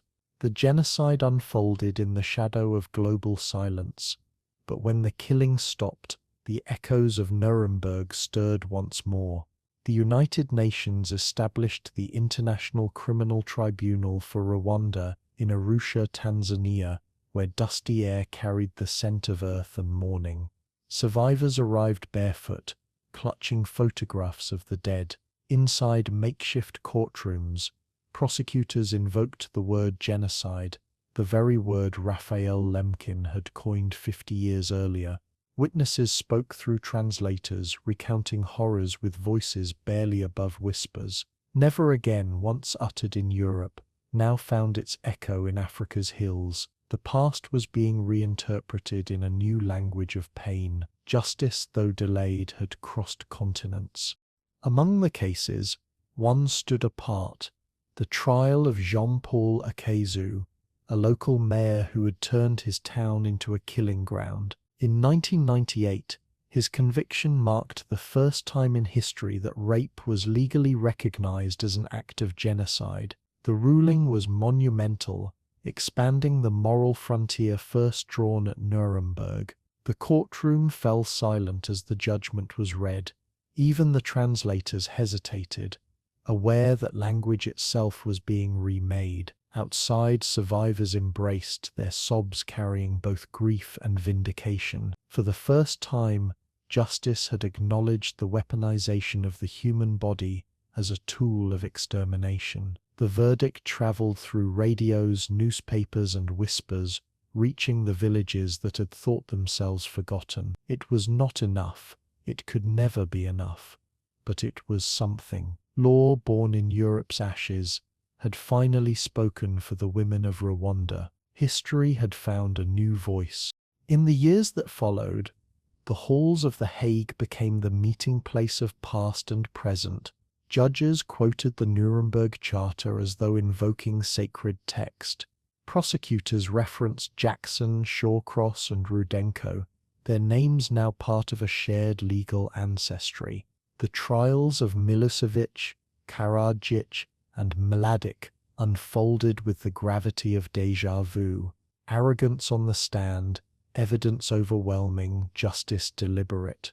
Outside the tribunal, protesters and mourners stood side by side, their chants mixing with church bells and camera shutters. Reporters described the atmosphere as a second generation of justice, old principles in modern suits. Inside, young lawyers from 20 nations cross-referenced precedents written half a century earlier. Even the courtroom microphones carried faint echoes of the past. The same cadence of accusation, the same silence before verdict. The language of law had outlasted ideology. The conscience of Nuremberg was still speaking, softly but clearly. But with every verdict came new dilemmas. How far could justice reach before it became abstraction? How many crimes could law name before its words lost meaning? In Kosovo, Darfur, and later in Iraq, accusations of hypocrisy resurfaced. Some called the tribunals selective, others slow, others powerless. Yet even those who doubted them cited Nuremberg's legacy as the benchmark for legitimacy. The trials might fail, but they could not forget. They were born not from perfection but persistence, the refusal to let silence become precedent. Each courtroom, from Arusha to The Hague, carried within it the ghosts of Nuremberg's first witnesses. They were no longer just trying men, they were defending memory itself. The struggle between power and principle continued, but at least it had language now. As decades passed, survivors aged and passed on, leaving behind testimony recorded on flickering video and paper that would outlast them. In Rwanda, women who had once testified returned to the same rooms as witnesses of history, not victims of it. In Bosnia, mothers of Srebrenica held up photographs of sons still missing, their faces illuminated by candlelight outside the tribunal gates. "We waited 50 years for this," one said softly. "Now we wait for the world to listen." Inside, judges delivered sentences in tones free of triumph, weary, measured, necessary. Each ruling added another thread to the fragile fabric of accountability stretching back to Nuremberg. In every case, the same paradox emerged: justice was never enough, but its absence was unbearable. The law's reach was slow, imperfect, and human, yet it endured, a testament to the persistence of remembrance. The 21st century brought new technologies but old questions. Drones replaced soldiers, propaganda moved online, and crimes of war became crimes of code. Yet amid the digital noise, the principles of Nuremberg remained the quiet compass guiding modern judgment. The International Criminal Court, established in 2002, tried its first cases with evidence streamed from satellites and smartphones. Prosecutors still cited the same articles written in 1945. Judges still spoke of crimes against humanity. The words had aged, but their urgency had not. Students in law schools across continents studied them as blueprints for morality in an age of machinery. The idea that law could outlive violence had survived the transformation of warfare itself. The torch that Nuremberg lit flickered but never went out. Today, the old courtroom in Nuremberg stands preserved, a museum, a memorial, a monument to both the failures and the courage of civilization. Tourists walk the same corridors once lined with guards, pausing before the witness stand that began the modern vocabulary of accountability. Audio guides replay fragments of speeches, the words echoing faintly in the polished chamber. The wrongs we seek to condemn and punish, Jackson's voice declares, have been so calculated, so malignant, that civilization cannot tolerate their being ignored. His tone, distant yet immediate, fills the space like an unending vow. Outside, sunlight falls across the courthouse steps, warming the same stones once shadowed by war. Children take photos, unaware that the ground beneath them was once the frontier of morality itself. The law that began there continues to wander the world, imperfect but alive. Nuremberg was not the end of evil, only the beginning of remembering. The war had ended, the trials had closed, and the verdicts had faded into textbooks. But for the survivors, history never ended. Decades later, their mournings still began with ghosts. In small European apartments and distant American suburbs, they rose slowly, the silence around them heavier than walls. On dressers stood black and white photographs, their edges worn thin by decades of touch. Some showed faces no one else remembered, mothers, brothers, entire families compressed into fragments of paper. Outside, cities that once burned now thrived, their skylines shimmering with glass and indifference. Yet beneath the hum of traffic, memory still pulsed, invisible but relentless. For these survivors, time did not pass, it layered. The war was not behind them, only quieter. Each heartbeat was both present and echo. At dawn in Warsaw, an elderly woman lit a single candle by her window every April. Its flame reflected in her eyes, two flickering mirrors of the camps she once escaped. She never spoke publicly, yet her silence carried the weight of volumes. On her table sat a folded uniform from her youth, striped, faded, and carefully preserved beneath a glass frame. When she pressed her fingers against it, her breath trembled. Outside, the city buzzed with buses and students, unaware that one small apartment held the entire gravity of remembrance. Each morning the wax burned down until the flame extinguished itself, leaving behind the faint scent of smoke and wax.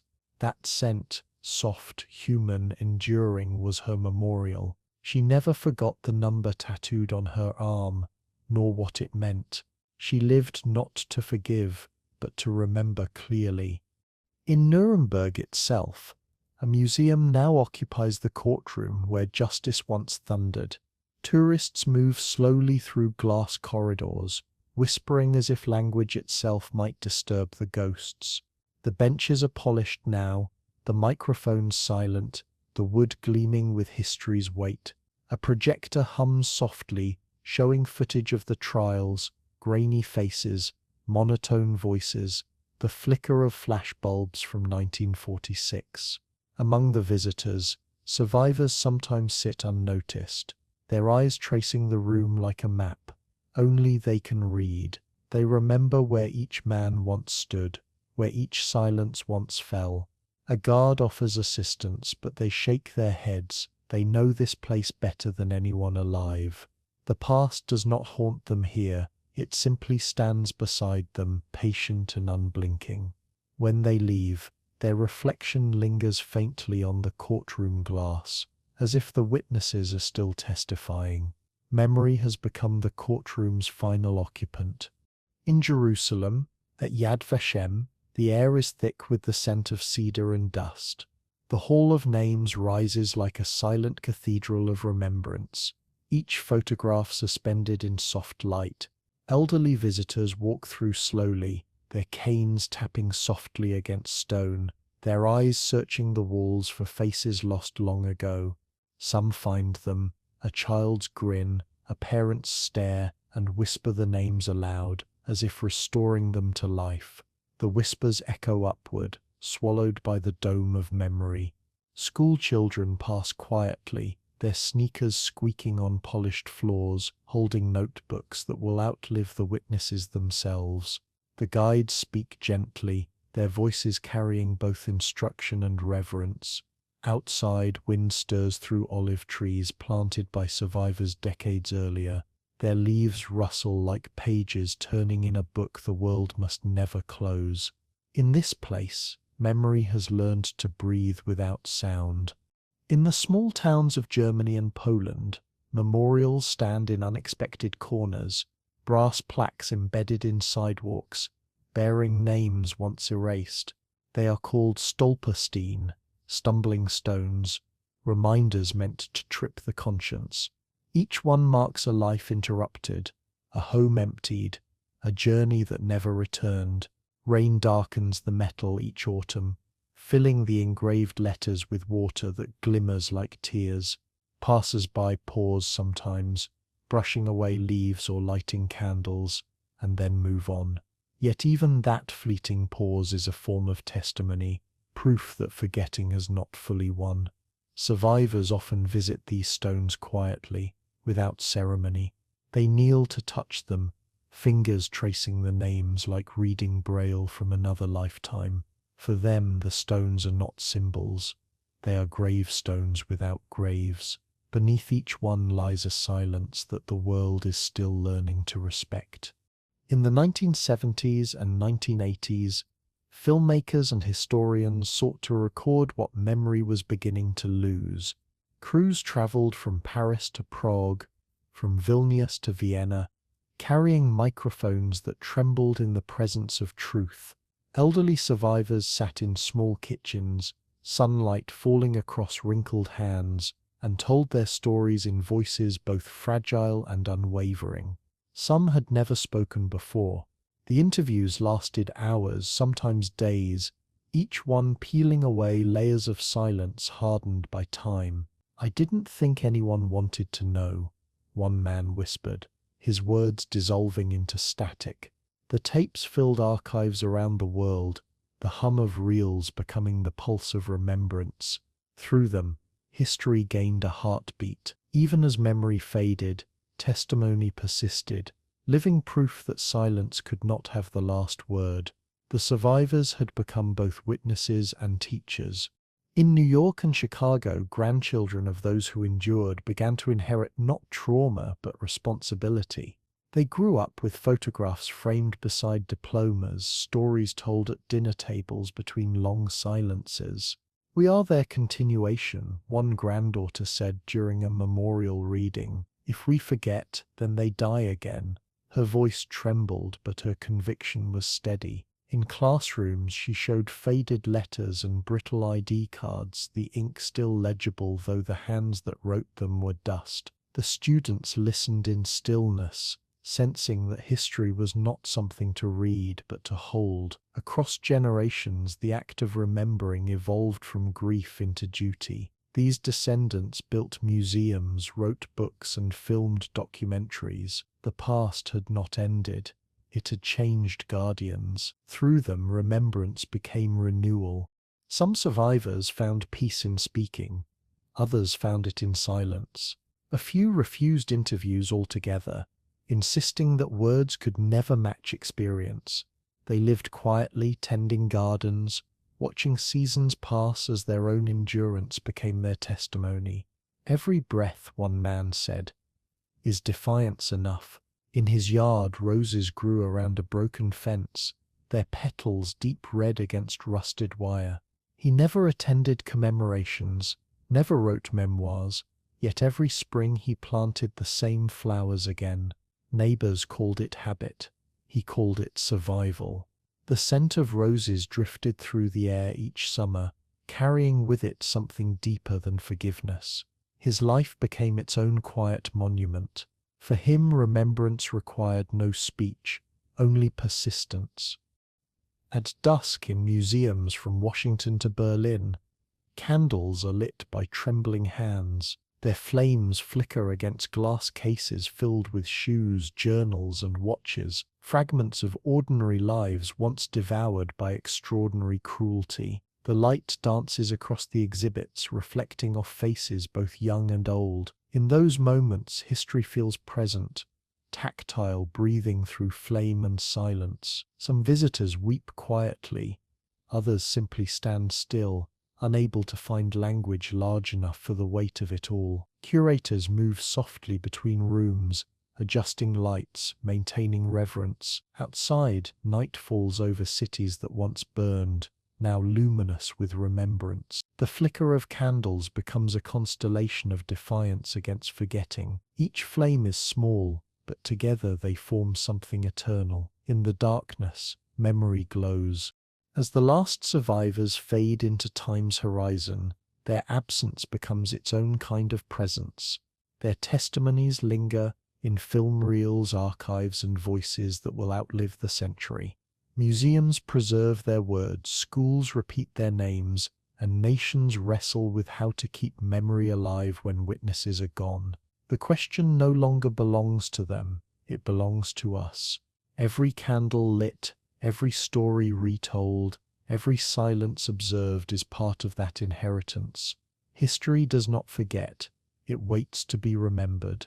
In the end, their endurance is not in their survival, but in the world's refusal to look away.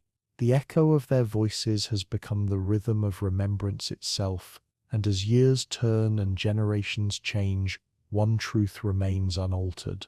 Time did not heal, it only asked that we keep remembering.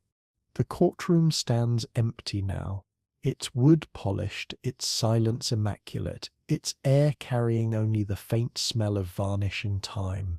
Morning light pours through tall windows, illuminating dust motes that drift like forgotten testimonies. The microphones are gone, but their ghosts remain, faint vibrations that once carried the weight of guilt, redemption, and truth.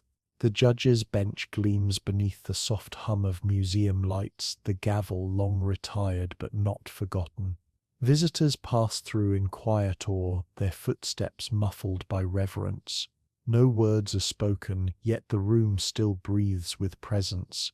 Every creak of the floorboard feels like memory returning. The courtroom is no longer a place of law, but of conscience. And in that silence, judgment still lingers, unseen but unspent. Justice, when stripped of ceremony, is not a verdict. It is a mirror. At Nuremberg, that mirror reflected both the condemned and the condemners, exposing not only the crimes of one nation but the fragility of all. The trial forced humanity to look upon itself with unflinching eyes. It revealed that evil was not monstrous in form, but bureaucratic in tone. Signatures, orders, meetings. It showed how civilization could rot from within while still speaking the language of progress. In that revelation lay the trial's true power, not punishment, but recognition. Every page of testimony became a fragment of collective introspection, each sentence a warning written in legal prose. Nuremberg was never only about them, it was about us, and that truth remains as sharp today as the day the gavel fell. The philosophers who followed would spend decades unraveling what the trial had begun. Some saw it as civilization's first attempt at moral self-defense. Others called it theatre, necessary but staged for history's approval. Yet beyond the rhetoric, Nuremberg achieved something fragile and profound. It forced humanity to define evil in legal language. No longer could atrocity hide behind sovereignty, nor cruelty disguise itself as duty. The trial's words, crimes against humanity, became more than law. They became a moral threshold. In their phrasing, civilization found the vocabulary for its own conscience. The irony was not lost on anyone, that it took war to invent the language of peace.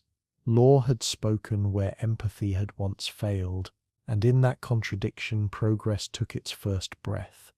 But judgment, even when righteous, is rarely pure. Every verdict carries shadows of omission, acts untried, crimes unacknowledged, truths too vast for the confines of law. Nuremberg was no exception. It punished men but not mechanisms, leaders but not legacies.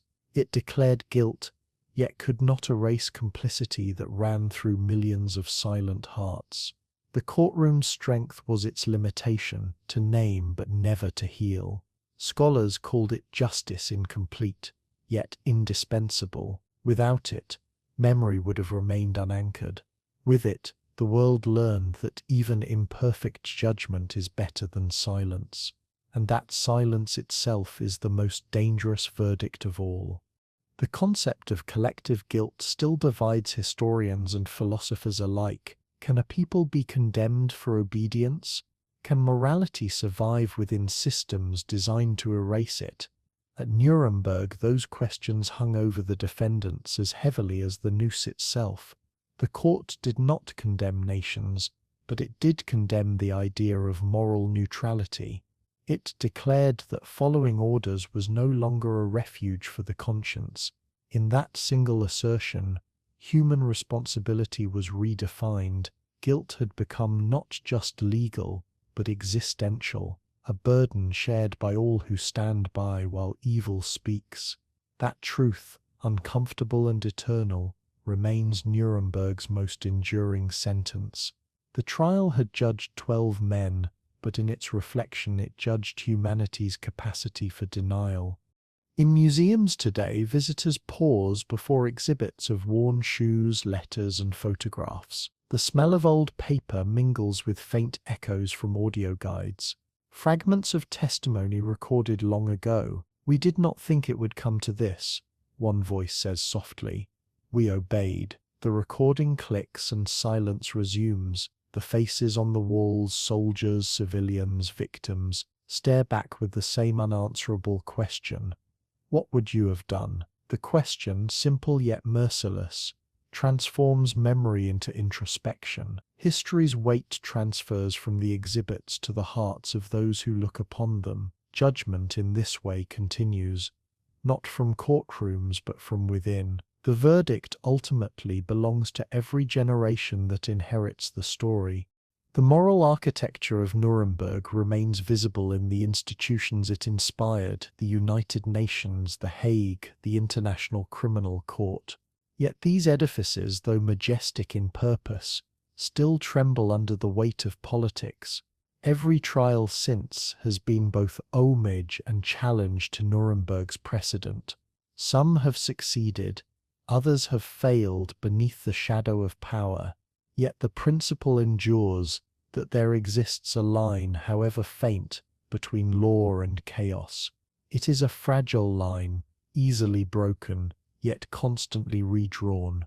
When judges in modern courts quote the Nuremberg Charter, they are not merely invoking history, they are defending civilization's last firewall against itself.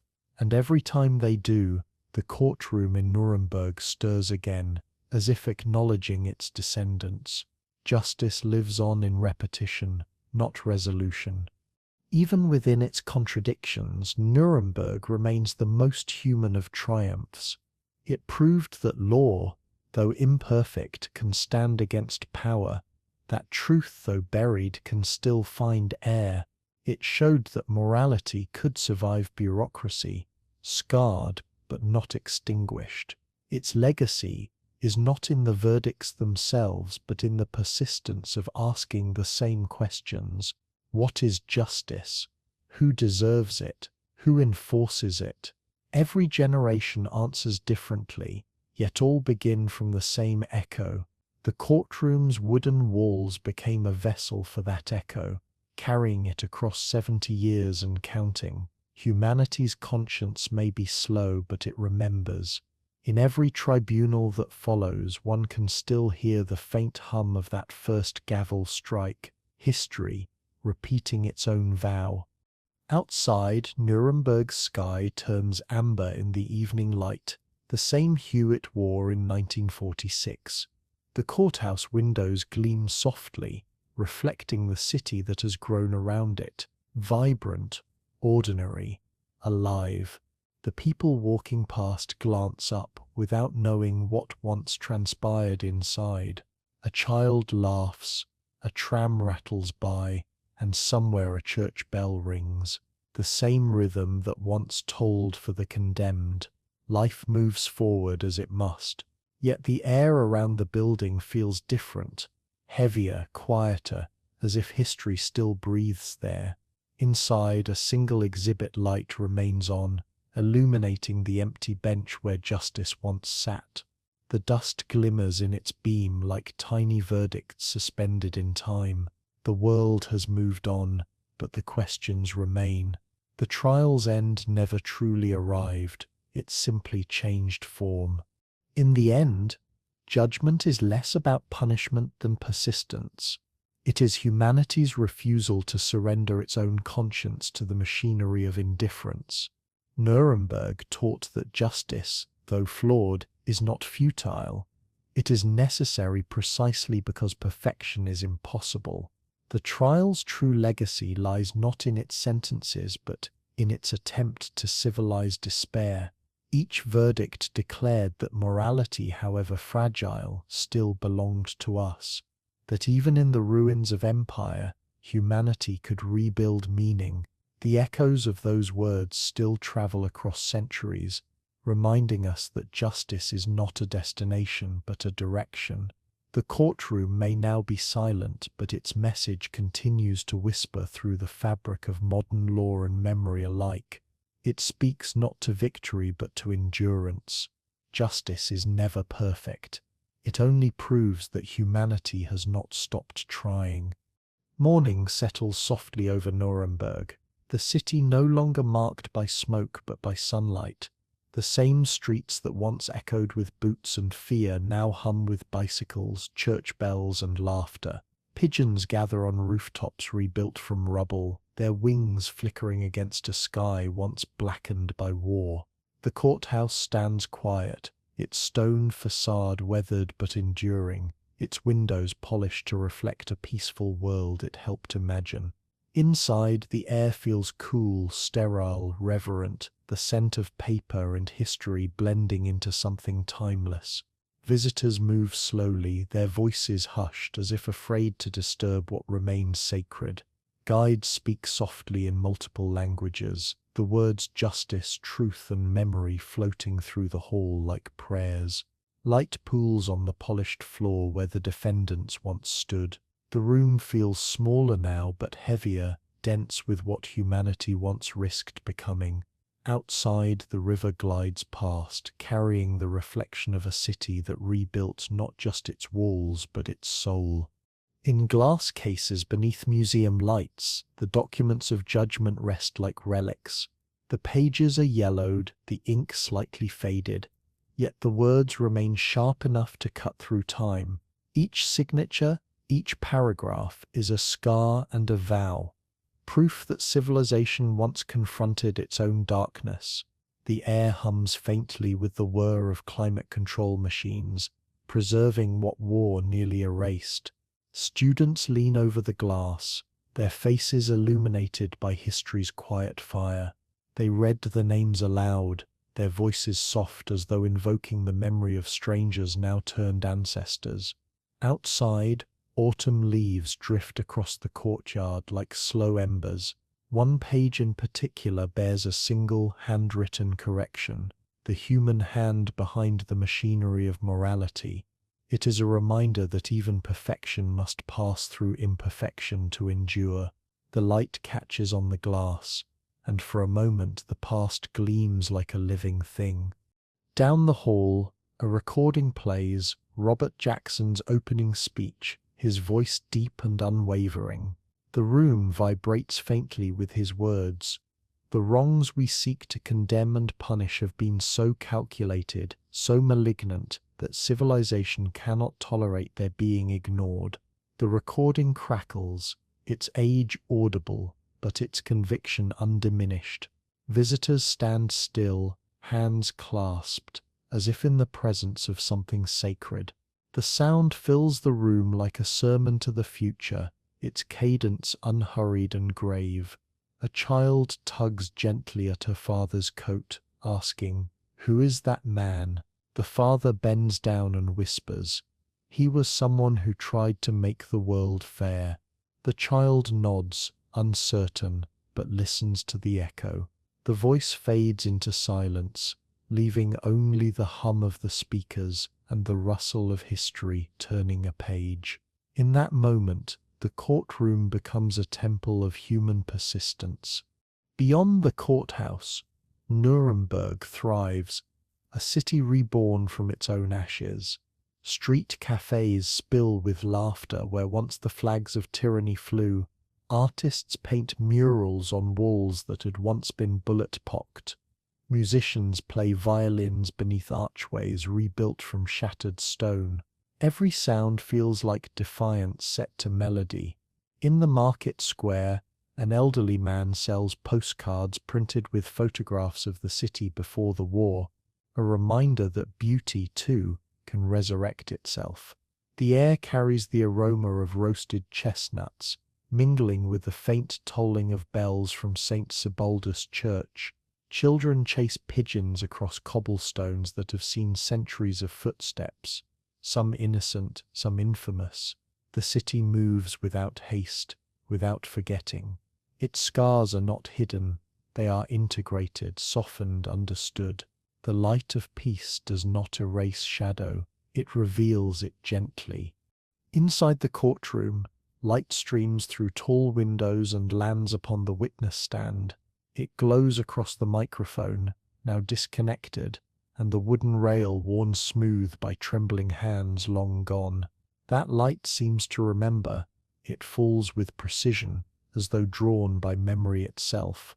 Tour guides explain where each defendant once sat, where Jackson spoke, where justice stood and history listened. The benches creak as visitors shift, the sound like echoes waking from long sleep. Some close their eyes, trying to imagine the tension, the scent of ink and sweat, the murmurs of translators chasing every word. The courtroom is no longer a battleground, yet it still feels charged, alive with invisible testimony. In its stillness lies a strange kind of heartbeat. Justice may have ended here, but meaning never left. The sunlight lingers as if reluctant to move on. Upstairs, a gallery displays photographs of the trial's participants. Prosecutors, judges, witnesses, interpreters, frozen in their youth. Their faces are stern, hopeful, haunted. The captions beneath them list not victories, but responsibilities. One shows a young translator adjusting her headset, eyes intent. Another, a stenographer mid-sentence, capturing the birth of modern law. In these faces, the machinery of justice becomes human again. Their wrinkles now live only in memory, but their expressions remain vivid, the exhaustion of truth told too many times. A visitor lingers before one photograph of a witness with eyes hollow yet unbroken. He survived, the guide says softly, but he carried the trial within him. The visitor nods without speaking. The room hums with the quiet dignity of labor done for something larger than self. The faces on the walls seem to look back, not accusingly, but in shared endurance. In a nearby classroom, a group of children sits cross-legged on the floor, their teacher pointing to a projected image of the Nuremberg courtroom. The glow from the screen washes over their curious faces, wide-eyed and uncomprehending. "This," she says gently, "is where the world learned to speak in the language of fairness." The children listen, fidgeting slightly, too young to grasp the gravity, but old enough to sense its weight. One raises his hand. "Did they win?" he asks. The teacher smiles faintly, considering her answer. "No," she replies. "They learned." Outside, sunlight filters through the trees, scattering across the courtyard like fragments of forgiveness. The children's laughter soon follows, echoing off the old stone walls. It feels like the world's reply, light answering history. At night, the courthouse stands bathed in golden floodlight, its architecture glowing like a reliquary of ideals. The surrounding streets quiet, the city breathing in rhythm with its memories. A janitor moves through the corridors with a soft broom, his steps unhurried, his reflection drifting across glass cases that hold fragments of the past. Through the high windows, the moon casts silver light across the empty benches. The air feels colder now, almost reverent, as though the building itself remembers the weight of words once spoken here. Outside, a light drizzle begins to fall, tapping against stone and steel. The sound mingles with the faint hum of the city's night traffic. The courthouse stands steady, neither mournful nor proud, simply enduring. In darkness, the building seems to glow from within, illuminated not by power but by purpose. Across the world, the spirit of Nuremberg lives quietly, in courtrooms, in classrooms, in candle-lit ceremonies of remembrance. Its echo can be found in every protest for truth, every tribunal that dares to name cruelty. Each generation discovers it anew, reshaping its meaning to fit its own battles. The words spoken here still ripple through time, subtle as breath but unbreakable, in essence. The line between justice and vengeance remains as fragile as ever, yet still humanity walks it, unsteady but unwilling to abandon it. In Kigali, in The Hague, in Kiev, the same principles stir beneath different skies. The dream that law might outlast violence continues to flicker. It is not a monument, but a motion. Justice, after all, was never meant to rest. It was meant to keep walking forward, carrying the memory of where it began. At sunrise, the courthouse glows softly, its windows reflecting the first light of morning. Inside, the exhibits rest in silence, the papers still, the benches empty, the echoes asleep. The city outside awakens, its rhythms renewed, its people unaware that every breath they take fulfills a promise once made in this room. The walls that once bore witness to accusation now carry the gentler weight of memory. Justice, once fierce, has become reflection. The light drifts across the courtroom floor, touching the grain of the wood as if tracing an old scar that has learned to heal. The past is not gone here. It is integrated, woven into the air itself, and as day breaks fully over Nuremberg, the courthouse stands not as a warning but as a vow. The walls that once echoed with judgment now whisper with memory, a quiet promise that truth, though fragile, endures.